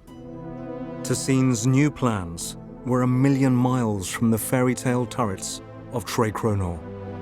The easiest way to describe his proposal was that he started off with a northern wing, where he had existing walls which could be reused.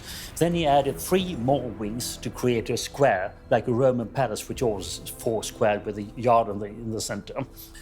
And in order to make this look less box-shaped, he then added lower abutted wings on either side. There was a little bit of a problem on the southern side, because if you really extended the southwest wing as far as it should, you had to demolish the main church of Stockholm. That was out of the question. And therefore, we've got rounded wings at the outer courtyard that screen off the fact that one wing is just a little stump. In terms of the design aesthetic of this palace, it's actually a fairly low-rise structure of a few stories, and it's very, very geometric, so it's a clean rectangular sort of shape in the Baroque style. The bottom of the palace appears to sit on a stone plinth, and above that we have a band of rendered brickwork with stone surrounds around the windows, and then at the top a cornice and a parapet. So the building's divided like a classical column into 3 parts: a base, and then a large area of wall, and then a top, like a capital on a column. Construction of the new royal palace began just months after the fire, in 1697.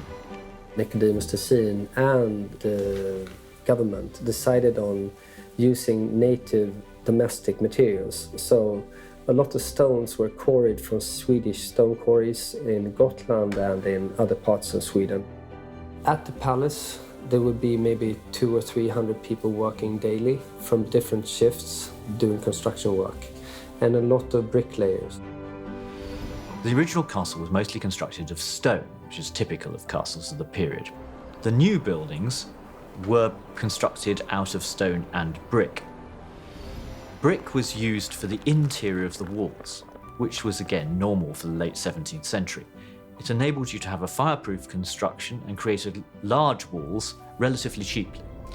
But all the decoration was beautifully done in stone, which formed a thin layer on the outside. The brick was covered up by render to protect it from the frost and the weather. The render is a great idea because it has a uniform colour, giving a flat facade, but also because when it cracks or becomes damaged, it's easy to replace, which in the harsh climate of Stockholm, with the frost attacking the brickwork, meant you had a surface you could continually repair to keep the palace pristine. But the weather wasn't the main problem in constructing the palace. An unsuccessful conflict against Russia in the Great Northern War between 1700 and 1721 created a great financial strain on Sweden. If I'm to give a short answer to how the build went, it's slowly. Sweden was engaged in a war. It actually ended with complete defeat and the end of Sweden's rather brief time as a great power in this part of Europe. And all resources had to be put into the war effort just to make the country survive, meaning that the building here grinded to a halt. The Great Northern War was, of course, also a proof of failure of the royal family to keep Sweden, to have control of its borders.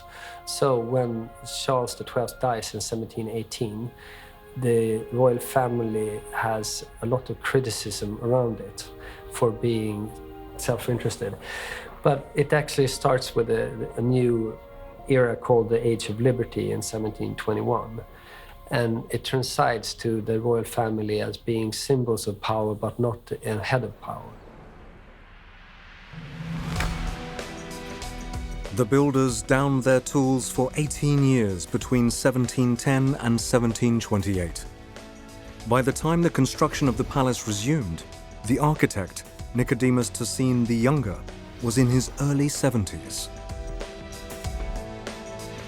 Nicodemus Tessin the Younger's original plans were in style Baroque. So the early interiors that are constructed before the fire are in a Baroque style. And of course the exterior is also in the Baroque style, which is much more heavier and massive in its architectural expression than what later on becomes the Rococo when the royal family moves in 1754. So there's a transition between exteriors being Baroque during this time, since it takes around 58 years to construct a palace, that the styles change. So a lot of the interiors through that time become a Rococo interior. Modernity was what mattered when the palace was decorated. This was cutting-edge modernity, long before anyone had heard of Rococo in Germany or in Denmark. So this was a way of showing that you knew what was happening, a way of showing the world that this was a modern nation. We had just lost our status as a great power, and this was a starting afresh. The monarch who finally moved into the new royal palace in 1754 was King Adolf Frederick. But after almost 60 years of construction, things had changed in Sweden. The king no longer had the same power as many of his predecessors. The day when they moved in 1754 was a big ceremony. It was designed for an absolute ruler of a great power, an extremely big palace, even by that time standards. When it was finished, it was still a symbol of Sweden's greatness, but no longer for an absolute ruler. And it's a parliamentary committee that decides about the building, not the king. The king was a bystander. And then the parliament more or less hands over the keys and says, well, please, we are finished now. Architect Nicodemus Tessin the Younger had died in 1728 and didn't live to see the finished building. but his influence over the new royal palace was clear for all to see. Tessin the Younger actually designed the palace to a really intricate way of symbolizing power. You have 4 facades, and every facade has a symbol or a meaning, which you have the male and the female on the west and the eastern side. The aesthetic of the king's western facade was quite kind of practical and businesslike, because that was the part of the palace from which the king was actually carrying out his ruling duties.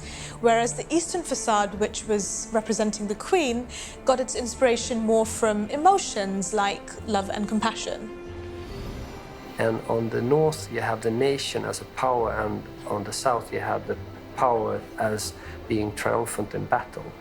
So you have like 4 sides of each individual character of the nation. Tessin's connective design trait continued inside the new south wing of the palace. Nicodemus Tessin the Younger was quite clever when he not only juxtaposed the male and the female side, to also juxtapose the church and the state. So in the east, you have the church and the ecclesiastical power, and to the west, you have the whole of state and the throne as a symbol of the secularized power. So the whole structure of the building is supportive of the whole community, how it was perceived at that time. The decoration of the interiors, the lavish paintwork and gilding, was important, but so was the layout of the building. The chapel and the throne room are deliberately designed to be visually connected, so that it is obvious that the instructions from God are being transmitted directly to the throne. When you're standing in the Hall of State, when you're standing in front of the throne chair, it's about 100 meters between the throne chair and the altar in the royal chapel. It's an amazing view. I can assume when people were entering the Hall of State, perhaps they could look over their shoulder and see the altar in the chapel, and then they would understand that the king had divine power. Both the chapel and the Hall of State were adapted from Tessin's original plans by local architect Carl Holleman. He modified the designs to make the rooms more fashionable. The significance of the Hall of State is that it's really a good example of a style that is transitional. Nicodemus Tessin the Younger actually draws a Hall of State which is in a Baroque style. But through the time when they constructed the palace, the Hall of State transides and becomes a Rococo place. So the sculptures are on the cornice level, more sitting on the level and not actually carrying the ceiling, which actually symbolizes the transition really well, in the sense that you don't have a Baroque space, it transides into a Rococo space, which is much more open and light in scheme. The difference between Baroque and Rococo is a complicated thing, of course, as every difference between one style and another. Rococo is, in many ways, less pretentious.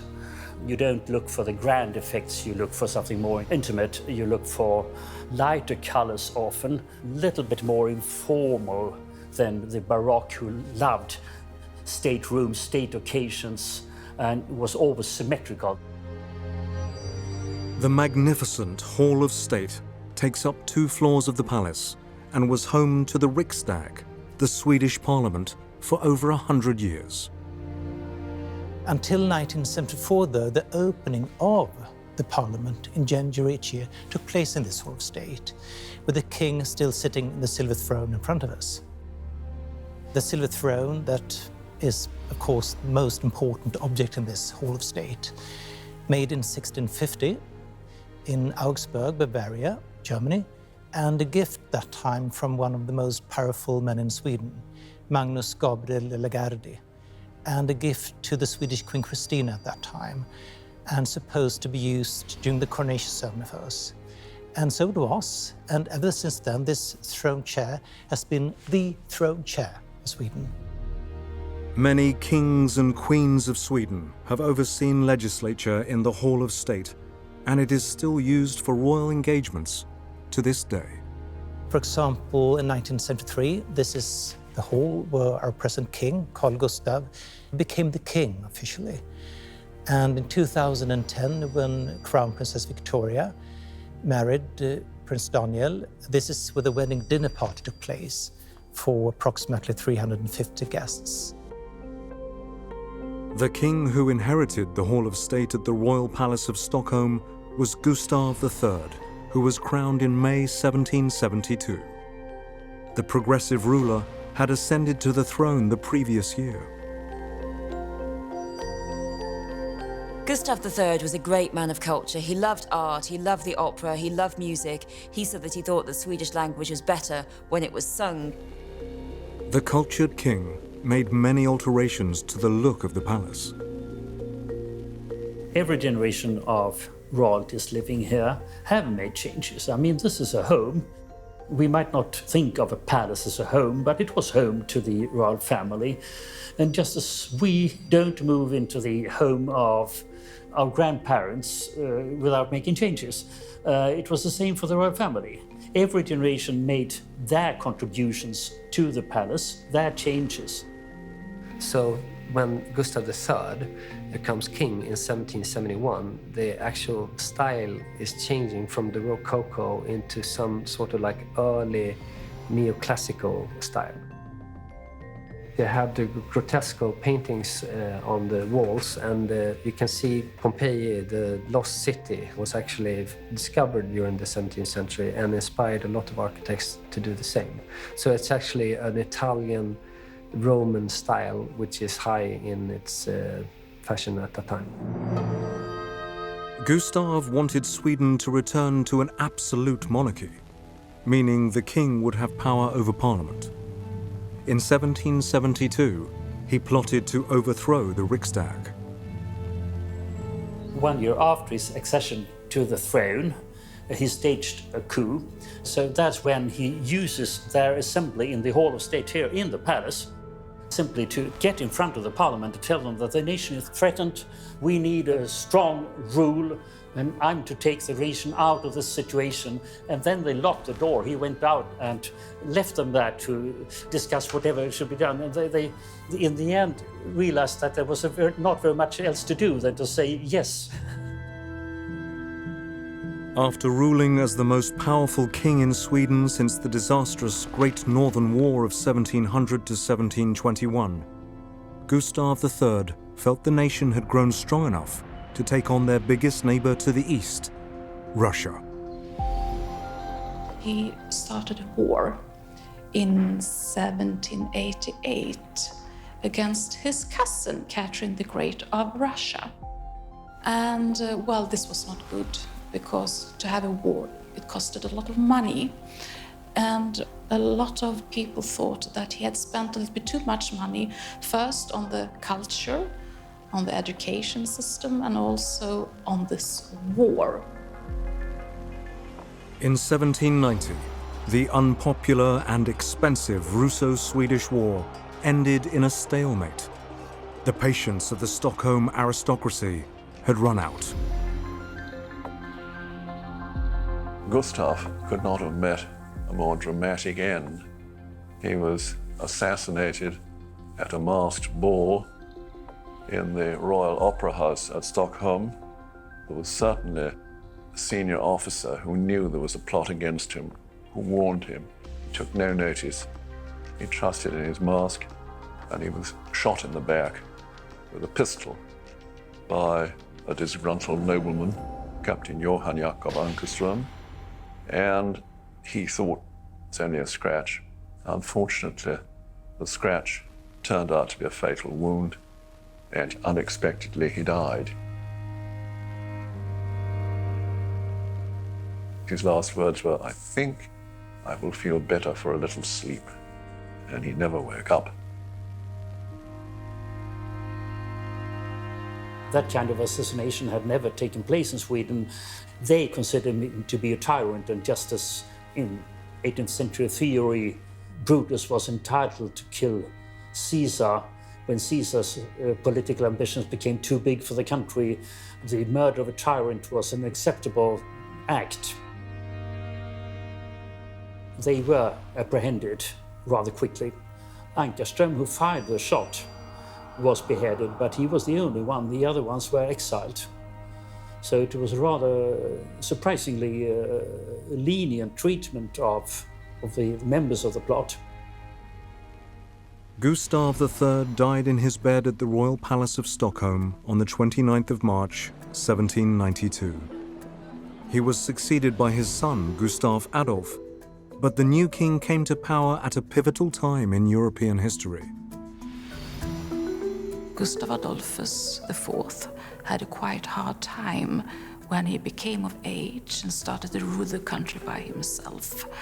Well, I do have to say that this is the early 1800s. This was during the Napoleon Wars. So it was troubled times in entire Europe. So it was not easy for him to govern the country. We lost Finland in 1808, not to Napoleon, but to Napoleon's ally Russia. And in spring 1809, when the king still wanted to go on with the war, there was a coup. Some officers went up into the king's quarters here in the palace and simply told him that he was deposed. Due to his inept leadership during the catastrophic Finnish War, the Riksdag forced Gustav Adolf to abdicate in favor of his uncle in 1809. But Charles XIII was 60 years old with no legitimate heirs. Thus began the search for a new dynasty. Charles first adopted Danish Prince Christian August to be the heir presumptive, but he died just a few months later in May 1810. This led the Swedish government to look towards their great adversary for a future ruler. One nobleman appealed to Jean-Baptiste Jules Bernadotte, a Frenchman, a great French military officer, to come and be the king. Now, this man was really very linked with Napoleon. Essentially, he had married Napoleon's ex-girlfriend, Desiree Clary. So he was Napoleon's right-hand man. He was very close to Napoleon. Napoleon was always very close to Desiree. In fact, Napoleon's brother married Desiree's sister, so it was all very close. It was hoped that Bernadotte could bring a new age of prosperity to Sweden after its defeat to Russia in the Finnish War of 1808. At that point in 1810, it looked like an eventual French hegemony in Europe. Napoleon seemed to be invincible. A good French field marshal might actually be able to get Finland back, Finland that we'd lost only 2 years earlier. Jean-Baptiste Bernadotte was adopted by King Charles XIII, and the Frenchman became the Crown Prince of Sweden. Before arriving at the Royal Palace of Stockholm in November 1810, a portrait was commissioned. The portrait we see here was painted by François Gérard, and it's a state portrait of the first Bernadotte, Jean-Baptiste Bernadotte, who, as a king, called himself Karl XIV Johan of Sweden and Norway. He had never been to Sweden. The portrait was painted in Paris before we left for Sweden, the very first time we would set foot on Swedish land. While heir to the Swedish throne, Bernadotte resided in the Royal Palace of Stockholm and took control of the government. He became a major strategical power in the army of his adopted nation. Bernadotte was well received when he arrived. He was obviously a powerful man and regarded as a hope for the future. To the big surprise of the Swedes, he sided with Napoleon's adversaries. Napoleon may have thought that Bernadotte would be his puppet, but that wasn't the case. Bernadotte renounced Catholicism and became completely Swedish, and actually chose what was best for Sweden. And as Napoleon began to fall, he really became one of those who was pushing against him.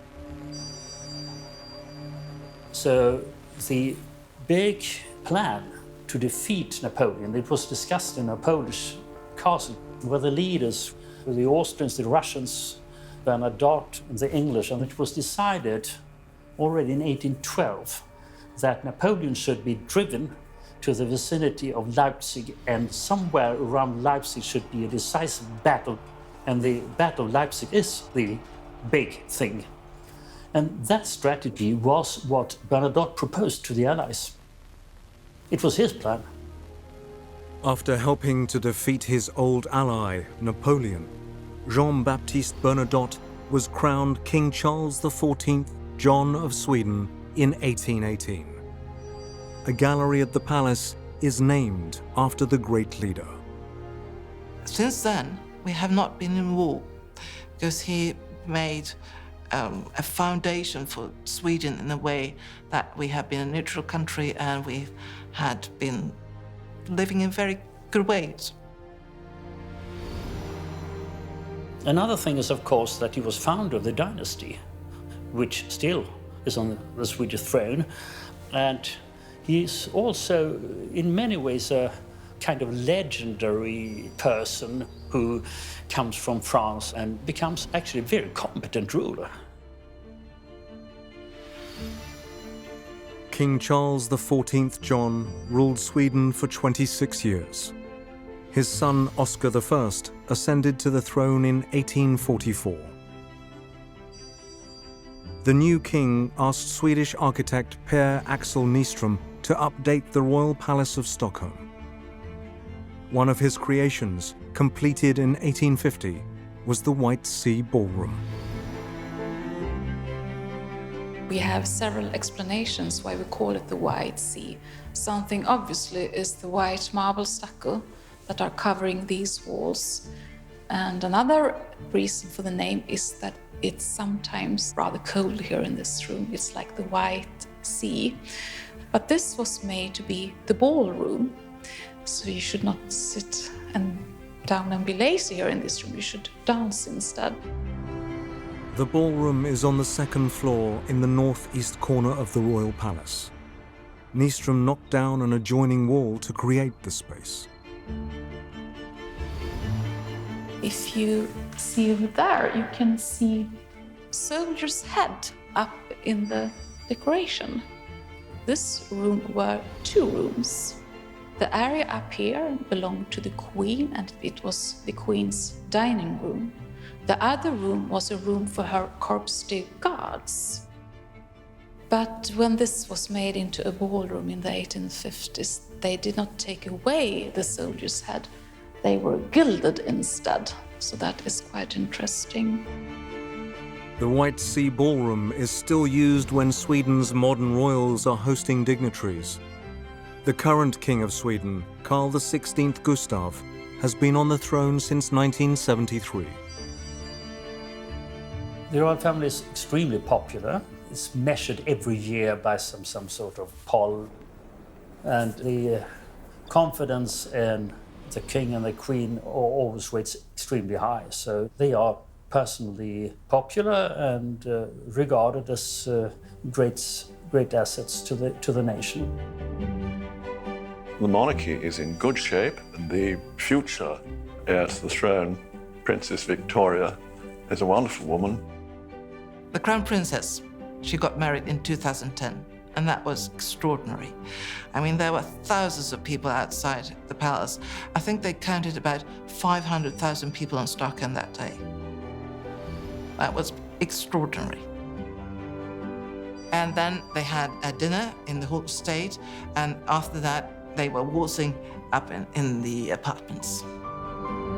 The state apartments where Princess Victoria celebrated her wedding are still used when heads of state from around the world visit the Royal Palace of Stockholm. State visit nowadays usually lasts 3 days. It could be shorter, it could be longer, but approximately 3 days. And during that stay, this apartment is the home of the visiting president, king, or queen coming here. Quite recently also, the Prince of Wales and the Duchess of Cornwall stayed. And I also would like to mention that Queen Elizabeth stayed here in 1956 for the first time, and then also back in 1983. As well as the classic decor on show around the palace, one location exhibits Sweden's modern style. The Jubilee Room was designed for the king in 1998 to celebrate his 25 years on the throne.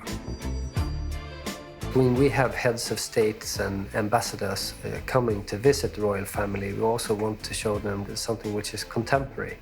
So it was really important for the royal palace to have that kind of story to add on to the actual storyline of the whole palace.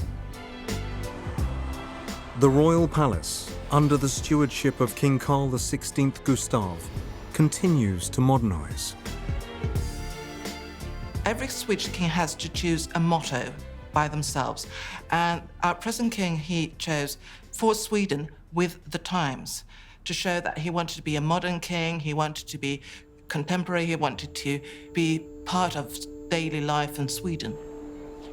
The king has a great interest in keeping the building from an environmental view. So we've had some thoughts of how we can meet that, and in the end we this summer inaugurated a solar panel plant on the roof of the royal palace, and it's about 1,000 square meters of solar panels. The mix of the new and the old make the Royal Palace of Stockholm a fascinating place. It will host many future royals, yet remains a reminder of Sweden's compelling past. I think that the palace is the creation of Tessin, the architect, is really the most impressive thing. How this building still manages to dominate central Stockholm, not through loud architecture that yells to everyone, but having a character and a sort of a aesthetic backbone of its own. And that, I think, is impressive. Through these rooms, you've always had something that we call the tree rings. So you have different added tree rings that show that the actual interiors have evolved through time. So long was the construction period that what had originally been a medieval castle, which of course has gone, to the Baroque of the late 17th century, through the Rococo to the neoclassical at the end. But we also have interior spaces today that are added in a modern flavor. So it gives you sort of like a circular aspect of the palace in a constant evolution through time.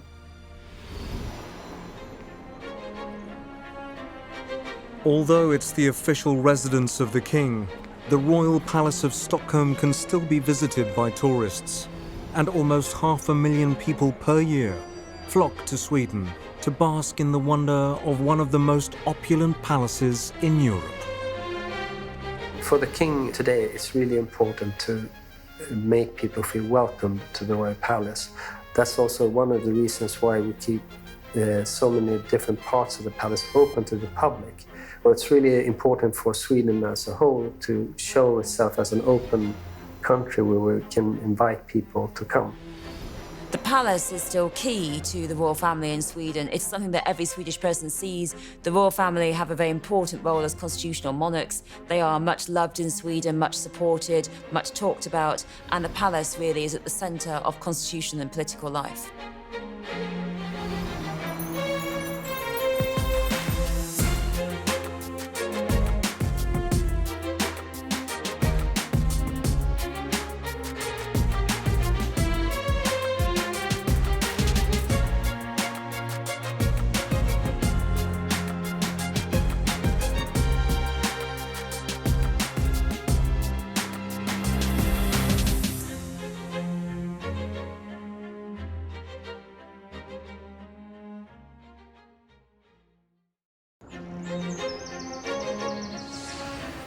Palaces, the most spectacular and lavish homes on Earth. Luxuriously designed for the royals who wanted the biggest and the best. Behind the golden gates of these royal megastructures are incredible stories waiting to be discovered. Infamous monarchs from history, and the artists, designers, and engineers who turned their grand visions into a reality. These are the most opulent, flamboyant, and innovative royal residences around the world. This time, Château de Fontainebleau began life as a medieval castle in the 12th century before being turned into a Renaissance masterpiece in the 1500s. Kings and emperors of France resided at this grand country retreat for nearly 750 years, making Fontainebleau one of the world's greatest palaces.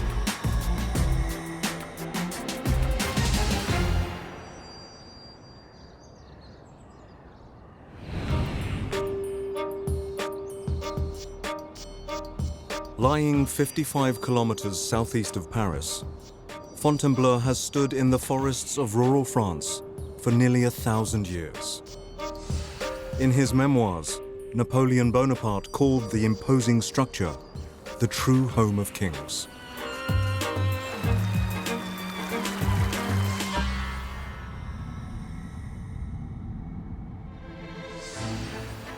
Today, Château de Fontainebleau is a gigantic structure containing 1,500 rooms. With constant renovations and additions by kings and emperors over 7 centuries, it has changed dramatically through the years. In French, the word chateau means both castle and palace.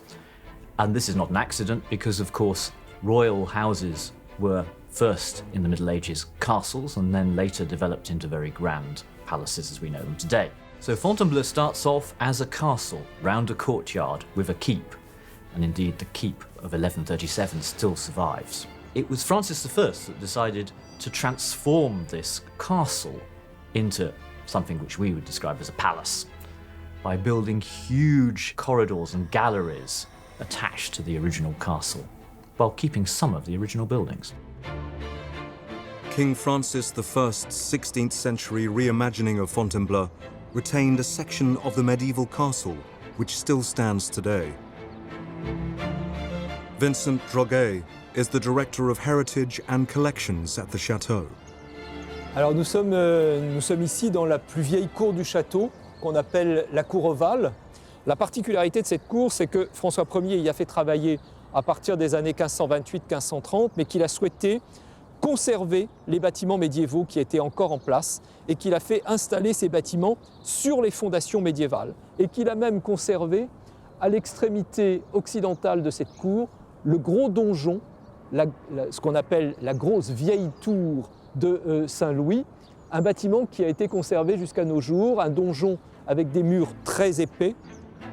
Although much has changed about Fontainebleau over the centuries, the dungeon was kept fully intact by every monarch who resided here. Each of the royal dynasties of France saw it as a symbol of heritage and antiquity.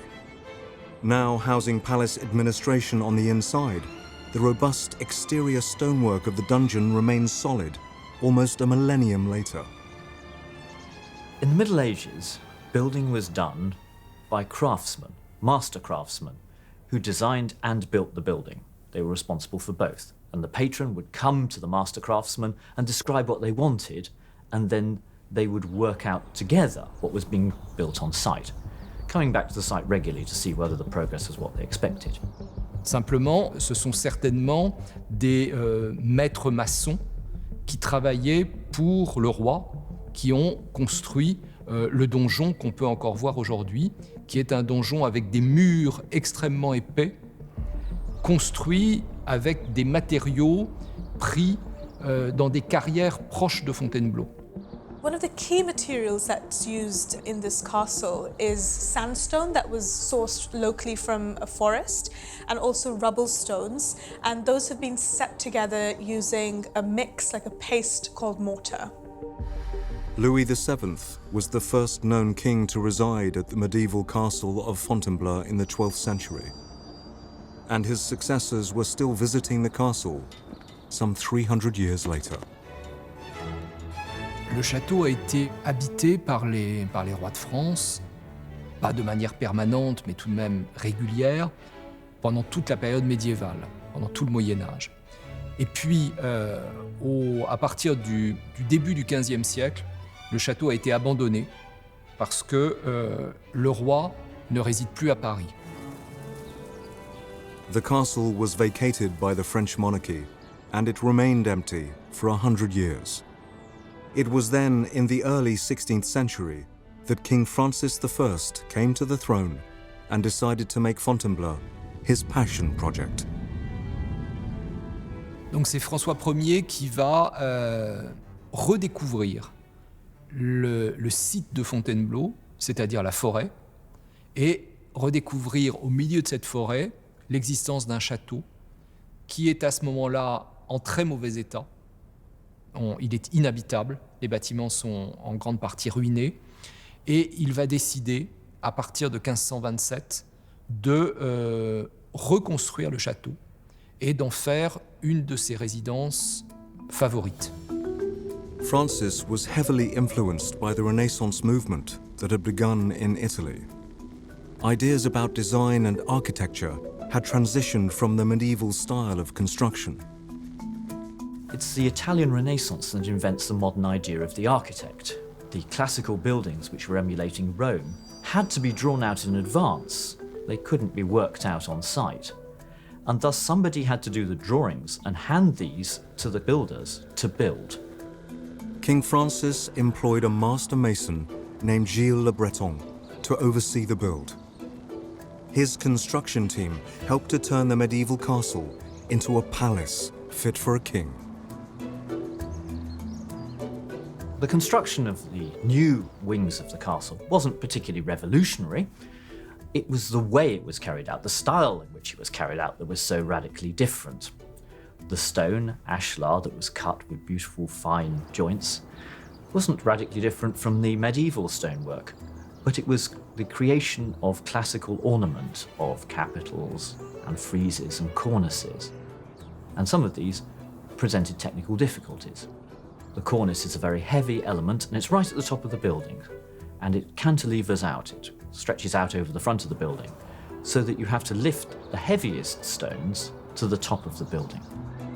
When you've got a structure that's being constantly changed over a period of time, where new things are being added in, old things are being taken away, one of the biggest challenges around that is making sure that we're keeping structural stability. If you imagine, the gravity loads are all kind of channeling their way through the structure in a particular path, and then if you're coming in and changing those pathways, it's really important to make sure that the forces find a different way to travel. And often what you do to ensure that is to put some temporary supports in there, and that way you can be sure that the forces do have somewhere safe to dissipate. The most recognizable thing about the architecture of Francis I, the Renaissance wings, is its classical style.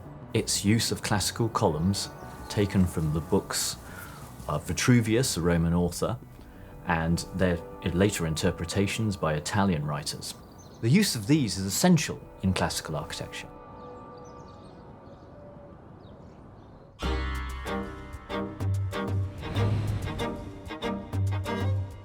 In the mid-16th century, King Francis I had decided to update the medieval castle of Fontainebleau.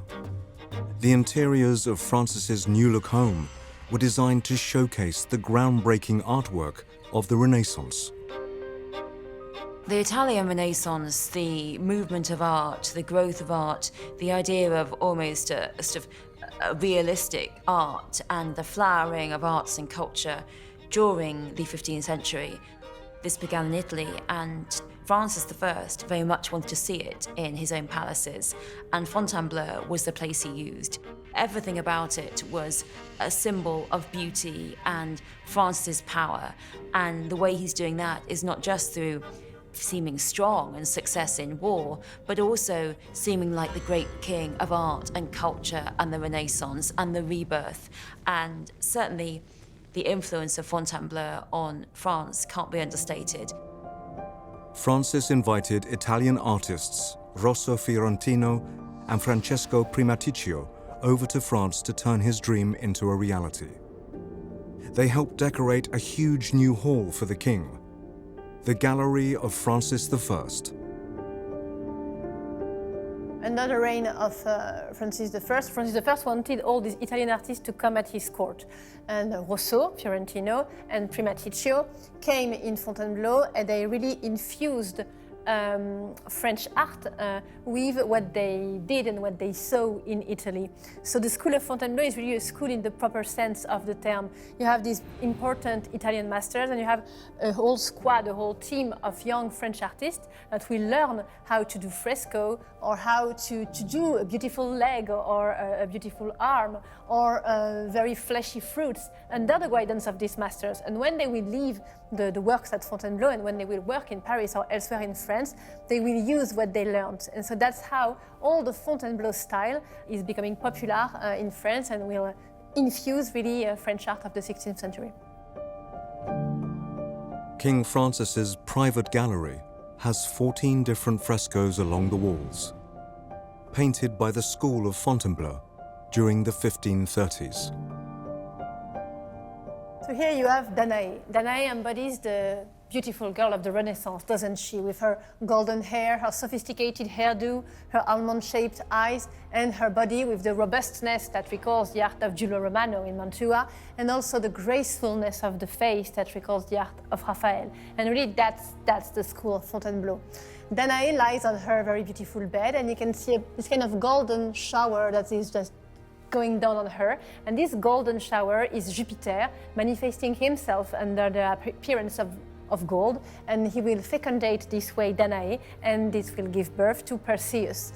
Around this beautiful fresco, you have these great caryatids carrying baskets of fruits. And look, the opulence and the abundance and the richness of these fruits, with the huge fruits of Italy, very big, very fleshy. This is really a signature of the gallery of Francis I.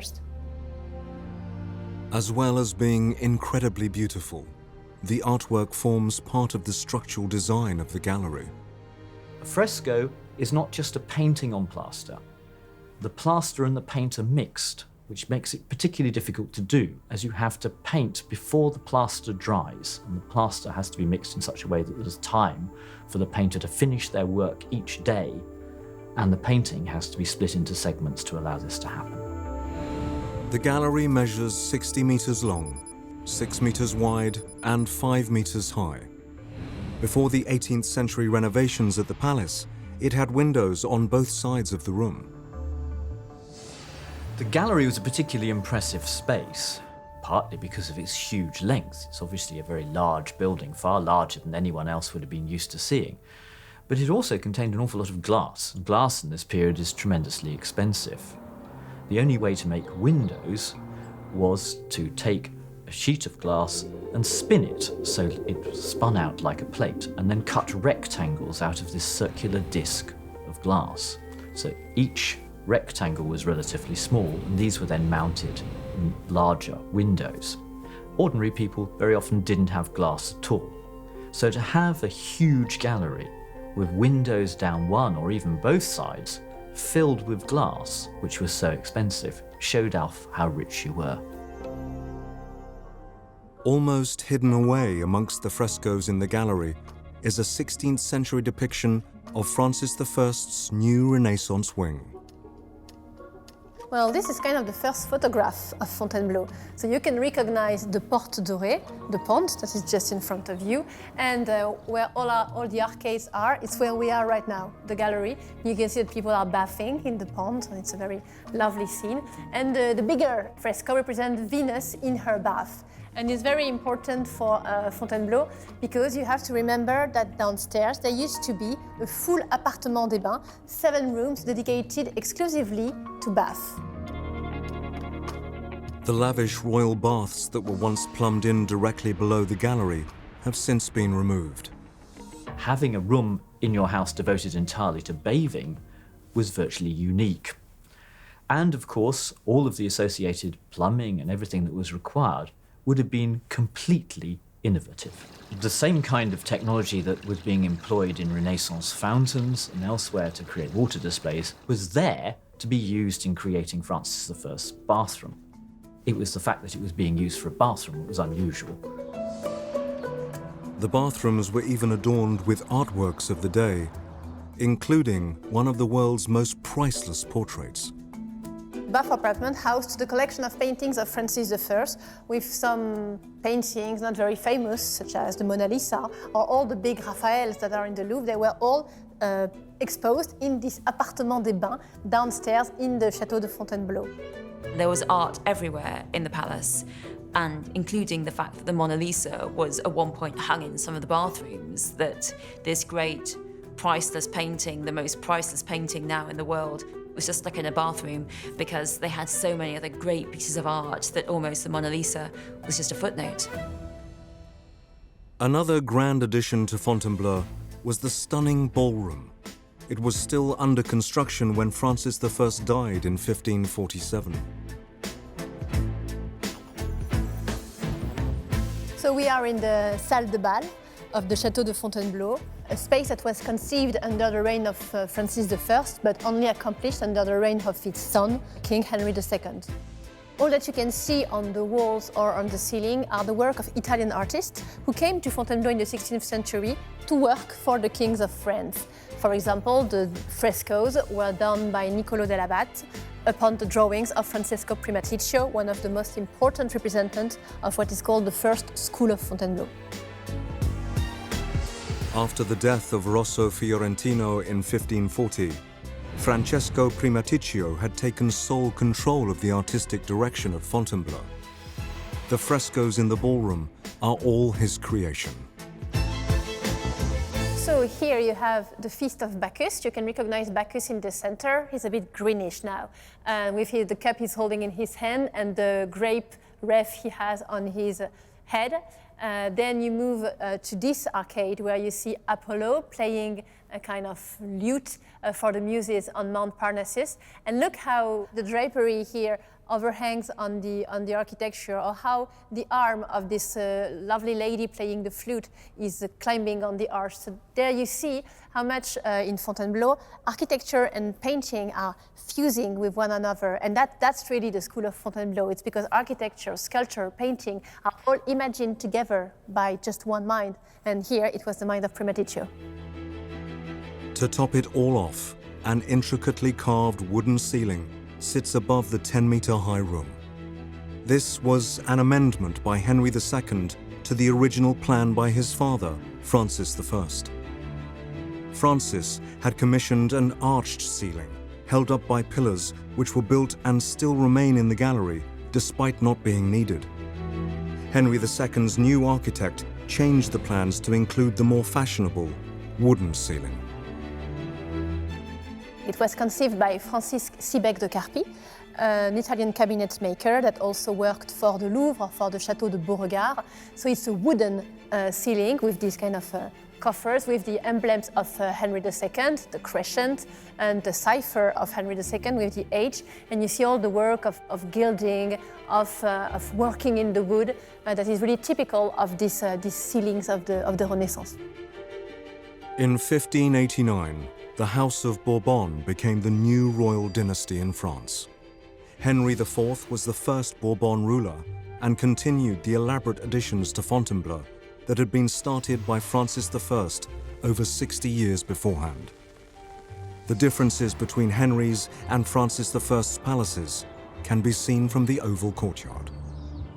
On reconnaît sur la façade le F de François Ier qui alterne avec la salamandre qui était son emblème particulier. Donc on reconnaît cette période de construction des années 1540 qui est le règne de François Ier. Mais le bâtiment a été prolongé et la cour a été régularisée par Henri IV, qui est un des personnages importants aussi de l'histoire de ce château. Et on voit que sur certains médaillons de cette façade, le F de François Ier est remplacé par le H de Henri IV. On retrouve du côté nord les deux grandes périodes de construction de la cour d'une certaine façon, avec à l'extrémité sur le pavillon des cheminées sur lesquelles on voit le H de Henri IV. Et de ce côté-ci, en revanche, on retrouve le F de François Ier. The artistic traditions begun in Fontainebleau under Francis are then continued under Henry IV, who elaborates and increases the size of the building. And architects like Andrea de Cerso, who come in and produce this amazing staircase, this double horseshoe staircase in front of the building.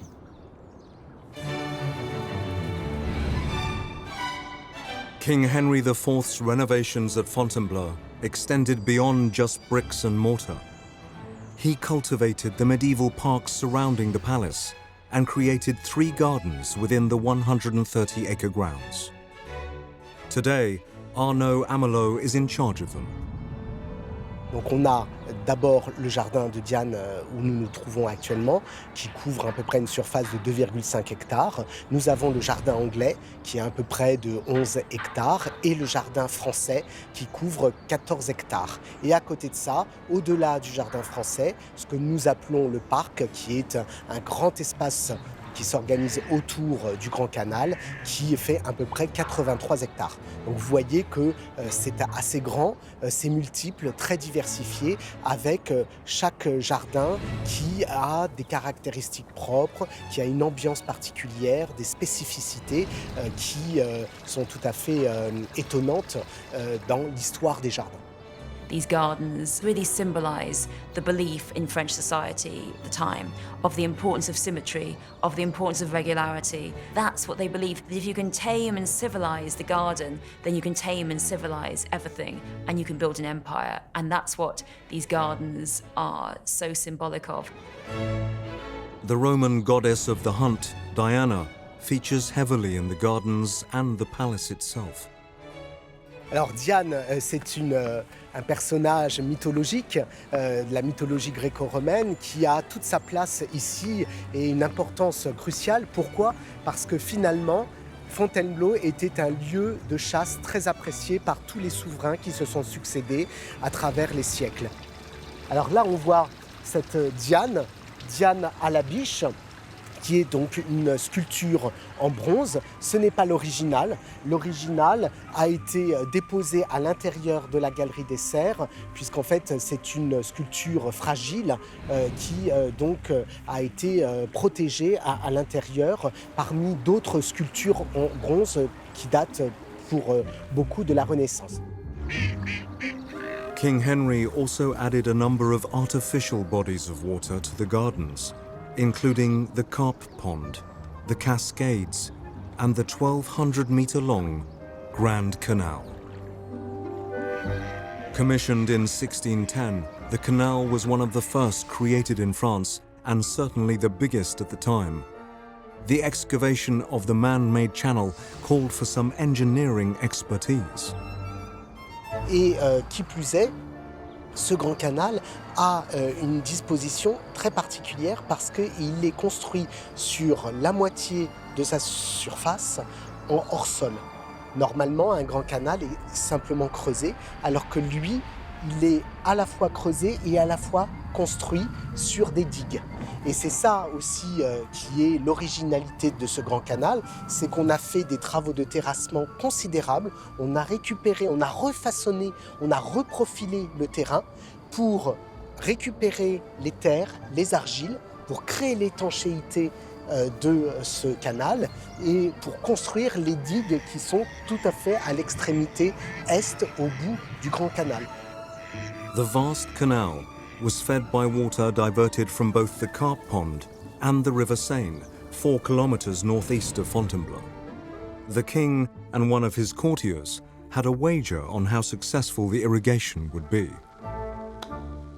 En même temps, il y a une petite anecdote, un pari qui a été pris entre Henri IV et le maréchal de Bassompierre pour savoir quel serait le nombre de jours pour remplir à nouveau le Grand Canal. Le maréchal de Bassompierre disait qu'il se remplirait en 2 jours, alors que le roi Henri IV parlait, lui, d'un temps beaucoup plus long. Et en fait, c'est Henri IV qui avait raison. En réalité, il faut beaucoup de jours pour remplir l'eau avec le Grand Canal, parce que ça représente à peu près 140 000 mètres cubes d'eau. Donc c'est quand même une échelle gigantesque. Donc pour l'anecdote, c'est bien le roi qui avait raison sur son courtisan. 164 years after the death of Henry IV, his 5-time great-grandson, Louis XVI, became King of France in 1774.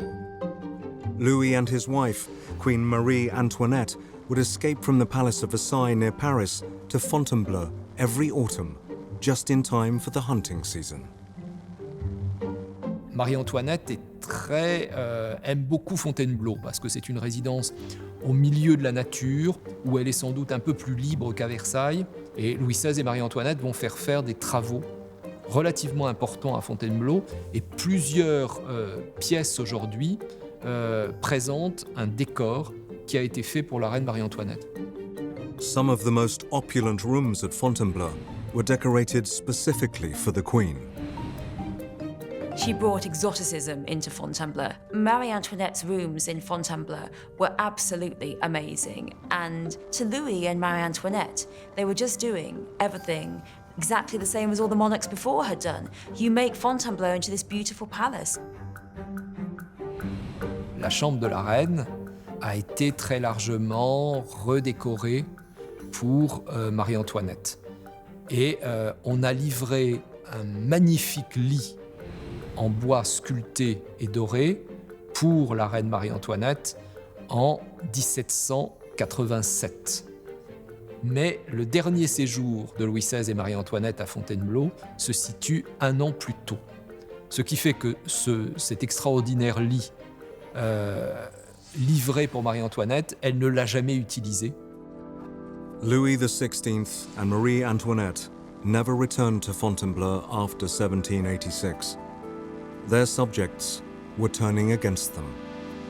By this point, with the growth of revolutionary feeling, with the growth of republican feeling, it seems too much when you have a country which is struggling for money to spend all this money on Versailles, to spend all this money on Fontainebleau, for the Queen to build these huge rooms to have fun with all her friends. Well, now, what once had seemed like great patronage, like a great symbol, what once had seemed like the king showing his love for France, now seemed like selfishness, now seemed like spending the country's money. And so, although a lot of the focus about excess and extravagance was focused on Versailles, there was also criticism of Marie Antoinette's rooms in Fontainebleau, about how much she'd spent and about how divorced, really, she was from the reality of ordinary French people. During the French Revolution of 1789 to 1799, a young man from Corsica named Napoleon Bonaparte arrived in Paris to help topple the monarchy. Christophe Bayer has been writing books about one of history's greatest military leaders for over a decade. Et c'est cet homme, désabusé et libéré de toute allégeance à la dynastie légitime, qui passe avec armes et bagages au service de la Révolution, pousse des bœufs pour aller vers Toulon porter des munitions à l'armée révolutionnaire qui met le siège devant la ville où les royalistes ont pris les armes, protégés par les canons de la flotte anglaise qui, depuis la rade, repousse les assauts des troupes révolutionnaires. Et là, parce qu'il ne perd jamais une minute, il se trouve que, lors d'un déplacement en mer depuis Toulon jusque vers la Corse, il avait quelques heures à perdre. À perdre, que dis-je? Pour rien au monde, Bonaparte eût perdu ne fût-ce qu'une minute. Il fait le tour des murailles, il analyse la disposition des points, il observe les hauteurs et il fait dans sa tête le plan idéal d'un siège. Arrivant plusieurs années plus tard à Toulon, il dit « c'est là qu'il faut mettre le canon ». Le point pris, les canons foudroient la flotte anglaise, les Anglais quittent la rade, abandonnent leurs alliés royalistes, qui sont massacrés. Le jeune Bonaparte, en même temps que les armées révolutionnaires dans Toulon, entre dans l'histoire. The palace had been ransacked during the Revolution, so before Napoleon crowned himself Emperor of France in December 1804, he began renovating Fontainebleau. En 1804, pour recevoir le pape qui vient pour son couronnement, Napoléon va décider qu'il faut remeubler le château. Donc on apporte depuis Paris ou depuis les autres résidences énormément de meubles qui sont destinés à remeubler cette résidence. Et petit à petit, le château va être réparé, remeublé, embelli et habité de temps en temps par l'empereur et par sa cour. Napoleon was a military man who had no desire for wonderful food or beautiful art or beautiful wall hangings or lovely sculptures. He really didn't like them, but he used them as a way of bolstering his power, of intimidating foreign visitors, as a way of intimidating the French, as a way of saying, I am the richest. Even to this day, the majority of the furniture at Fontainebleau dates back to Napoleon's residence at the palace during the early 19th century. Et ce mobilier inégalable qui fait que Fontainebleau est le grand conservatoire au monde du style empire, ce mobilier inégalable, vous le voyez ici, dans la salle du trône, la seule subsistante en France et en Europe, du datant de l'Empire. Ce trône se compose d'un fauteuil, d'enseignes sommées d'une aigle romaine, empiétant, enserrant, un foudre. Et le foudre, qu'est-ce que c'est ? C'est l'éclair, fulgur en latin, qui est dardé par Jupiter pour foudroyer ses ennemis et abattre les titans qui oseraient se dresser face à lui. Despite being a great man of the people, French Emperor Napoleon Bonaparte enjoyed playing the role of king at Fontainebleau. Napoleon was the revolutionary hero, the Republican hero, the great army hero, and yet, when he became emperor, everything was excess and gold and red and bling. He said, all you have to do to fool people is throw gold dust in their eyes. And Fontainebleau was a way in which he threw gold dust into the eyes of ambassadors, of ministers, of the army. By 1813, Napoleon had conquered most of Europe, but the Allied coalition of Prussia, Austria, and Russia were fighting back. After defeating Napoleon at the Battle of Leipzig in October 1813, they invaded France and conquered Paris in the spring of 1814. It was the end of the road for the emperor. Donc, cette abdication, Napoléon va la signer à Fontainebleau dans son appartement le 6 avril 1814, contraint par son entourage, alors que lui n'est pas décidé à céder le pouvoir. Et puis, quelques jours plus tard, le 20 avril, il va partir pour l'île d'Elbe et il va donc traverser la grande cour du château et faire là ses adieux à la garde, qui est véritablement son entourage militaire. Et il va faire à ce moment-là un discours très mémorable auprès de sa garde. Soldats de ma vieille garde, je vous fais mes adieux. Pendant 20 ans, sur les chemins de l'Europe, je vous ai trouvé répondant à l'honneur et à la gloire. Nous aurions pu poursuivre la lutte, c'eût été la guerre civile. Adieu, je m'en vais pour écrire notre histoire. It was incredibly emotional because he'd fought tooth and nail to get that throne, and he'd fought tooth and nail to hold on to it. And you see the moment in which he's reduced in Fontainebleau, in which he becomes no longer the emperor, no longer the great military campaigner who no one thought could lose anything. He becomes just a man. In February 1815, Napoleon escaped his exile on Elba and seized power of France once more. But it was fleeting. He was defeated for a second and final time at the Battle of Waterloo in June 1815. Il prend les devants, franchit les frontières de l'actuelle Belgique, livre bataille face à un Anglais alcoolique et tenace. Wellington manque de plier, c'est Blücher qui sauve la mise. Napoléon est balayé, il ne repassera jamais à Fontainebleau. Il demande, l'imprudent, l'hospitalité à l'Angleterre. L'Angleterre, en guise d'hospitalité, lui réserve un rocher battu par les vents et les tempêtes au fin fond de l'Atlantique Sud. While imprisoned on the island of St. Helena, Napoleon still had his favorite residence on his mind. Et il pense à son cher Fontainebleau, où il passa plus de 170 jours, ce qui est énorme pour quelqu'un qui a couru à travers l'Europe, et il donnera cette merveilleuse définition. Fontainebleau, la maison des siècles, la vraie demeure des rois. After the defeat of Napoleon, the French monarchy was restored. In 1830, King Louis Philippe, the fifth cousin of Louis XVI, resided at Fontainebleau.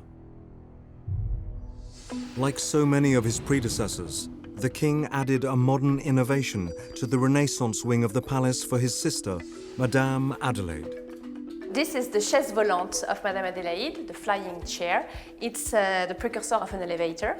And it was used by Madame Adélaïde, the sister of King Louis Philippe, who lived very often in Fontainebleau. She was living in the Petit Appartement downstairs, and as she had a very fragile condition, she needed an elevator to come more often to see her brother, who lived upstairs in the castle. So Madame Adélaïde, the king's sister, would enter her elevator this way, through this little balustrade. A chair would be placed on this platform, then you would close it like this, and then downstairs people would use the crank and the wheel to take her downstairs. We're used to it in modern elevators, an electric motor powering an elevator fast up and down a shaft. This elevator is operated by hand, a servant or servants cranking it. It would have moved very slowly up and down with the accompanying noises and creaks and groans. So Madame Adélaïde was put on her chair upstairs and taken down through, you see these cables, to access her apartments that are at the first level of the castle. And you can see here the wheel with the crank mechanism that was manually activated by two people that were responsible for lifting up and down the princess. The 19th century elevator used technology that can be linked back to the ancient Mesopotamians. So at the time, the technology would have been pretty basic. They would have been using a pulley system. Pulley systems have been in existence for thousands of years. In simple form, you've got a wheel, you've got a rope that's wrapped around it, and then you use a winch system to either wrap the rope around the pulley or to unravel it, which then allows the platform itself to move up and down. Here, it's really the arrival of modernity in a Renaissance world. So even though it is a very basic, simple form of engineering, for me, it embodies what engineering is about, which is making people's lives easier and better. In 1848, the French monarchy fell again, with the country electing Napoleon Bonaparte's nephew, Louis Napoleon, as president. By 1852, he had declared himself Emperor Napoleon III and, like his uncle, took ownership of Fontainebleau. À partir du début de son règne, en 1852, Napoléon III et son épouse, l'impératrice Eugénie, vont venir régulièrement à Fontainebleau et vont y faire des travaux relativement importants. C'est eux notamment qui vont faire construire et aménager un nouveau théâtre dans le château, qui existe toujours, qu'on vient de restaurer, et qui est un théâtre de à peu près 420 places, qui est construit entre 1852 et 1855, et qui a été inauguré en 1857. The theatre was designed by French architect Hector Lefuel, who converted part of an 18th century wing at Fontainebleau into a private auditorium for the emperor and his entourage. Effectivement, cette division de la salle de spectacle en plusieurs niveaux, avec le premier niveau qui est le parterre, qui est plutôt réservé aux officiers, donc aux personnes qui portent l'uniforme militaire, puis la loge impériale, la place pour les invités, que l'on retrouve sur une deuxième galerie. It's a miniature opera house with all the features of a great opera house, but scaled down. It's horseshoe-shaped, which was good for acoustics, but most importantly, good for lines of sight. It was lit by candles. Although it could have been lit by gas at this era, it seems to have been deliberately old-fashioned. All the audience members, who were guests of the emperor, were seated on a comfortable cushioned chair, upholstered in luxurious silk. But even though the entire theatre appears to be garnished with expensive adornments, the stunning architecture is mainly a facade. Tout cela, une fois que l'ossature est construite, on vient la remplir de plâtre et c'est ensuite directement sur le plâtre que l'on vient appliquer le décor au pochoir ou un décor qui est effectué par moulage. C'est ce que l'on appelle du carton-pierre. Donc c'est une technique qui permet d'imiter la sculpture, mais en même temps d'effectuer des ornements reproductibles à l'infini et qu'ensuite on vient dorer et mettre en place simplement en les clouant. Donc c'est toutes ces techniques qui permettent d'être très très rapide et de, j'allais dire, en mettre quelque part plein la vue, mais avec des moyens très simples. Despite creating the lavish-looking theatre, the emperor rarely used it. D'un point de vue personnel, on ne peut pas dire que Napoléon III soit un grand amateur de théâtre. Il n'aime pas l'opéra. L'impératrice n'est pas non plus une grande experte en matière de théâtre. Donc c'est plutôt cette dimension de divertissement de la cour et en même temps de montrer effectivement la majesté, la magnificence du Second Empire.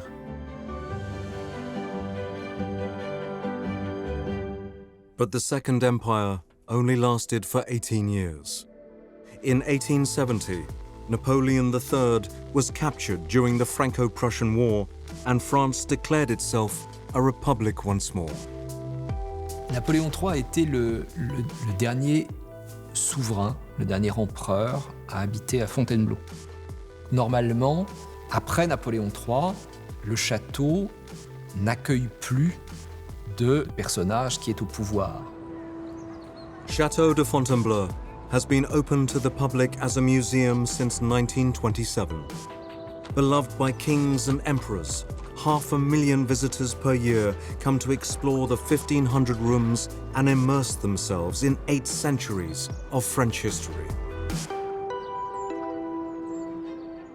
Le château de Fontainebleau est une ancienne résidence royale et impériale qui a été habitée par les souverains, par les rois, par les empereurs depuis le Moyen-Âge et qui a conservé de toutes les périodes de son existence des traces dans son architecture, dans ses décors, dans son ameublement. Ce qui fait que le château de Fontainebleau peut être considéré comme une sorte de résumé de l'histoire de France depuis la période médiévale jusqu'au 19e ou au 20e siècle. Napoleon called Fontainebleau the true home of kings, and I think it is that special. It's beautiful, it's amazing. You see all of French history in one, but you also see the rise and fall of kings, how fragile monarchy can be.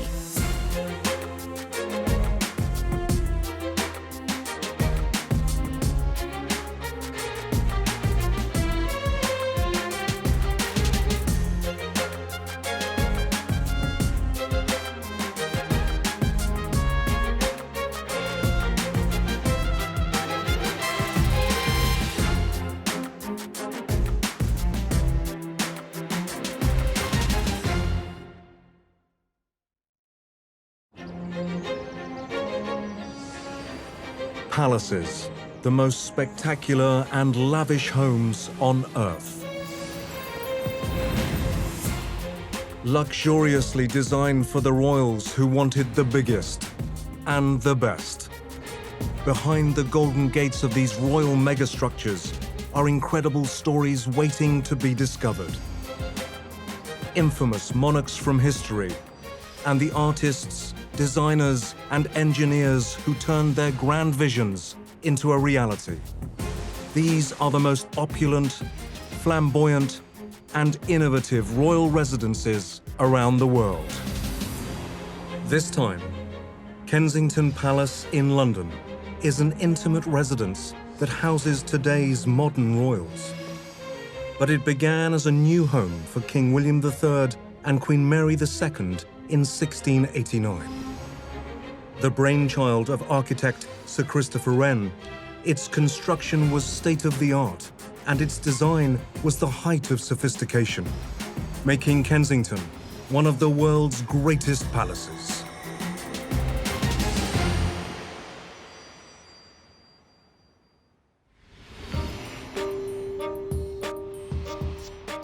Two of the most famous royals in British history, Queen Victoria and Princess Diana, have both lived at Kensington Palace.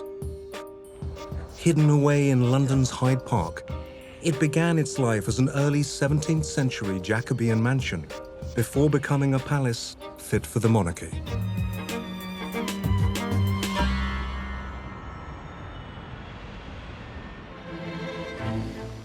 Lee Prosser has been a curator here for over 15 years. Kensington's grown very organically from its origin. It was never a grand palace. It was always a retreat, a very intimate place for the king and queen. And it started life as a little courtier's house, so a square block, if you like, quite modest. And then it was extended and extended and extended and extended over the years. And what that's left us with is a difficult labyrinth to navigate. And even people who work here have to think about where they're going if they want to get from one place to another, because there's no logic to it and it can be quite confusing. But it's a reflection of the way that the building's just grown piecemeal over the years, really. As well as a rich history, Kensington Palace is full of refined engineering. The original roofs, designed by Sir Christopher Wren in 1689, are a great example. There are elements of this palace which represent technological advance, but you can't see them because they're all in the roof. And Wren built the most modern form of roof in the 17th century. He used a new structural form, which we call a king post truss, which was a new way of allowing you to have roofs which had a lower pitch and a wider span. You didn't want to see great tall roofs over your buildings in the 17th century. You wanted low, shallow pitches. And the only way to do that was to combine timber with iron and to create what's called a truss, which is a structural form of roof. And Wren used them in nearly all his buildings. But here at Kensington, we see the development of that technology. Although the king post style of roofing dates back to the ancient Romans, Wren was a master of the design and used a new interpretation, which is still used today. He was as much a mathematician and an engineer as he was an architect. And that's where I think his greatness lies. He wasn't just a man who designed the buildings, he was also concerned about the way they were put together. And so the technology that allowed him to build in a new way. As a structural engineer, I'm a bit of a fan of triangles. We like triangles, they're nice, strong shapes. Now, when Christopher Wren was designing the roof for the Kensington Palace, he had quite a long span that he wanted to cover. So if you think about, well, what's a good way to cover a big, long distance? You want to use triangles. So what he did was he had a pitched roof, so he had this kind of the two pieces of the triangle that went up. But what then happens if you think about kind of two pieces of wood like that, when you get the weight of gravity acting on the top of it, it tends to push out. So what he did was to add an extra piece. The third side of the triangle was put in, and that then becomes a tie. So instead of getting pushed, that force is going into this tie across the bottom of the triangle. But then to take it one step further, because it's quite a long distance, that tie, just under gravity, would start to sag a bit. So the idea was to add the king's post, and that's why it's called the king's post truss, which is another vertical piece that went from the apex of this triangle to the center of that tie at the base of the triangle. So you end up with a really stable structure, and that shape was a real innovation for its time. 300 years later, the roofs are all still in perfect condition. In 1688, before Kensington Palace existed, England was ruled by Stuart monarch James II. But Parliament made the decision to depose the Catholic king and replace him with his Protestant daughter Mary and her husband, the Sovereign Prince of Holland, William of Orange. The political move has since been dubbed the Glorious Revolution. William and Mary were quite popular monarchs. I think there was a real sense of relief at the demise of Mary's father, James II, who was the absolute opposite, very dogmatic, very determined to stamp his views on the English people, whereas William and Mary were much more tactful, diplomatic, and very well liked. The new monarchs needed a new home. William and Mary had to quickly assert their new regime, and the best way to do that was through bricks and mortar. They also wanted more modern, comfortable palaces, so they got building very quickly indeed. He didn't like Whitehall, and he liked Hampton Court, but it was just a bit too far, because you never know that there might have been a crisis in London. So he thought he'd better have a halfway house in the little village of Kensington, it's Nottingham House. He took it over, and with very good taste, he said, "I want the best architect," which is Sir Christopher Wren. And he had carte blanche, and they literally turned it into this lovely red brick and cream building. By 1689, architect Sir Christopher Wren had made a name for himself by helping to rebuild London after the Great Fire of 1666. He was considered to be the best in the business. Wren was the most celebrated architect of the day. He had been very prominent in helping to transform London into very much a modern city with the characteristic elegant buildings that we still know today. And he was chief surveyor of the King's works and official royal architect. So really, he was the natural choice for William and Mary. Wren was charged with turning this small, suburban villa in Kensington into a palace. He didn't demolish it. What he did was extend what they already had. So he kept the existing structure and added extra sections at the corner, extra pavilions for more accommodation. He made a proper drive up so it would have a proper palatial drive to make it into this great, grand palace. When you're thinking about trying to amend a structure, you often need to cut into it. And you want to create maybe bigger spaces or extend something or add different materials to the outside of it in order to change what it looks like and the way it works. So it's really important to make sure that it's stable at every stage. So you might cut a portion out first. You need to make sure that's stable. You then add the next section, and then it needs to be stable. And the way you can do that is by putting what we call temporary works in. So what the engineers could have been doing at the time was to create these timber frames, and then once they had finished their work and they knew that all the mortar had dried up and that everything was nice and strong, then those pieces of timber could have been taken away to leave the structure in its final form. So that's a technique we still use today. Wren utilized a modern trend of construction when creating the new palace. 17th century is a great period for English brickwork. After the Great Fire of London, there'd been a call for rebuilding the whole of centre of London. An enormous number of bricklayers were required and trained up for the job. And they produced not just ordinary brickwork, but extremely beautiful brickwork, which we call cut and gauged brickwork, where each brick is cut to shape and fitted together with joints that are only 0.5 millimetre. Kensington Palace is full of beautiful brickwork of the best quality. It was very symmetrical, with different wings leading off from that central original house. And it was also very elegant and actually quite understated compared to some of his other works. But it was undoubtedly now a house fit for a king and queen. The new royal residence of Kensington Palace was refined yet beautiful. Sir Christopher Wren had created the perfect home for William and Mary. You can see Wren in two ways. In one way, architecturally, he was a proponent of the Baroque style, and that was a continental style that didn't really catch on that much in this country. It borrowed a lot from the ideals of ancient Greece and Rome, columns and great arches. It was very symmetrical, and it was incredibly grand. It was really making a statement. If you had Sir Christopher Wren to design a building for you, there would be absolutely no doubt who was behind it. He popularised things like the sash window, for example, which was fairly modern, fairly new in the late 17th century. And He used them almost everywhere on his palaces, and after Wren, sash windows become universal. Sash windows are believed to have originated in Western Europe in the 17th century.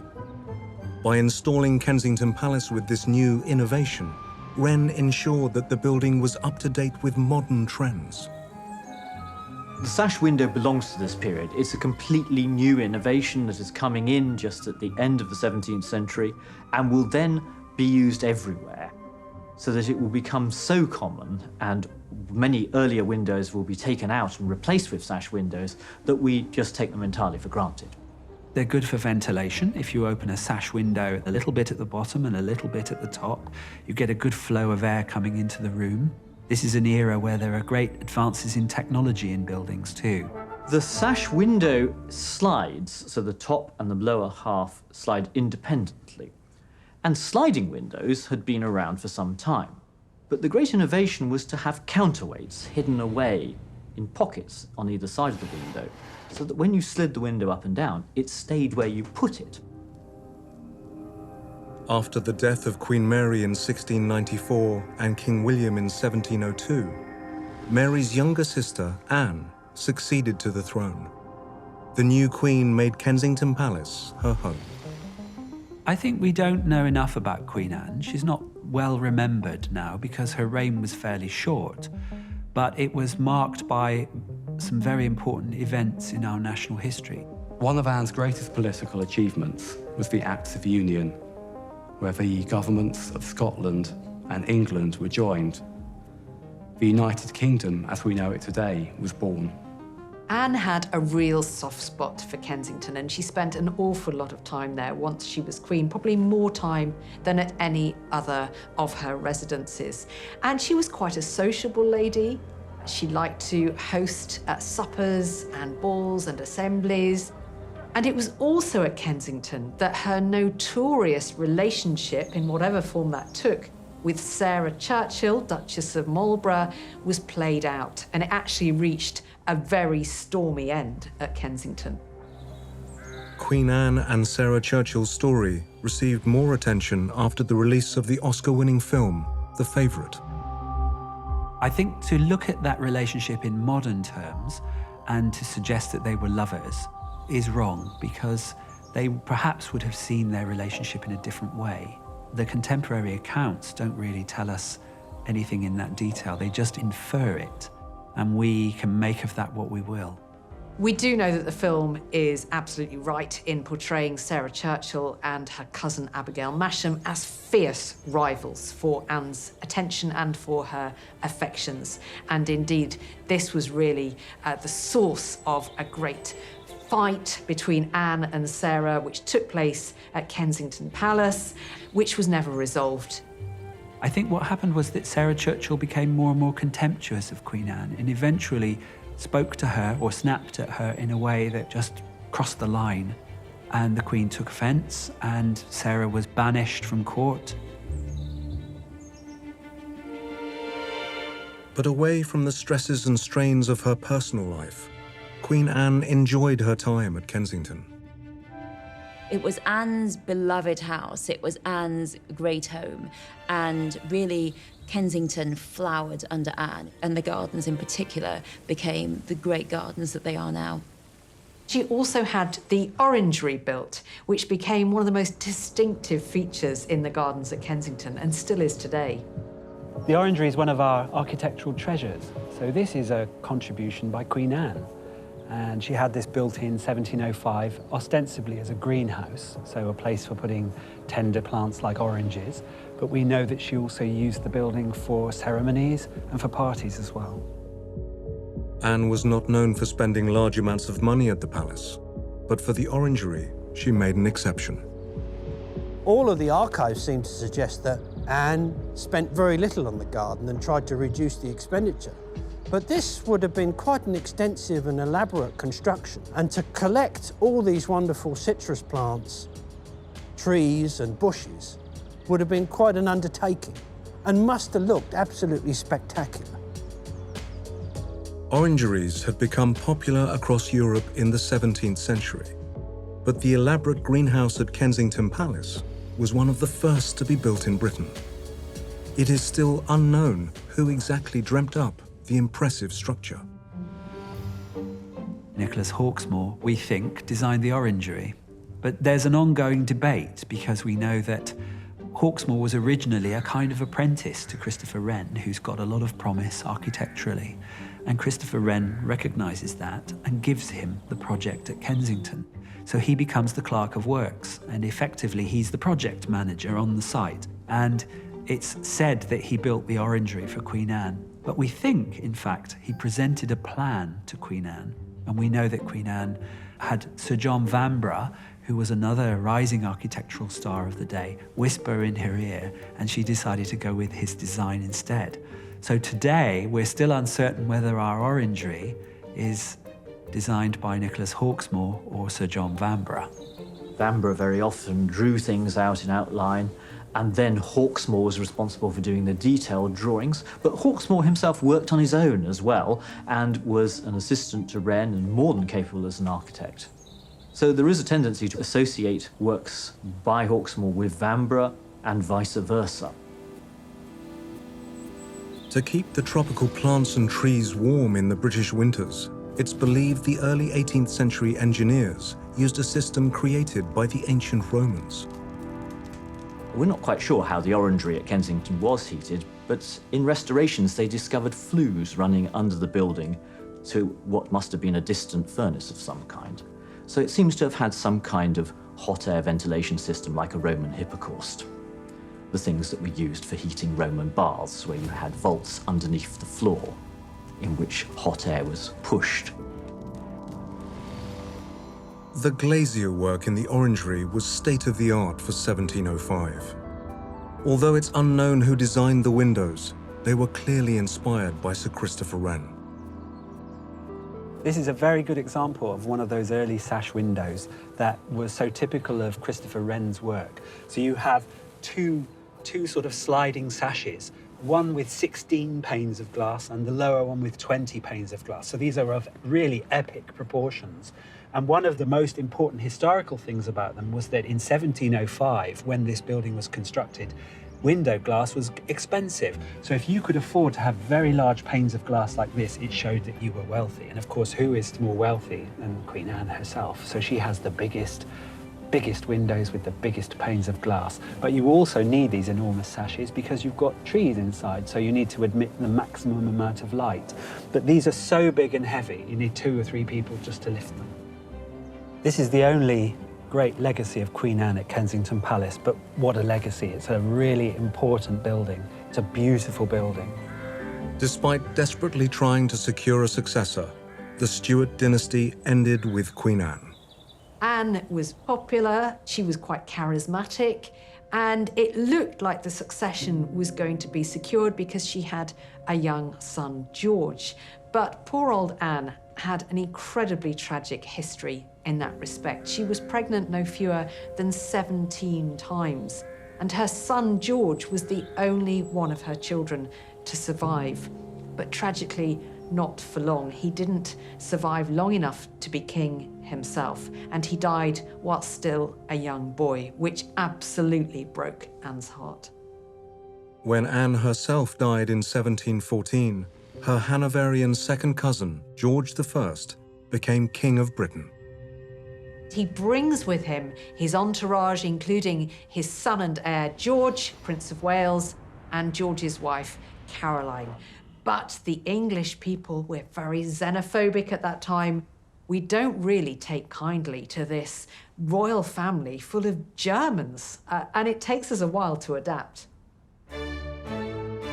In 1722, King George decided to update Kensington Palace by adding some new staterooms. He hired a relatively unknown artist-cum-architect named William Kent. William Kent was one of those people you'd like to be around. He was a larger-than-life character. He loved good food and good conversation. He's a strange character, really, because we know he was a kind of gruff Yorkshireman who had a thick accent. And somebody said of him that he was overfond of port wine and pork chops, I think it was. But what he did at Kensington, which nobody had done before, was he designed the rooms what we would call ensuite. So he designed the decor, the curtains, and he designed and had made furniture to go with them. And he really pioneered the idea of decorating a whole room together as a suite, if you like. So what he represents is a departure from the way that people had decorated their houses in the past. When deciding upon a painter for the new rooms at Kensington, George I was impressed with Kent's competitive quote. William Kent, at the time, was not very well known. The official artist was Sir James Thornhill. And Sir James Thornhill says to George, look, I can do these rooms for £800. In those times, that was a lot of money. George, being a bit of a miser, thought, crikey, that is not the amount that I want to spend on these rooms. In walks in William Kent and he says, I will do the ceiling for £300. If you want the really expensive ultramarine blue from lapis lazuli, I could do it for $350. This completely sells George. He says, fantastic, this is exactly how much I want to spend, and it gives William Kent the commission for all of the King's State apartments. Kent's rivals claimed that William had cheated the king and used the cheap material. However, our recent research has shown that William Kent did in fact use the expensive pigment. George I got his money's worth. This is the first ceiling that he does, starting in 1722. Now, the reason George was so impressed with the ceiling is because it's actually a bit of an optical illusion. We call it the cupola room because cupola is the Italian word for dome, but in fact, a lot of the roofs are completely flat. So it is a trick of the eye that William Kent did to make these rooms look a lot more grand than they actually were. Making the completely flat roof of the cupola room look dome-like took incredible skill. But Kent's work at Kensington went far beyond just decoration. These changes are not just entirely cosmetic, they involve moving walls around and creating different shaped spaces and building new structures and wings and sporting servant quarters and things. So there's quite a lot of work going on, but typically for Kensington, this adds to the general higgledy-piggledy nature of the overall construction of the building. But the result is incredibly dramatic. William Kent went on to design and paint all the new apartments under George I. What epitomises William Kent's work, perhaps more than anything else at Kensington, is the King's Stair. And this is where you get the sense he had free rein just to express himself. And he decorated this magnificent staircase with a mural showing the court of George I. So as a piece of social history, it's second to none. We still don't know who they all are, but we know they're probably servants. One of them might be a milliner to the Princess of Wales. Another one might be the housekeeper of the palace. So there's one gentleman who's got a set of keys in his hand, and we're pretty sure that he's a man called Henry Lohman, who was the housekeeper and in charge of the day-to-day running of the building. But others, it's a bit like a detective story. We're still trying to find out who they are. But there is one face on the mural that is known for sure. A curious character, Peter the Wild Boy.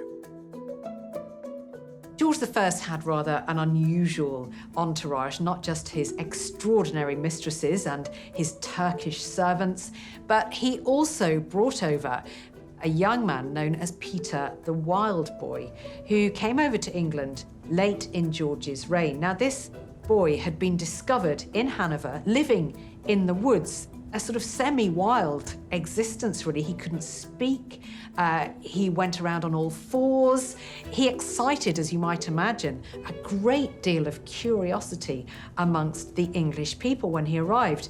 And of course, the first thing that they tried to do, the royals included, was to civilize him, make him behave as a normal human being as they saw it.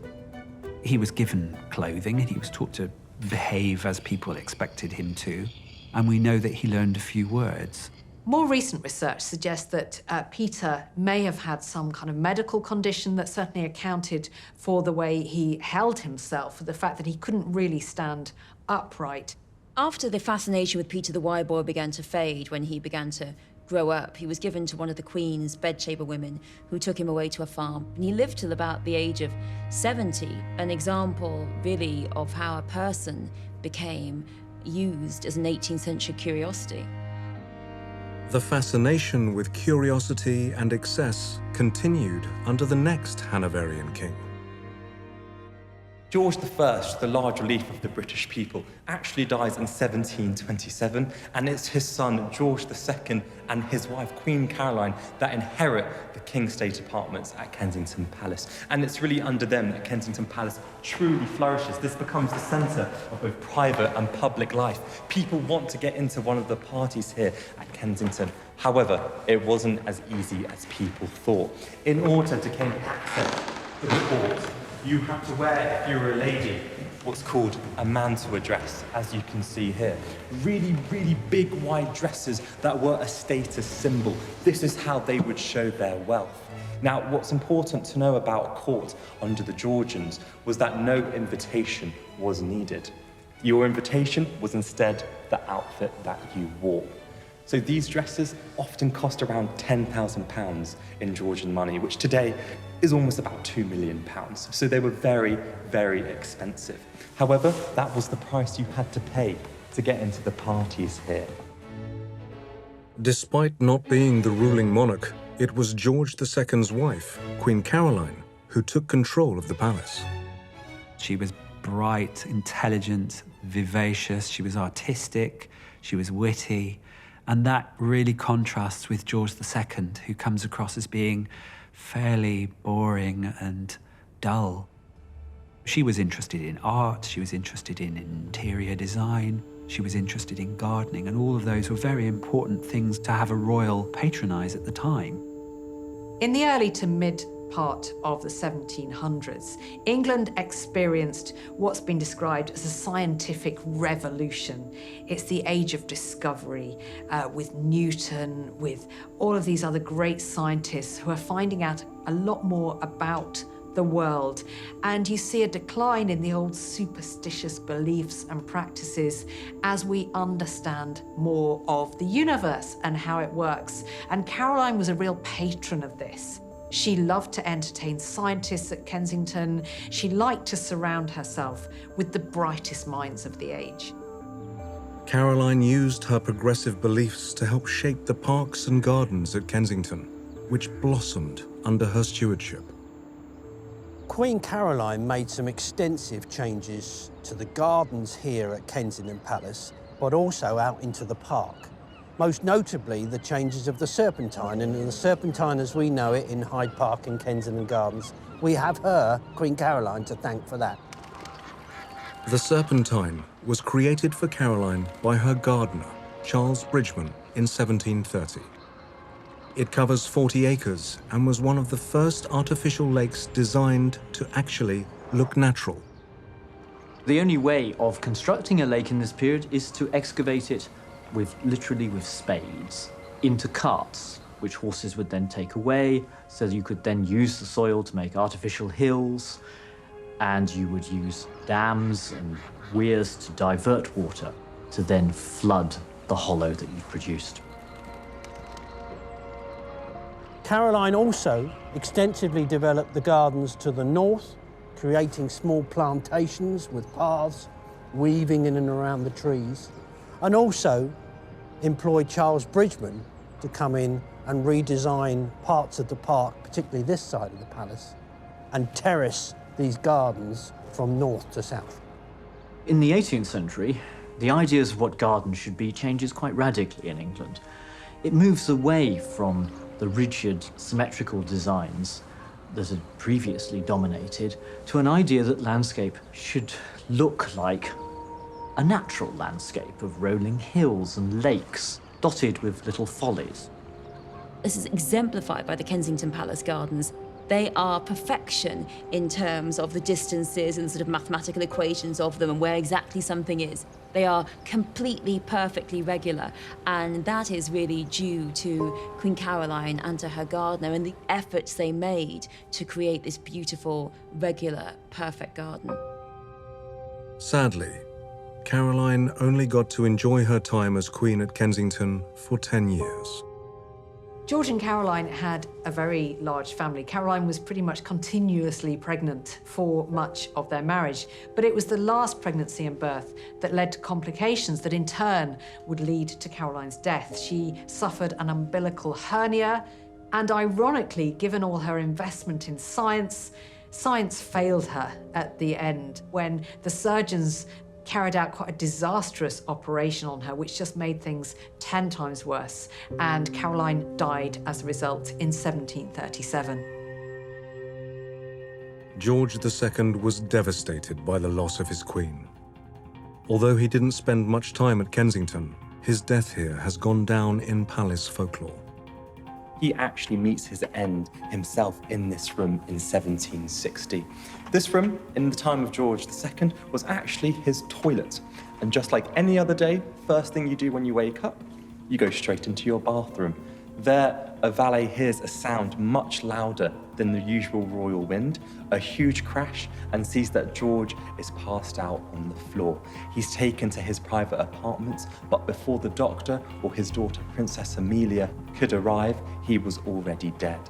Post-mortem examination, George II suffered an aortic dissection, which essentially means that his aorta burst, and he unfortunately died here in 1760.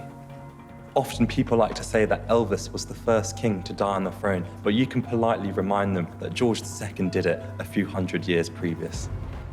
After the death of George II in 1760, Kensington fell out of fashion as a royal residence. And for the next 50 or 60 years, it became actually quite dilapidated in parts because it was no longer the centre of royal life. And it was only with the arrival of Victoria that its fortunes were revived once more.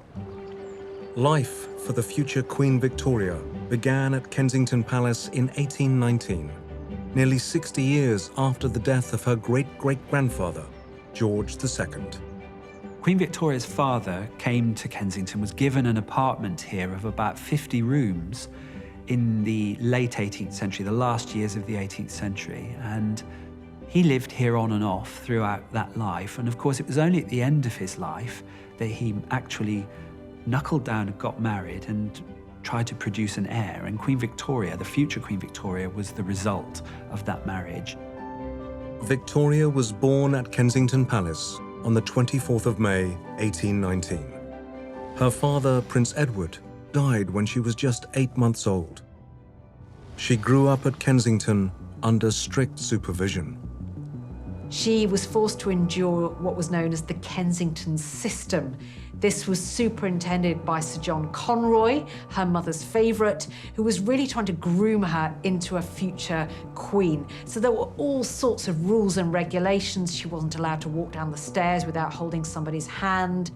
And so the list went on. And Victoria just wanted to be free of all of that. One of her first directives upon becoming queen was that she just wanted to be alone.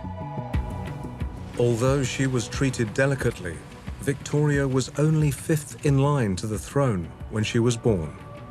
At the time of her birth, it wasn't certain that Victoria would one day be queen, but she was certainly a lead contender because George III's many sons had preferred to take mistresses to wives, and astonishingly, they'd had 52 illegitimate children between them, but no legitimate ones. And so this sparked what's been called the baby race between the sons of George III. The Duke of Kent, Victoria's father, was one of those. But there was always the chance that one of his brothers would go on to have a legitimate child too, and a male heir who would have taken precedence over Victoria. So it was a complete stroke of luck that she ended up on the throne. And so it came to pass, as her uncles failed to produce an heir before their deaths, the 18-year-old Victoria became the rightful successor. Early in the morning of the 20th of June, 1837, Victoria was woken with the momentous news that the king, her uncle, William IV, had died, and she was now Queen of England. Victoria went to sleep a princess and woke up a queen here at Kensington Palace. On the first day of her reign, she called a meeting of the Privy Council to the Red Saloon. And these old men, the dignitaries of Britain, welcomed their new young queen, a fresh hope for the country. After 18 miserable years living under the Kensington system, Victoria saw the palace as a prison. Once she became queen, Victoria stayed here for, I think, about 2 weeks.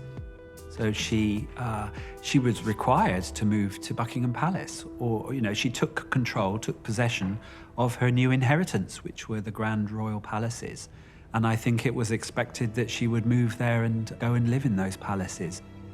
During Victoria's reign, even though she herself had spurned Kensington, she opened up the palace for minor members of the royal family, actually including her own daughters. And from that time onwards, it became known as the Aunt Heap. This is where the minor royals were able to take up residence. And in a sense, it's a function of Kensington that continued ever after.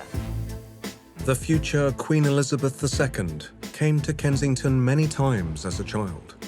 The Queen used to visit her elderly Victorian aunties, great-aunts, when she was a little girl. And we have people who could remember these two little girls, Princesses Elizabeth and Margaret, coming to Kensington to visit their sort of very elderly and matronly aunts. I always find that a really great link between those two great ages. Even Princess Elizabeth's future husband spent a lot of time at the palace.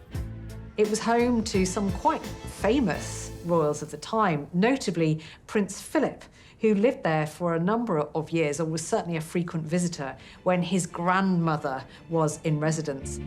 One of my favourite stories is that when Prince Philip came back from the war and he was courting Princess Elizabeth, that's where he stayed. He stayed with his grandma in Kensington Palace, and I really like that he stayed with his grandma and then got in his car and drove round to Buckingham Palace, where he met up with the Princess Elizabeth, with Princess Margaret as escort. In the late 20th century, Kensington became the home of Queen Elizabeth's daughter-in-law.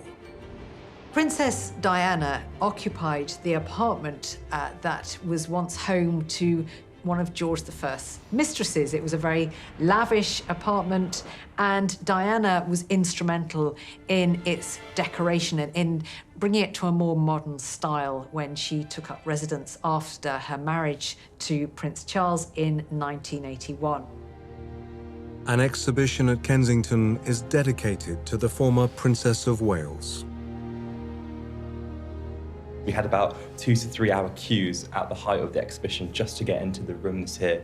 And it really showed us just how far Diana touched people's lives, how many people will remember the dresses, where they were in the moment that they saw them, where they were when Diana herself died. So it's really, really quite beautiful for us to show these dresses, because we also see people's stories as well as Diana's come to life through the dresses in the exhibition.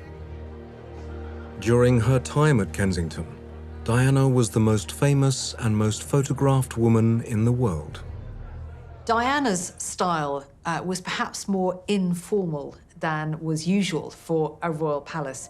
She wanted it to be a practical family home, as well as a royal residence. So even though she was married to the heir to the throne, she wanted a comfortable environment to raise their 2 young sons. So you get the feeling it was very much a home, not just a palace, while Diana was there. She loved it. It was her favourite palace. It was very convenient for Kensington High Street, and she used to go shopping herself quite a lot, and she used to take the boys out incognito to the fast food restaurants and to the cinema. So you could just pop out. I mean, you can't just pop out of Buckingham Palace or really any other palace, but you can just pop out of Kensington. No one might see you. One of Diana's favourite places at Kensington was the sunken garden.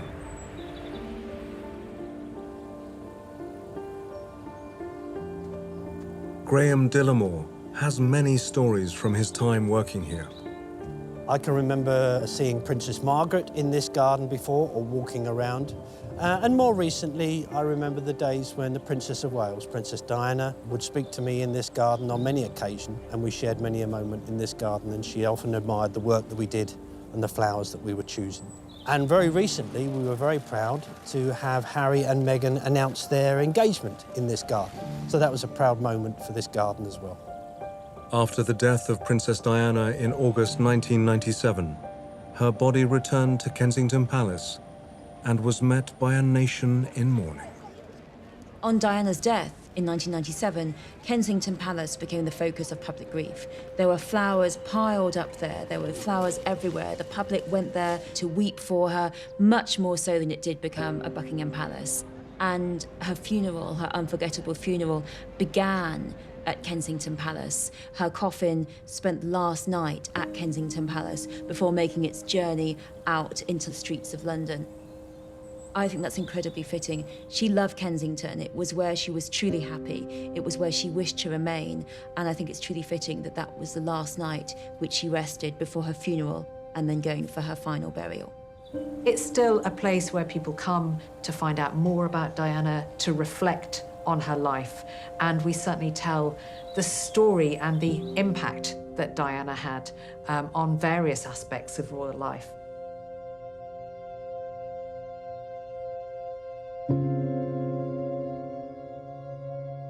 Since 1899, half of Kensington Palace has housed members of the royal family, while the other half has been open to the public as a museum. Today, we've got two sides of the palace. One is very public, and one is very private. So when we look at the building from this perspective, we see the public face of the palace. It's been open to the public for 100 years. But behind and beyond, where we can't see, there's a whole series of courtyards and other buildings where members of the royal family live today very privately. And that's a tradition that's been going for 250 years, a private side and a public side. And in a way, it's a mirror of how the royal family lives today. In recent years, two of Britain's most famous royals have lived at Kensington. I think that William and Harry will always love Kensington Palace. It was where they had their childhood. It was where their mother made every effort to give them a normal childhood. There were gardens there. There was so much freedom. It was this marvellous place. And I do think that William and Harry will always have this great fondness for Kensington Palace. It was where they grew up, and I don't think that they will ever, either of them, ever fully leave it. With almost 500,000 visitors per year, Kensington Palace continues to amaze people from all around the world. Kensington Palace is more than just a beautiful building set in a royal park. It's been the home of the monarchy for more than 300 years. It's where they've created magnificent spaces to dazzle and entertain. But it's also been a family home, an intimate home. It's where young royals like Queen Victoria have grown up before they went out into the world to rule. Many famous monarchs and characters from history have either lived here or are associated with it. It's been worked on by all the great architects over the ages, by Christopher Wren, by Nicholas Hawksmoor, by John Vanbrugh. They've all worked here. So I think the way I would characterize Kensington is it's intimate, but it has great richness.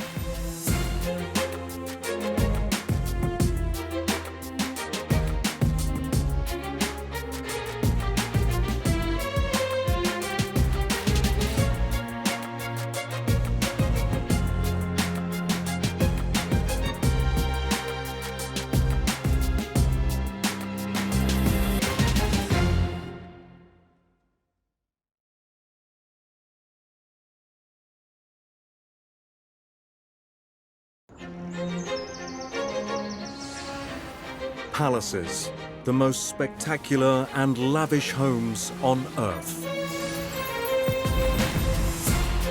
Luxuriously designed for the royals who wanted the biggest and the best.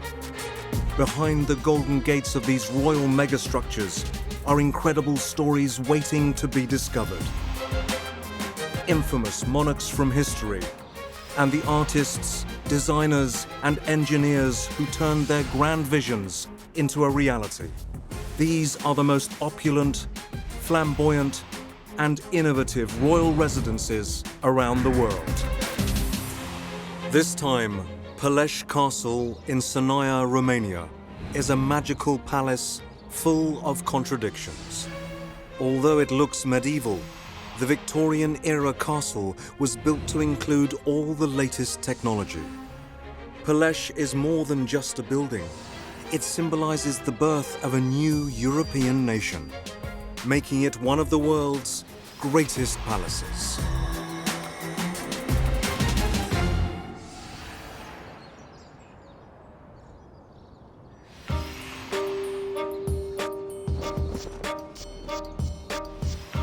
Peleș Castle is a fantastical masterpiece that took 40 years to create.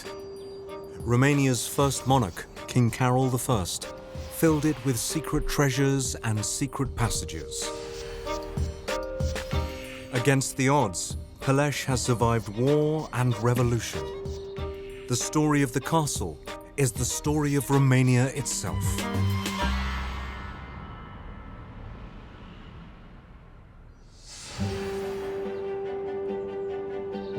His Royal Highness, Prince Radu, is married to Margareta of Romania, the head of the royal family. Prince Radu has written a book about the history of Peleș Castle, which was built for King Carol I at the end of the 19th century. One of the reasons it's so intriguing, the place, is because it's the result of huge contrasts. It looks very classic and it's very young. I mean, the first stone was laid in 1875, so there is no way to compare that with the castles in France, in Germany, or in Britain, or even in Russia. But the whole thing looks very classic simply because he did not want a fantasy. He wanted just something to fill up the gap that Romania was obliged to face as developing a little bit later than the Western world. As well as being aesthetically pleasing, the palace was, technologically, well ahead of its time. Another thing to say about Peleș is that it benefited from the most extraordinary technological inventions of the time.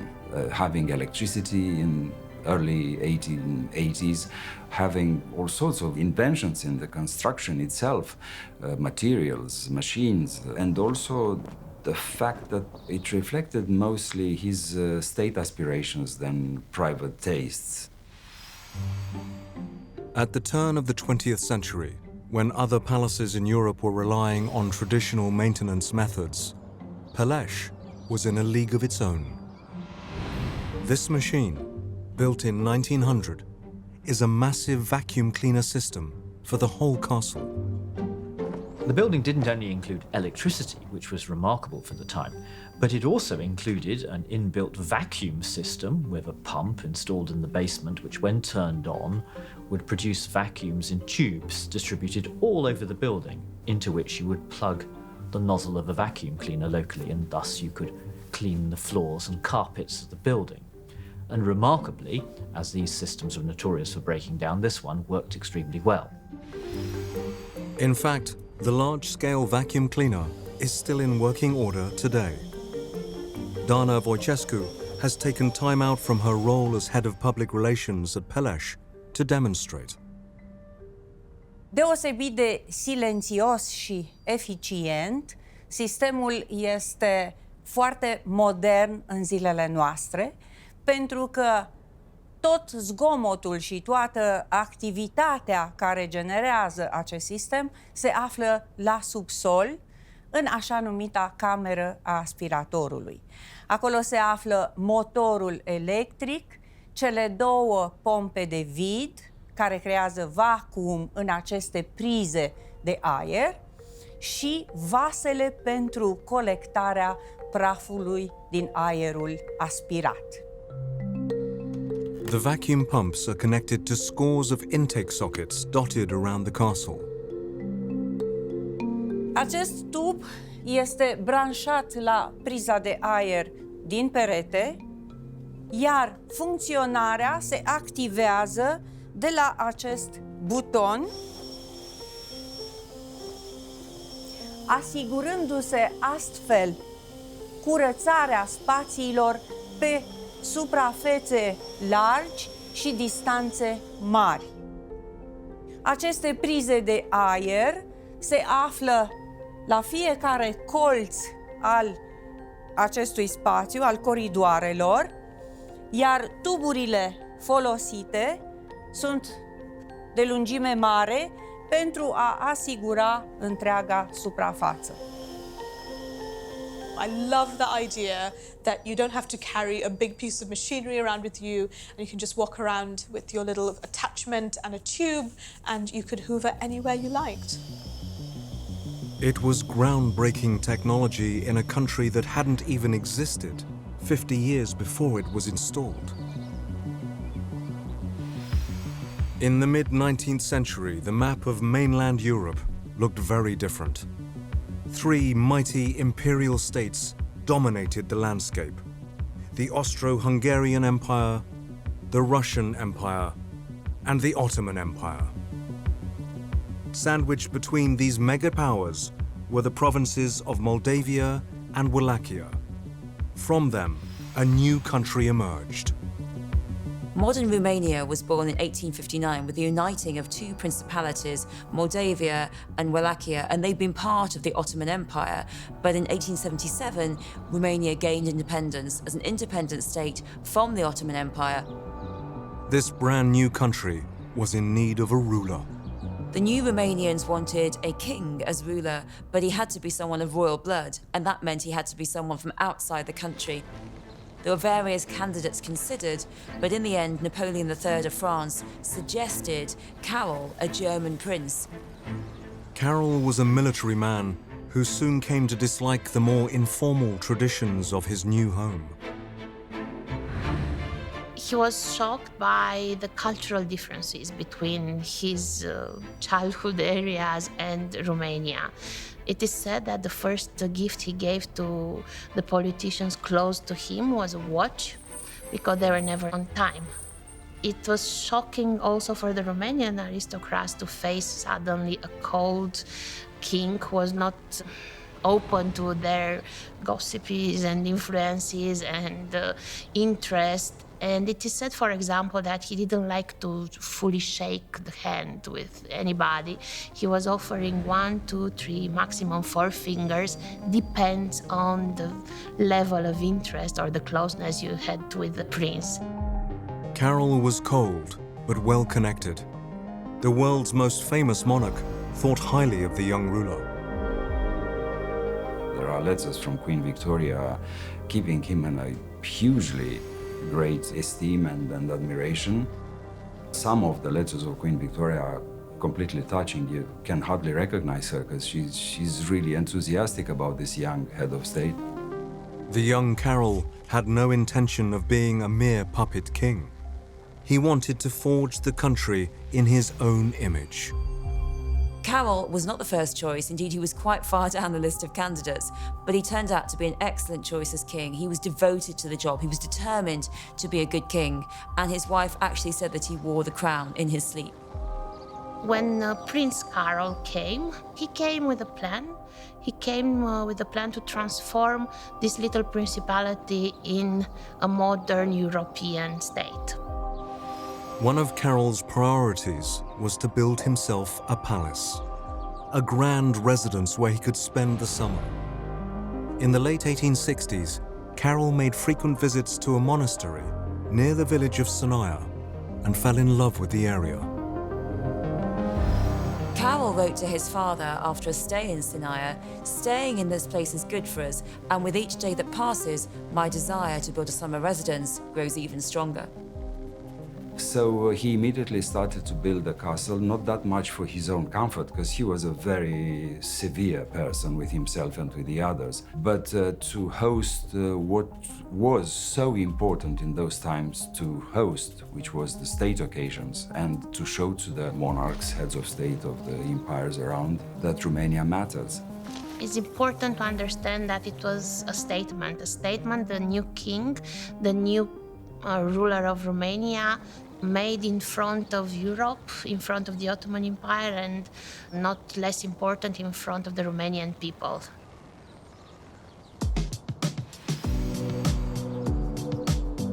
A royal residence was a daunting commission for any architect.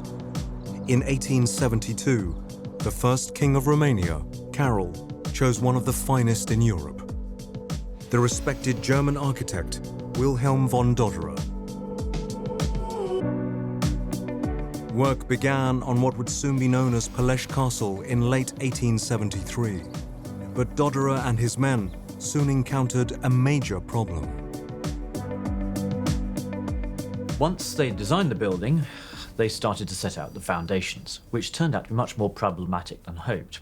There was an unusually high rainfall, and as they began to excavate the foundations, the site deteriorated into mudslides. Today we see a very nice open area which strikes the visitor from the very beginning, but the time when the area was discovered, of course, it was a swamp, it was a forest. In order to get to the less saturated or wet soils at the top, the workers dug down much deeper into the rocky subsoil to try and find a much stronger base to place these foundations. The problem with this, however, was that in that digging, they managed to unearth a number of really powerful natural springs. And these springs, in turn, started gushing out and making the layers of soil wash away. And what they had to do was to intercept these springs, direct the water elsewhere into channels that they made, allow the land to dry out a bit, and then they could go in and put the foundations. Architect Dodderer used a new method of construction when building the castle's 5-meter deep foundations. Traditional foundations had merely been trenches built into the earth and filled with stone or brick. Concrete foundations had advantages in that you could shape them to fit the landscape, and you could reinforce them to take much higher stresses. In August 1875, King Carol finally laid the foundation stone of his new palace. He declared a hope that this place become the cradle of our country's dynasty. But the foundation work alone had eaten up half of the king's budget. So in 1876, the king sacked his architect, Wilhelm von Dodderer, and replaced him with his assistant, Johannes Schultz. He was from Lemberg, modern-day Lviv in the Ukraine, and he was also very ambitious, and he created the initial plans for the castle's construction from 1875 to 1883. He provided a beautiful design, which is also quite cost-effective. Carol and Schultz employed scores of Romanian carpenters and masons, but also craftsmen from abroad. This was to be an international collaboration. At any one time, you could hear 14 different languages, 14 different types of national dress. It was this sort of incredible melting pot of different nationalities. The palace that these workers were creating would not have been out of place in medieval Europe. The choice of a medieval-style building is very deliberate, to say something about what they thought a palace should be. It should hark back to an earlier era. It should point to a continuing culture, a culture of knights and chivalry. Although stylistically the building looked to the past, modern techniques and materials made Pelesh easier to build than a medieval castle. Not only could they use the traditional materials of stone, and brick and timber, and these are obvious from the castle facade, but they could also use steel and concrete, which had just come in as major building materials in the previous decades. With steel and concrete, you could make much bigger spans. You didn't have to worry so much about the shape of the things you were building. You knew you could achieve them. After almost a decade of construction, the castle was finally finished. The moment when the palace castle was open, which was in the autumn of 1883, was again a statement created by the king. It was a huge ceremony here at the castle. Politicians were brought from Bucharest, diplomats, special guests were invited. There were organized festivities here in Sinaia. I will describe Pelesh Castle as a wonder in the middle of a beautiful area in the mountains, as a dream of the first king of Romania to create a modern residence and to impose himself as the first king of a new independent country. The palace was an extraordinary mix of styles, both outside and in. The interior style of the spaces is as extravagant and fantasy-driven as the exterior. Everything designed to attract the attention and impress the visitor. The place is hectic, has a lot of styles, and especially in furniture, in the collection of fine arts and porcelains and all that. An interior designer would be unhappy. The distinctive look of Peleș Castle is no accident. King Carol had decided how he wanted his palace to look many years in advance. Înainte de venirea în România, regele Carol întreprinde foarte multe călătorii de studiu, atât în Europa, în marile orașe culturale europene, cât și în spații exotice, precum Asia sau nordul Africii. La fel procedează și în cazul arhitecților și decoratorilor pe care îi angajează. Aceștia sunt trimiși în călătorii de studiu și de cercetare, motiv pentru care mare parte din interioarele de la Castelul Peleș sunt inspirate din interioare aflate în reședințe europene consacrate. One of the classic examples of outside inspiration is the Arab-influenced Moorish room, built in the early 1890s. Destinată ceremoniilor oficiale, sala aceasta a fost inspirată din decorația palatelor Alhambra, Spania.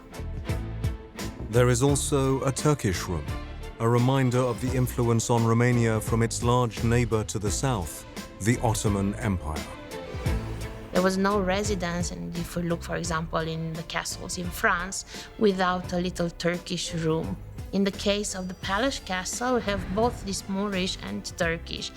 And there are area also of relaxation, of calm. Oriental culture was also part of the Romanian culture. So creating a German style, let's say, a palace, I think this was a little touch to connect it with the Romanian society and traditional culture, I would say. The new castle soon became one of King Carol's favorite homes, and that of his queen, Elizabeth. Trebuie să spunem că Peleșul a funcționat ca reședință regală de vară a cuplului Carol-Elisabeta.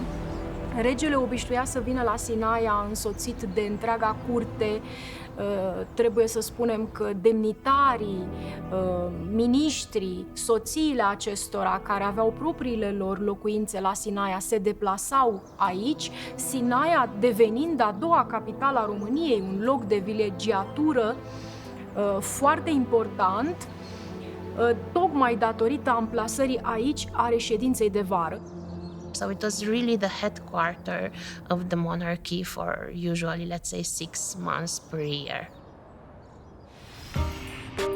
During the summer months, the king and queen could enjoy one of architect Johannes Schultz's finest creations, the Royal Library. Completed in 1883, it was a way for Carol to show off his breadth of interests. Sala adăpostește 700 de titluri din colecția regală, care număra peste 30.000 de volume, cărți de beletristică, de istorie, de artă militară, cărți de medicină și, bineînțeles, cărți religioase. But in the library, all is not what it seems. A secret passageway that is no longer accessible kept the king separate from his subjects. Al doilea raft este ușa secretă. Aici nu sunt cărți, ci doar coperte de cărți. Ușa se deschidea pe vremea regelui Carol I prin apăsarea acestui buton în interior. În spatele ușii, regele Carol adăpostea seiful său, dar totodată exista o scară în spirală ce comunica la etajul întâi al castelului Peleș în apartamentul regal. Peleș Castle has a number of secret passageways, and these were built into the castle basically so that the king didn't have to bump into people he didn't want to meet. I think the fact that they thought about it and they knew that they wanted those secret passageways incorporated into the design right from the beginning would have made it structurally much, much easier to build in. It soon became clear that Peleș Castle was too small for the king and his court.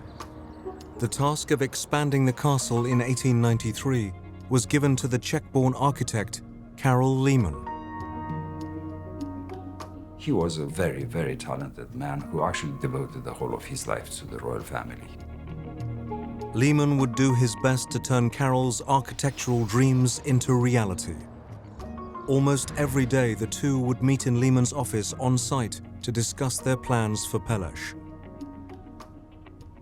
Lehmann nu doar că mărește suprafața la sol a castelului Peleș prin adăugarea unor camere, dar redecorează interioare, înalță turnul principal al castelului cu un etaj și unește corpurile celor două clădiri din care se compunea inițial castelul Peleș, aripa adjutanților și partea de castel propriu-zisă.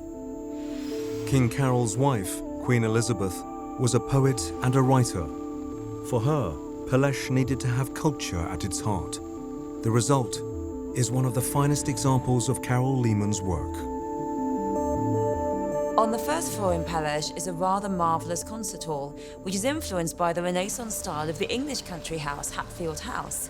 It's got the same panelling as Hatfield House, but also what's great is that the French artist Le Comte de Nuit, he did a portrait of Queen Elizabeth, so she looks down onto the concert audience. The concert hall is still used to this day to host jazz and classical performances. When Peleș Castle was built in the late 19th century, King Karol I insisted that it was equipped with the latest technology so it could function efficiently. Peleș may look like something from the Middle Ages, but in its day, it was a thoroughly modern palace. I was looking today to the castle, and I realized that it expressed very much the personality of Karol, at the same time very much connected to history, to old fashion, but also very open to modernity. And I think these parts are visible definitely inside the castle. One room, above all, represents King Karol's ambition. It is a main reception room known as the Hall of Honor. Fără îndoială, regele Karol a pus în castelul Peleș și în decorația interioară o parte din sufletul său. Holul de onoare, de pildă, prin întreaga decorație, vorbește despre originile sale germane, prin galeria de strămoși și prin statuile care reprezintă strămoși.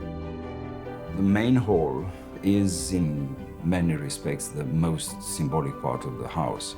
It is the place where he and everyone else until us receive the most important guests. Capetele încoronate ale Europei erau invitate aici la castel să participe la recepții, să participe la partide de vânătoare și la plimbări pe munte.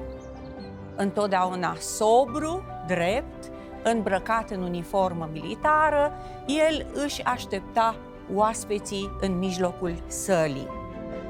The Hall of Honor contained a high-tech surprise for Karol's distinguished guests. When they were ready, he would show them the heavens. One of the really lovely features about the Hall of Honors is that they don't have conventional windows around the room. So instead, what they've done is to create this glass ceiling over a part of the room. And this glass ceiling is quite stunning. So when you look up, you see a layer of stained glass. But in fact, above the layer of stained glass is another glass ceiling as well.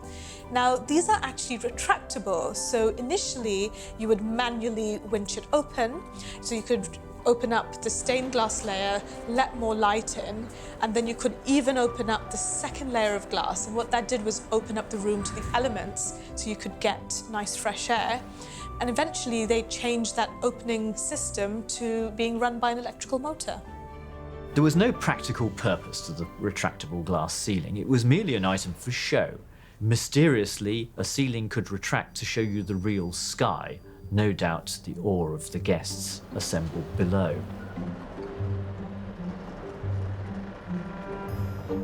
The reason I think that they actually had the 2 layers of glass is that the outer layer of glass was the load-bearing glass, the structural glass, the thing that would actually take the weight of the pounding rain or the snow or any other weather elements that affected it, because the stained glass itself, being more of a piece of art, wouldn't have been able to withstand the weather in the same way. The retractable roof is just one example of many modern technologies deliberately put into the building. This was a very early building with electricity, and the electricity not only enabled the roof, but was also used for the lighting.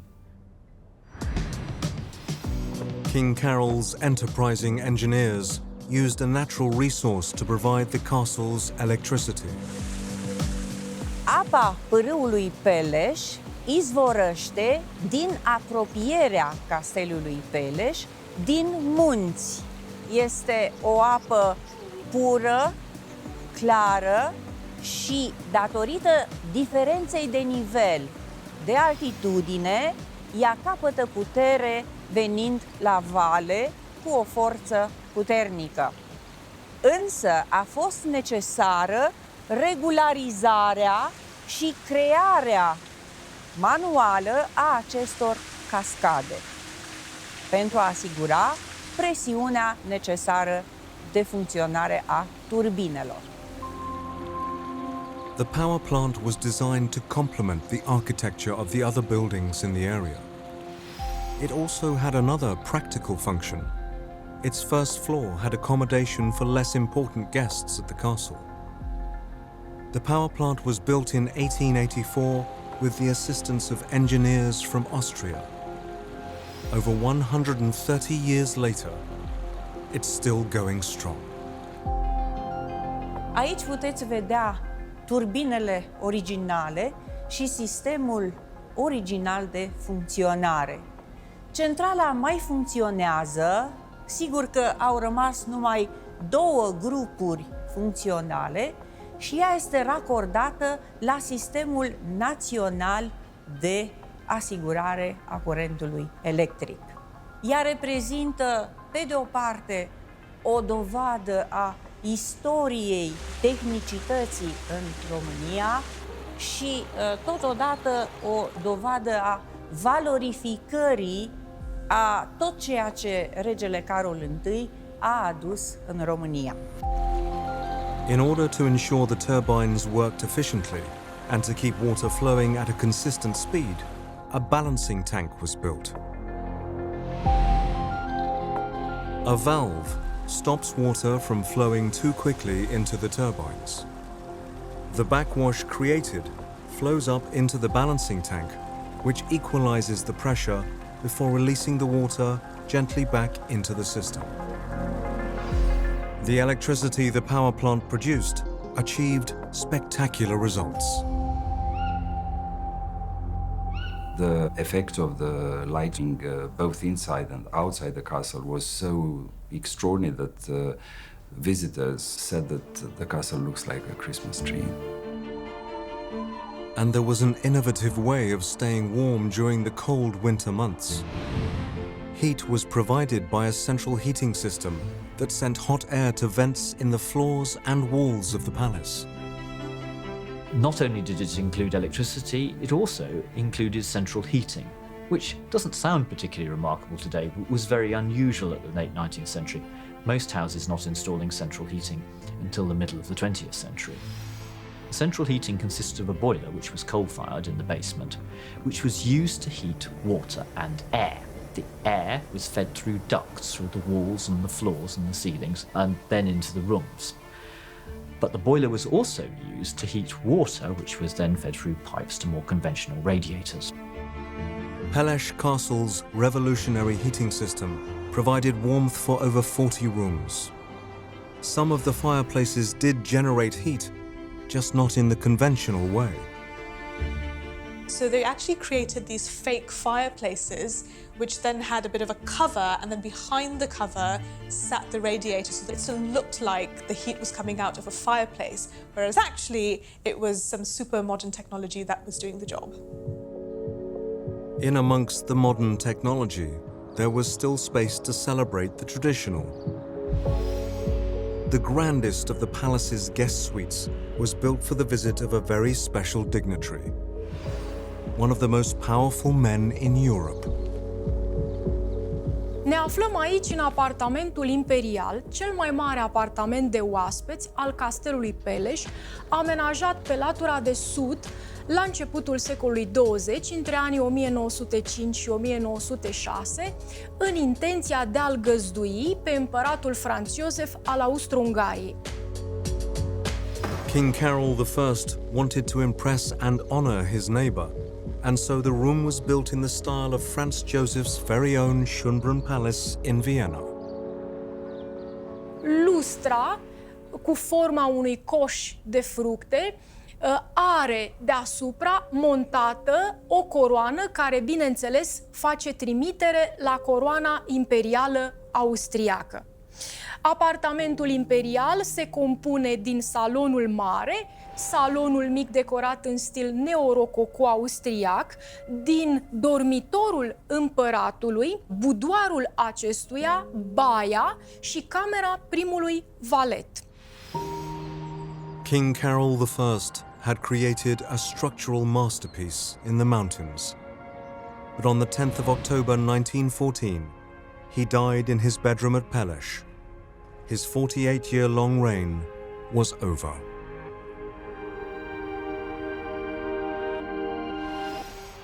Carol was succeeded by his nephew, 49-year-old Ferdinand I. Ferdinand was married to Princess Marie of Edinburgh, a granddaughter of Britain's Queen Victoria.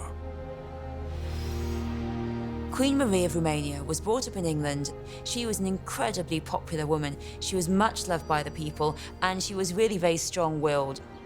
But Queen Marie was not a fan of her new home at Peleș. She's mentioning in her memoir that she found the castle a little too cold and too dark and not so much connected to her personality, which was much more lighter and energetic, and she needed more space just for herself. She wanted her children to have a place where they are, first of all, children, and after that, prince and princesses. The new king and queen did not want Peleș to be their home. They preferred the large mansion just a short distance away that had been built for them by King Carol. It was known as Peleșor, which means Little Peleș. They saw it growing and becoming their own house. And that's the place where they had all their children, and all their children grew up in that place. King Carol had insisted that the outside of Peleșor should be architecturally similar in style to its larger neighbor. The inside, however, was Marie's to play with. This is the jewel at the heart of Peleșor, known as the Gold Room. Sala aceasta este inspirată din curentul Art Nouveau. Pereții sunt acoperiți cu frunza de ciulin, care este simbolul heraldic al Scoției natale, dar în același timp simbolul orașului Nancy, acolo unde au fost puse bazele curentului Art Nouveau la sfârșitul secolului al XIX-lea. Piesele de mobilier care decorează această sală sunt sculptate în lemn de tei aurit. Regina avea o personalitate deschisă, luminoasă, și așa se explică prezența aurului care acoperă atât stucatura pereților cât și piesele de mobilier. The Gold Room meant so much to Queen Marie that when she died in July 1938, her heart was placed in a casket and will forever remain in her favorite place.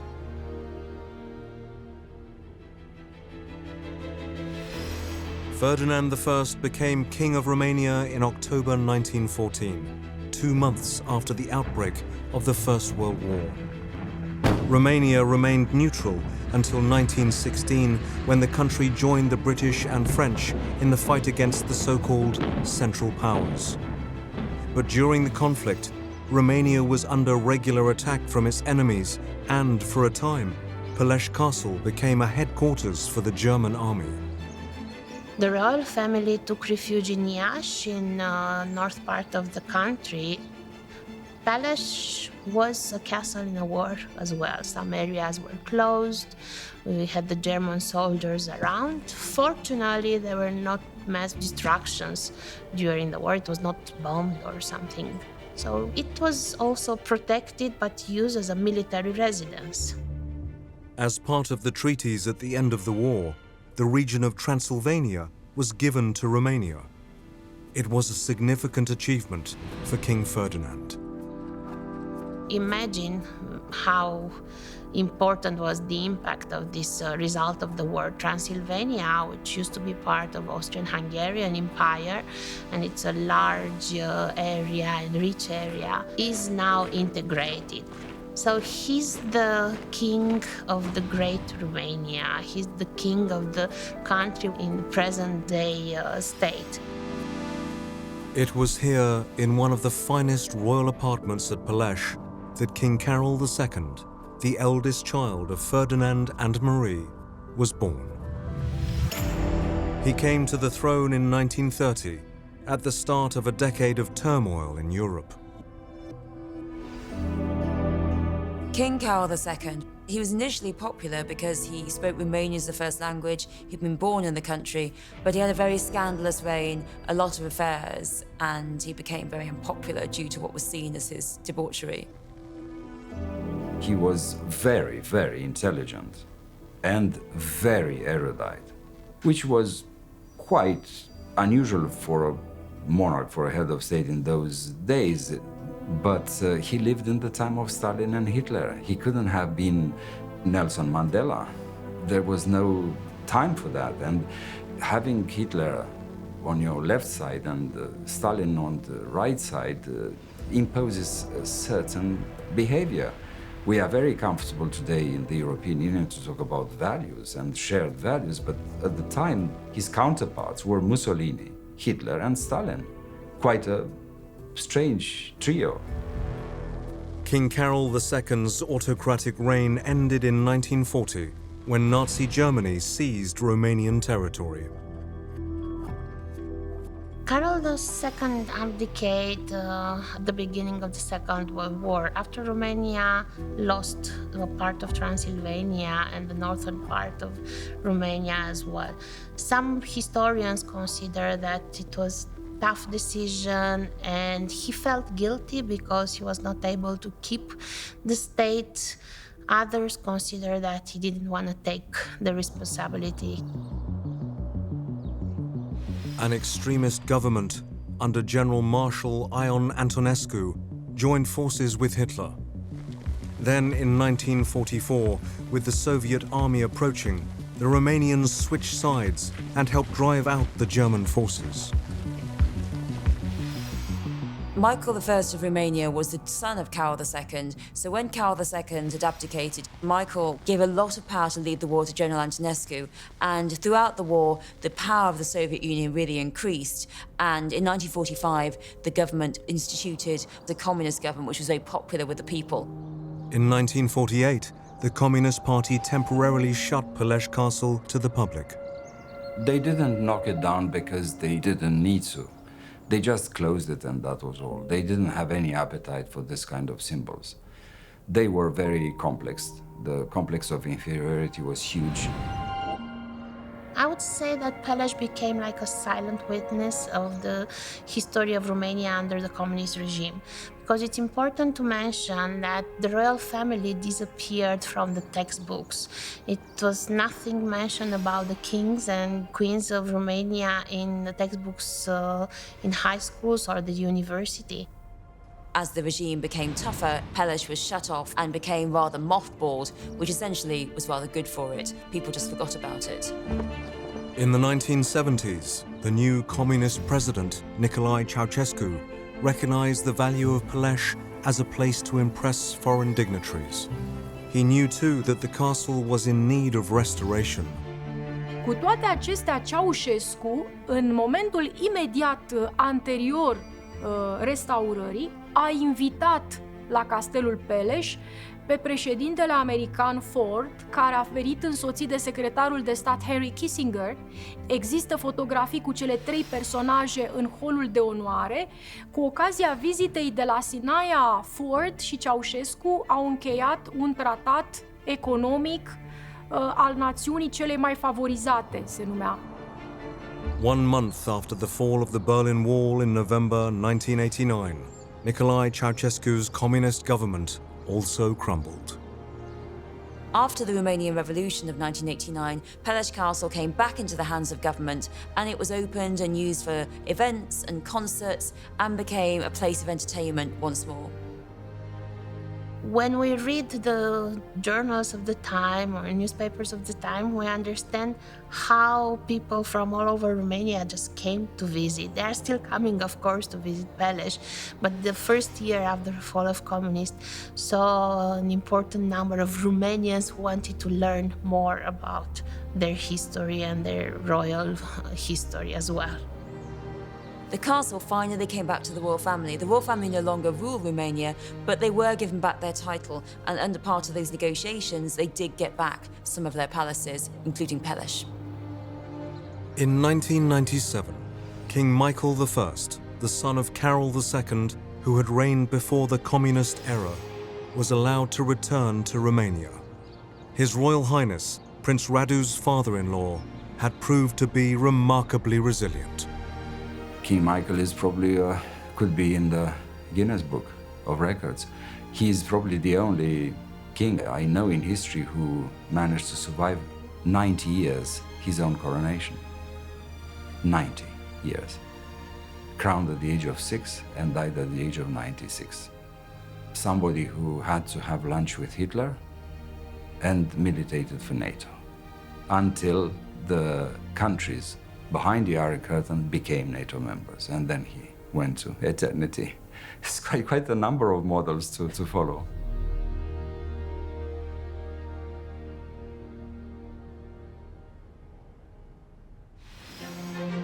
Today, the castle attracts over 400,000 visitors a year from all over the world. Peleș was built as a new castle for a new country. What began as a project by a German-born ruler has been embraced as a truly Romanian treasure. It is interesting from my perspective as a historian to see that after a century and a half from the moment the castle was built, became really part of the Romanian civilization and the symbol of the Romanian history. The value of Peleș is the identity of the place, the fact that it incarnates a very important part of our sovereignty, of our history, of our politics, of our nation. That's perhaps why Romanians love Peleș so much, because they see in it the reflection of their own statehood. And statehood is what we missed for 50 years.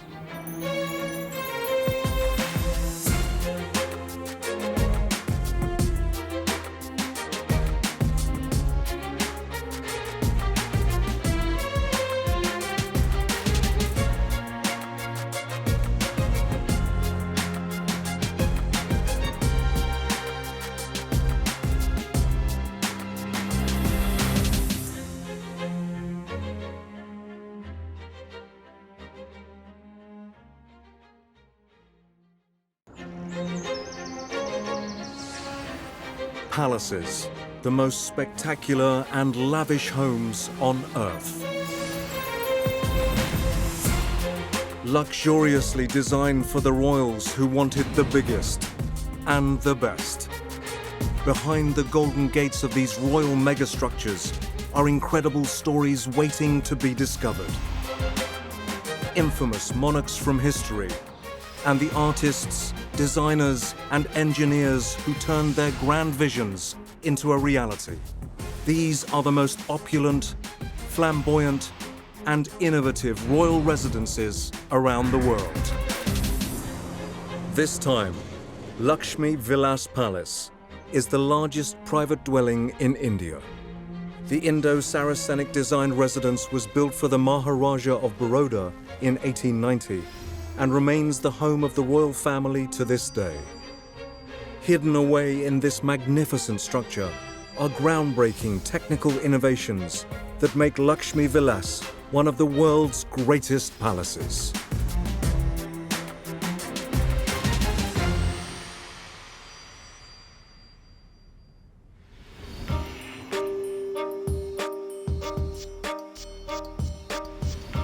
Located in Vadodara in the western state of Gujarat, India, Lakshmi Vilas is almost 4 times the size of Buckingham Palace, despite the fact it was only built to house a small family. The palace fuses Hindu, Islamic, and British design styles to create a truly breathtaking building.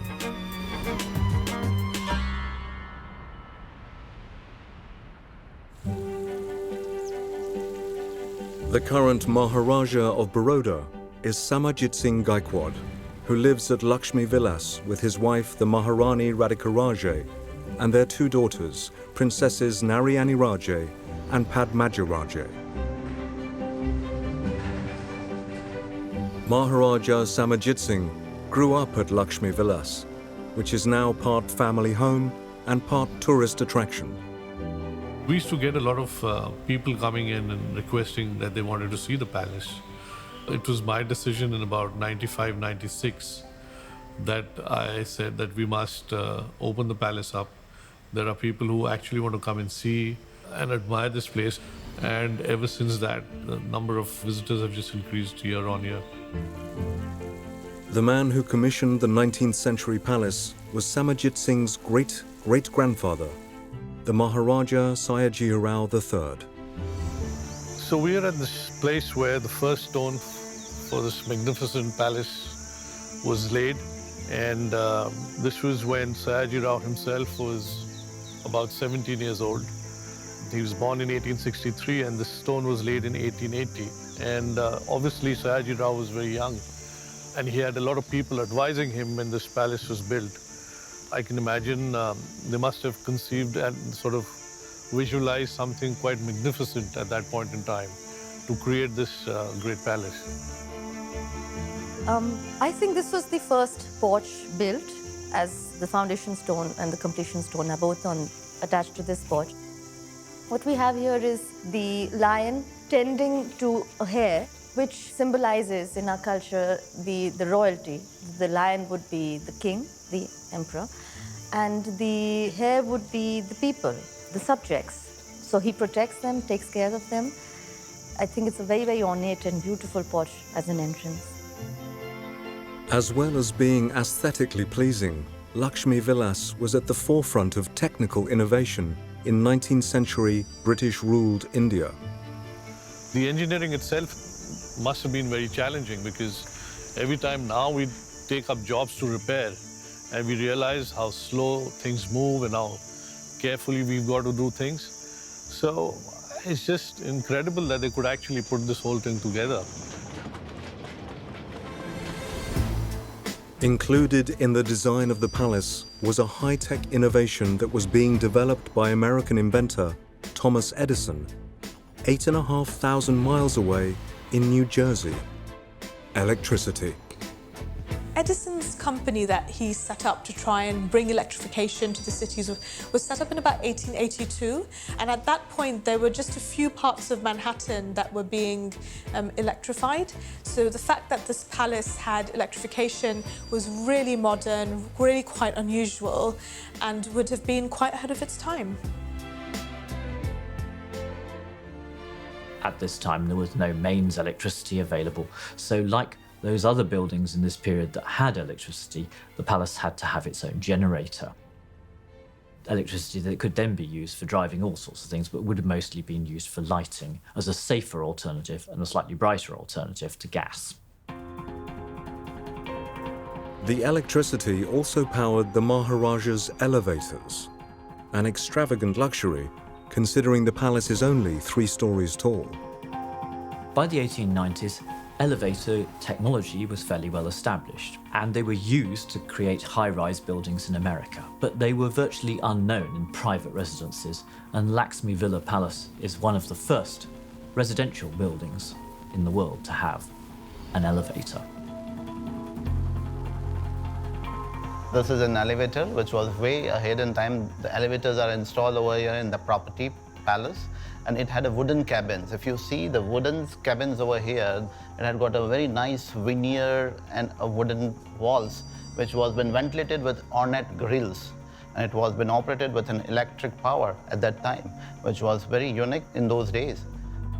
Elevators were actually something that had been in existence for thousands of years. So when you go back to the Roman civilization, for example, they were using lifting platforms which they manually just pulled ropes around pulleys to bring their gladiators from, for example, the basement of the Colosseum up into the fighting arena. The problem with these sorts of lifting platforms was that if the rope snapped, then the platform would just plummet and usually kill the occupants. I'm guessing that's not something they would have wanted in this very opulent 19th century palace. Elevator technology had moved on thanks to an invention by American industrialist Elisha Otis. Elisha Otis was a bit of a mechanical tinkerer type person who was working in a factory in New York around the mid-1800s.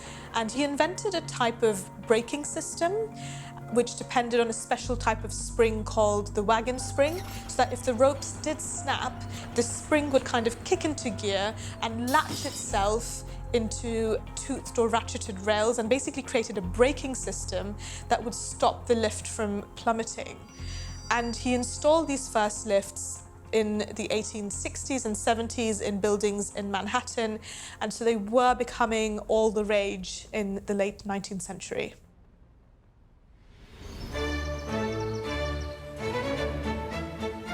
When it came to the Maharaja Sayajirao choosing an architect for Lakshmi Vilas, he had two people in mind: British architects Major Charles Mant and Robert Fellows Chisholm.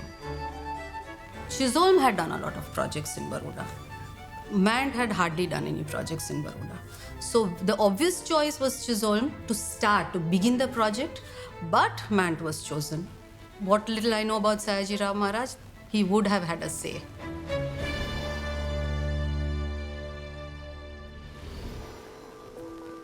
At the time, India was still under British rule, but Mant was a chief proponent in a new design style that encapsulated both Western and Eastern cultures: Indo-Saracenic. The architectural style is really a hybrid. There's arches, there's domes, there's minarets. It's incredibly ornate, it's almost fantastical. It is all types of palaces blended into one. The idea was to combine the two traditional parts of Indian architecture, the Hindu and the Muslim architecture in India, the Mughal architecture, with a European style, which at the time was considered relatively forward-thinking and modern. Nobody was quite certain in this period what the correct appearance for architecture should be, let alone the correct appearance for imperial India. And the Indo-Saracenic architecture was an attempt to create a style that was appropriate for this new environment. Construction of the gigantic 500-foot-wide palace began in 1878. No expense was spared on its construction. The best materials were sought from throughout the world and brought to the site. Everything had to be brought by ship, and thus took months to arrive, which meant that everything had to be planned even more carefully than a normal building project. And I always wonder, how did they get the logistics in place? And back then, with the kind of roads, the transport, I actually can't still figure out how they managed it. So the whole story of this palace being built, conceptualized, put together, to me is still a mystery in a sense.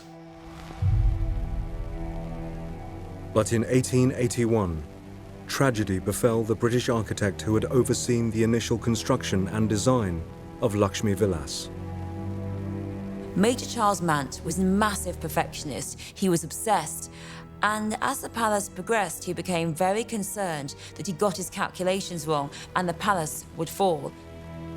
It is widely believed that Major Charles Mant became so consumed with fear that he took his own life, leaving the Maharaja's dream in tatters. After a year of construction, Lakshmi Vilas Palace remained incomplete. But in 1881, a new architect was hired to finish the grand structure. Robert Fellows Chisholm was an engineer by training.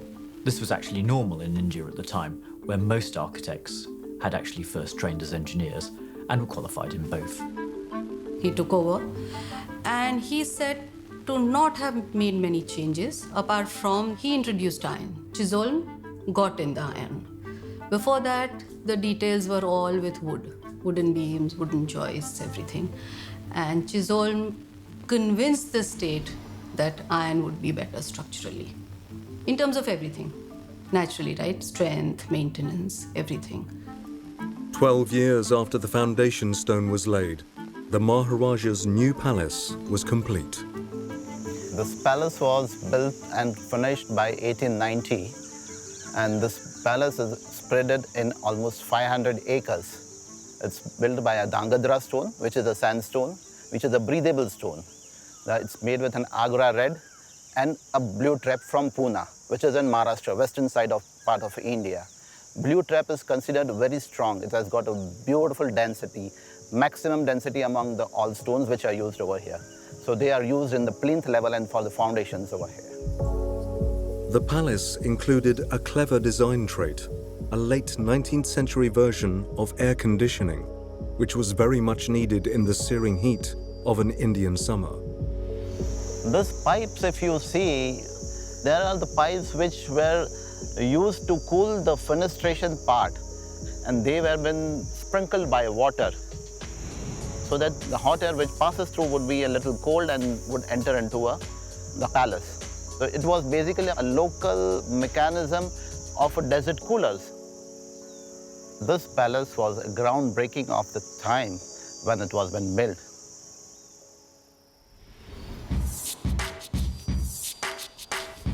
The intelligent engineering continues inside the palace.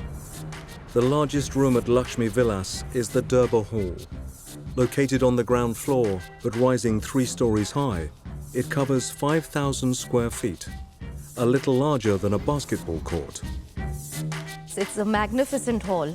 I think it's the most magnificent hall in the palace, but I think one of the most magnificent in India, if not in the world, because of how beautifully different styles and cultures are merged into this. There's Venetian, there's English, the chandeliers are English, the stained glass is Belgian, the motifs are Indian. So they're angels, as you can see, but they're wearing 9-yard saris, so they're completely Indianized angels. The ornate balconies in the Durbar Hall are made from both sandalwood and rosewood, creating a 2-tone aesthetic. There's just so many elements if you look, and each one, if you break it down to really looking at each piece, there's so much detailing in it, you know, and so much detailing it makes it Indian, which makes it unique, which makes it completely relevant to the hall that it is in. But when you look at it collectively, it's just so overwhelmingly beautiful. The original architect of the palace, Major Charles Mant, had designed the hall with a sloping roof. But his successor, Robert Fellows Chisholm, reworked the plan before the Durbar Hall was completed. For me, as an architect, see, what is interesting about it is the fact that it's a flat roof, and such a huge flat roof, and for which they had to have the roof structure. The roof structure is almost 8-9 feet. You know, you needed that depth of beam to span that larger structure. If you go above the false ceiling, there's almost 8 feet of the structure actually spanning this large big room. There are primarily girders and the secondary girders also, which take the load of a flat roof. Those girders transfer the load to adjacent walls, which is 54 feet apart, and the length of the Darbar Hall is 98 feet, which was one of the biggest Darbar Hall in the western and the central part of India at that time, during that time. Now if you see the load of the structure, the slab flat roof structure has been transferred to walls. It has been transferred from the core building arches. These arches are core building arches, which is then again transferred to a column pillars, which are ordinate pillars. and then to a foundation. The symbolism in the Durbar Hall tells the story of how the Gaikwad dynasty came to rule over the former Indian state of Baroda. So that is the family monogram, the coat of arms. You see a rider in the center of it on a horse, and the motto says, Jeen Ghar Jeen Takht, which is the saddle is my home, the saddle is my throne, indicating that the Maharaja and the royal family are always ready, prepared to protect the people. And it all begins with being on the saddle as a warrior. So the Gaikwad dynasty came to be established in about 1730s by Damaji Rao Gaikwad. And it happened that the Gaikwads were part of the generals in the Peshwa's army. The Peshwas were based in Pune. The Marathas and the Peshwas had this great ambition of conquering and advancing the territories. And they came to Gujarat. And what happened was, once the Peshwa died, all the generals then, wherever they were at that point in time, became rulers of those areas, and they created their dynasties there. And that's how the Gaikwads also in this region started their kingdom. By 1870, the Gaikwad dynasty was in trouble. The Maharaja Khandarao had died without a son, and his unpopular brother Malharao took the throne. Within 4 years, Malharao had been deposed after ruling as a tyrant and spending the family fortune. In 1875, Maharaja Khandarao's widow, Jamnabai, went looking for a potential ruler from outside the royal bloodline. She found the future Maharaja, Sayajirao III. His is an incredible story. 3 boys came here with their parents, and each of them was asked a question. And Sayajirao, when asked a question as to why was he brought to Baroda, his answer was that he was brought here to rule Baroda, to become a king and rule Baroda. And that's how the story goes. And he was the one who was selected, picked up, and adopted at the age of 13. He was put under a very testing regime in terms of he had to learn English, he had to learn Gujarati, which was the language here. He had to learn so many other things in terms of the etiquette and whatnot. And he had to learn that in a very short span of time and adapt out here. And he achieved so many things in his life. And that's the reason why the city, the state, and people look up to him as a legend. It's incredible to think that the Maharaja was picked as a young boy and groomed for success and became such a marvelous Maharaja, so far-reaching in his reforms. He was progressive, intelligent, well-traveled, very forward-thinking, much loved by the people, ruled for 63 years. And what's fascinating is that monarchy is based on blood, but this can prove that someone who doesn't have the blood is better than someone who does.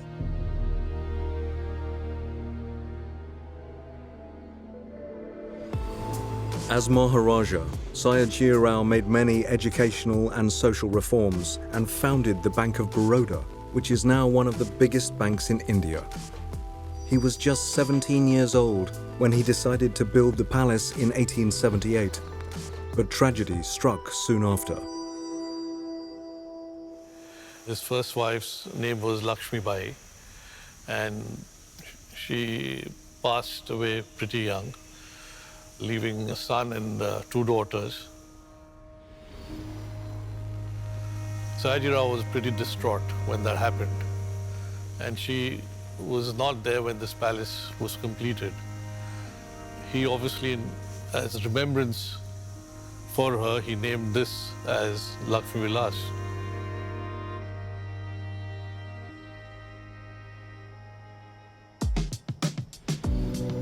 At the rear of Lakshmi Vilas Palace in Gujarat, India, is a very special room that is important to all the Gaikwad Maharajas.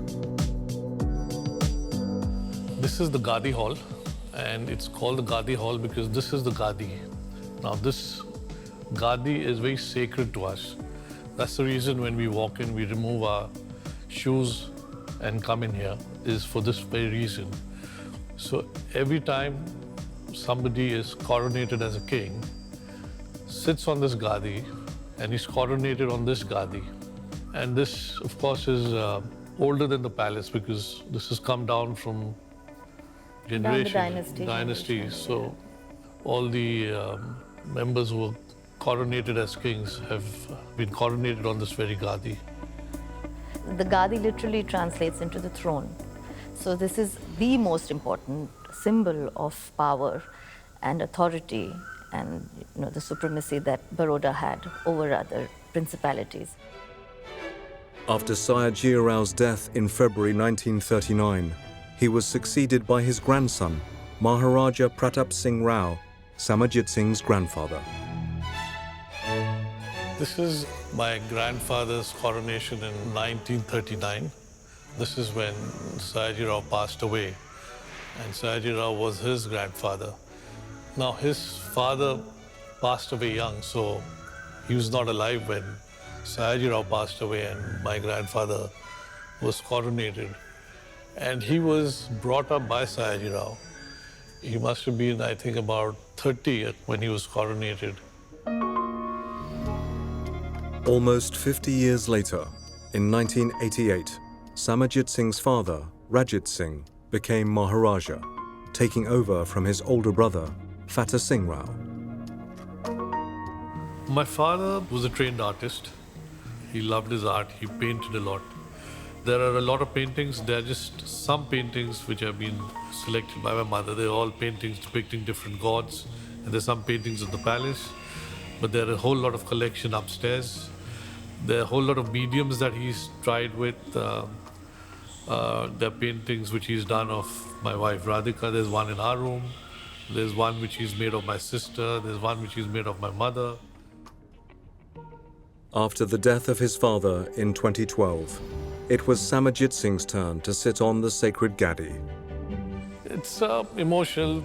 Obviously, I missed my dad who had passed away a few months earlier, and the whole attention was on me on that particular day. So it's funny because everybody then starts calling you the Maharaja. But looking back, an important milestone in my life in that sense. And for this Gadi and for the tradition of the house. So it was important that ceremony of this nature did take place.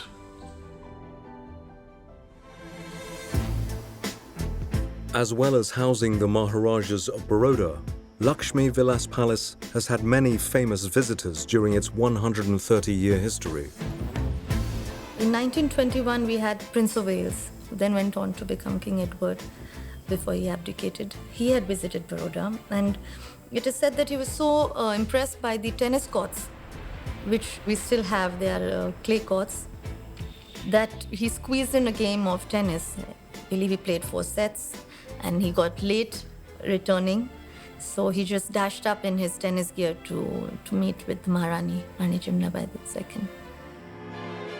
Another famous face who spent a lot of time at Lakshmi Villas in the late 19th century is Raja Ravi Varma, one of India's most revered painters. He gave humane faces and forms to mythological figures, which up till now had been really exaggerated. Gods and goddesses would be made purple and blue with very, very, larger-than-life eyes or, fangs. He just made them more humane and relatable. Varma loved Lakshmi Villas so much that he ended up visiting Maharaja Sayajirao Rao for over a decade. And he came for the first time to Baroda for the coronation of Sayajirao Maharaj. And it was the start of a lifelong friendship. And he was in Baroda on and off for 14 years. There was a studio built for him. He started making oleographs and prints. And then art really became accessible in India for the first time to the masses, because there was a lot of discrimination that happened. A lot of people were not allowed inside temples. When these pictures came out, when oleographs started being printed by Raja Ravi Varma in his own press, they were able to at least purchase a print and put them up in their home and pray to them. So he was a revolutionary artist. Another art form celebrated at Lakshmi Vilas is the art of combat.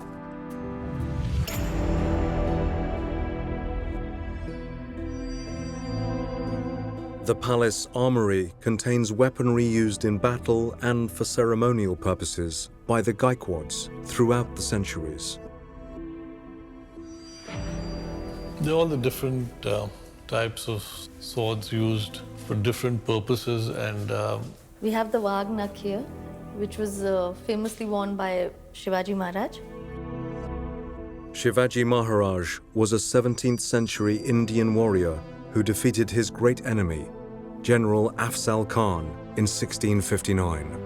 And it was a big victory against him, and he was invited to his tent, and there was an attempt to throttle him. So Afzal Khan went to sort of hug him this way and pulled out his dagger to hit him in the back. That's when Shivaji realized and just tore open, got in and tore open with these. So Wagner literally translated into a lion's nails. That's what it means in Hindi. Despite the armory, the palace itself was never built as a defensive structure. It has always been a family home. Lakshmi Vilas is split into 3 distinct parts. To the left is the Durbar Hall. The Maharaja's residence, where the family live today, is in the center, and the Zanana, the former women's apartments, are on the right-hand side of the west-facing building. Spread across the 500-foot-wide structure are 15 domes crowning the palace. One of the features of Indo-Saracenic architecture is the plethora of domes that covers the building. Some of these influenced by Hindu architecture, but mostly by Mughal architecture. But the challenge for the architects was, of course, what to construct the domes out of, and what to use them for, as the dome spaces weren't necessarily terribly functional. Some of them are empty and are just there for decoration.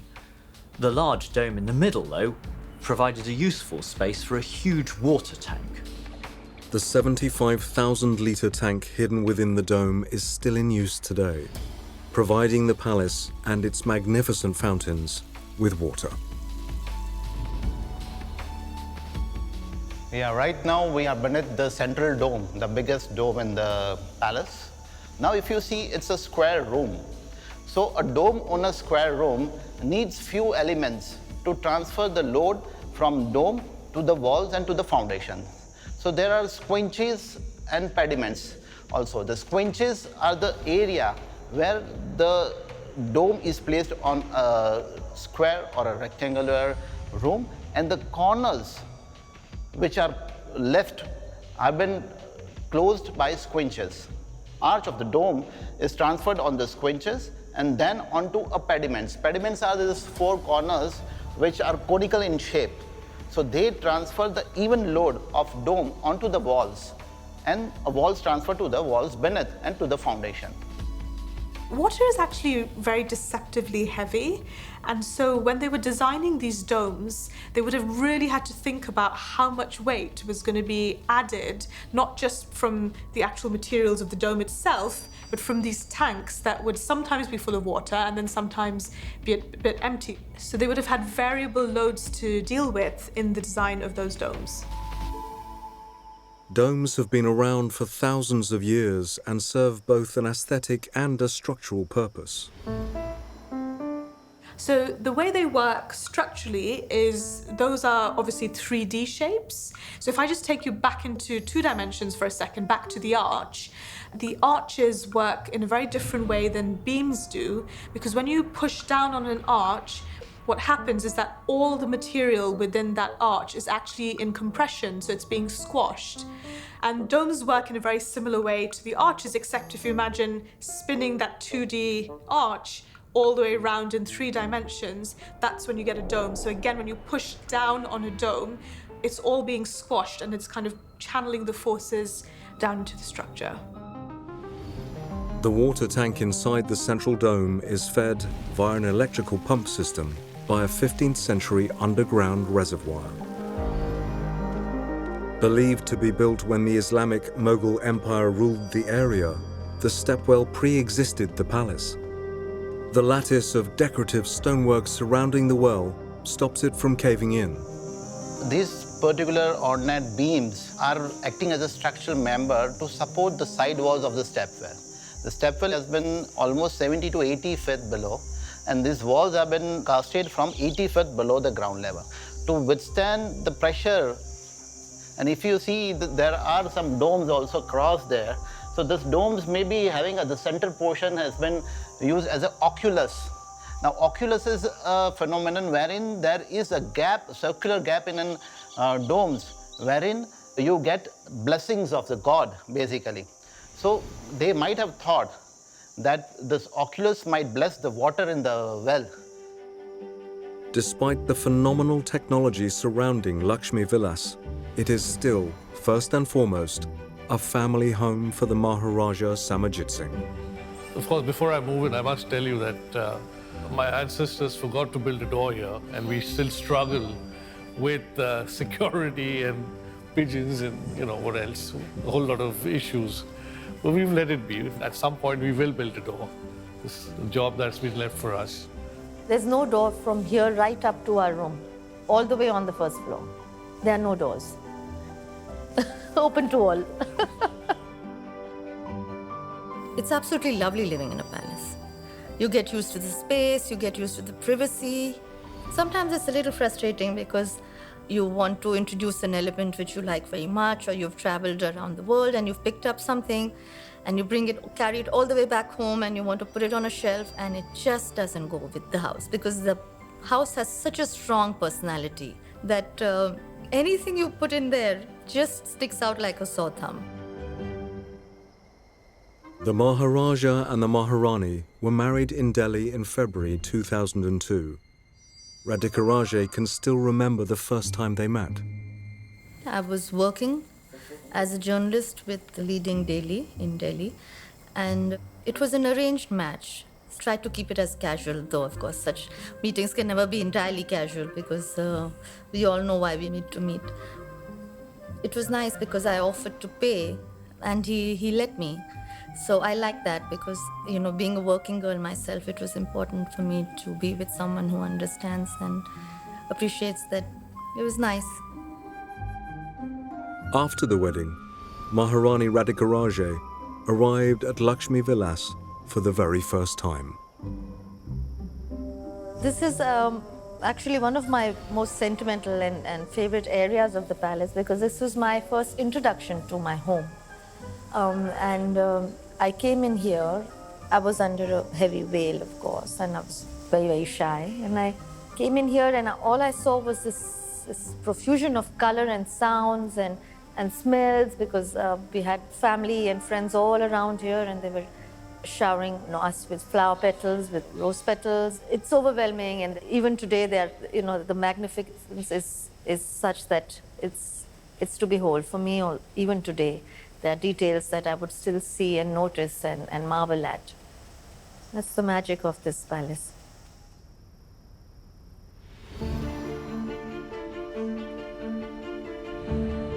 There used to be a private zoo on the grounds of Lakshmi Vilas Palace, which has since been swallowed up by part of an 18-hole golf course. Although it has long been closed, Maharaja Samajit Singh Gaikwad remembers visiting the animals as a child. There was a giraffe, there was a zebra, there were crocodiles. There was a bear that used to sometimes come out. She was a friendly bear, and I think she used to walk across to the palace at times. We as kids, of course, found it fascinating, and we used to, of course, go there every day. For us, this was just wonderland as growing up as kids. The day-to-day running of the palace has changed a lot since the 1970s, when Maharaja Samajit Singh was a child.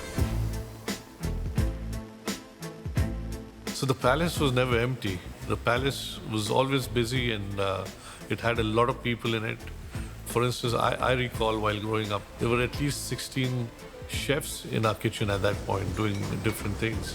And there used to be an Indian kitchen and there used to be a continental kitchen.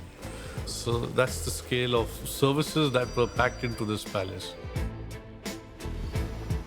For us, coming here in the evening was dinner entertainment, because there is to be one person who's to dance out here for us in the evening. There used to be others who used to tell us stories. There would be a third one who would play pranks with the rest of us. I recall there used to be at least 7, 8 table boys coming in lovely white uniforms and serving us, but each one of them a character.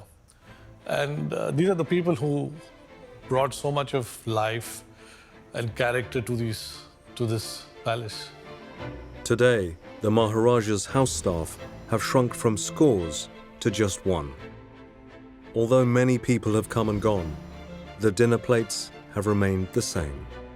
We've been eating in these thalis ever since I've been growing up, and these are pretty heavy.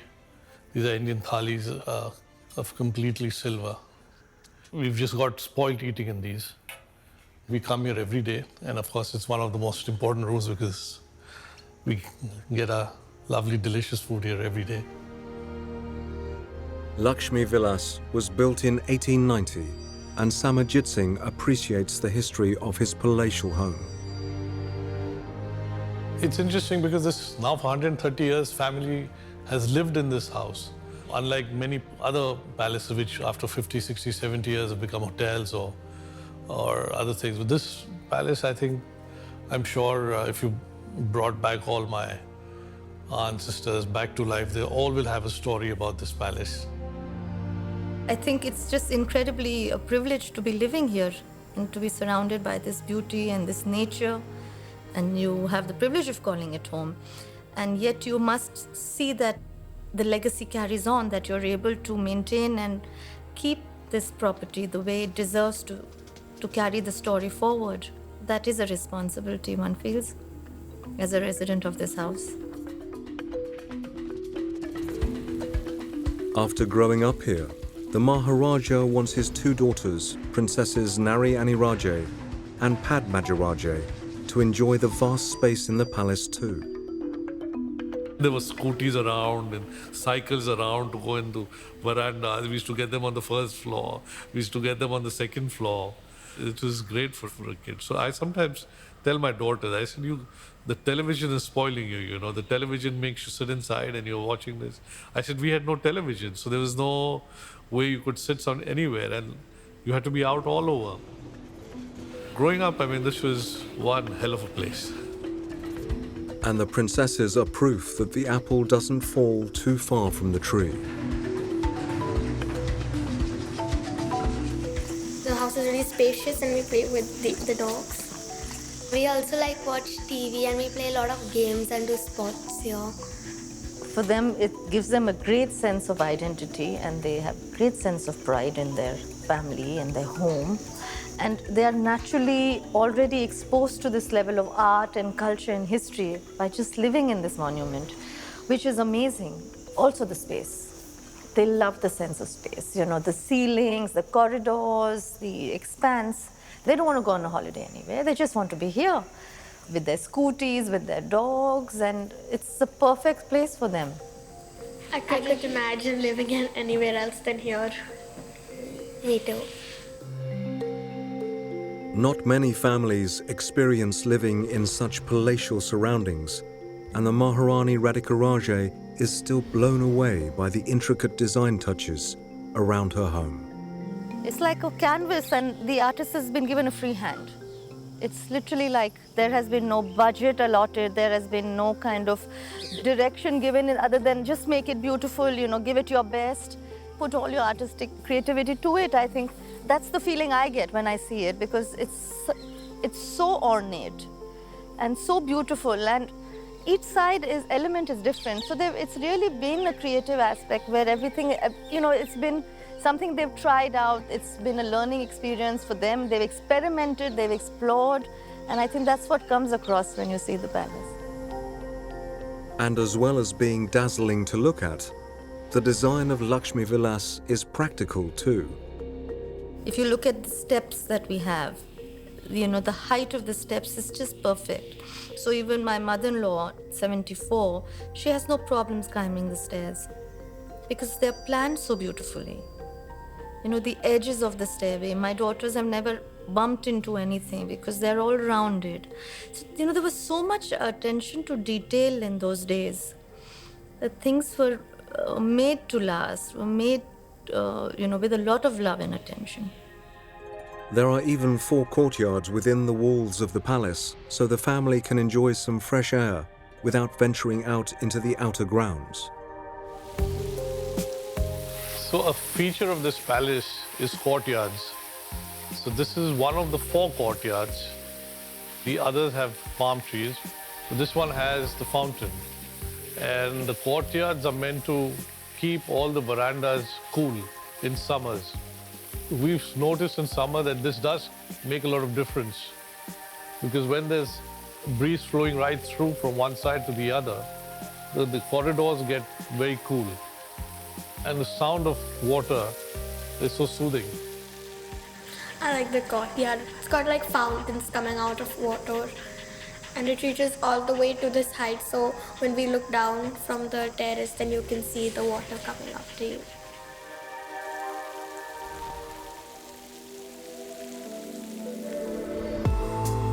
Lakshmi Vilas Palace and the Gaikwad family remain extremely important to the people of Vadodara. The palace and the dynasty are a symbol of a proud past and a bright future. There was a time when the palace was known by the family. Now the family is known by the palace. You know, times have changed. You know, all over the world there are palaces. You have palaces even in Russia, but you don't have the Tsar anymore, you know. Or in China, but you don't have the emperor anymore. So, you know, when you do have a family and a palace and the two are still entwined, I think it's important to keep them together. An impossible mix of high-tech engineering and stunning culturally fused architecture, Lakshmi Vilas still stands as proudly today as it did in 1890. Here we are, after several knocks and earthquakes. And about 130 years later. I think the structure has seen a lot of other buildings topple under its own weight. So that says a lot about the engineering and quality of the time. It's taken me 17 years and I'm still discovering more aspects and more beauty. And my daughters now have a better eyesight than me and they're all, look at that, Mama, look at that curvature and look at that peacock there. And there is so much to be still discovered because it's so beautifully intertwined.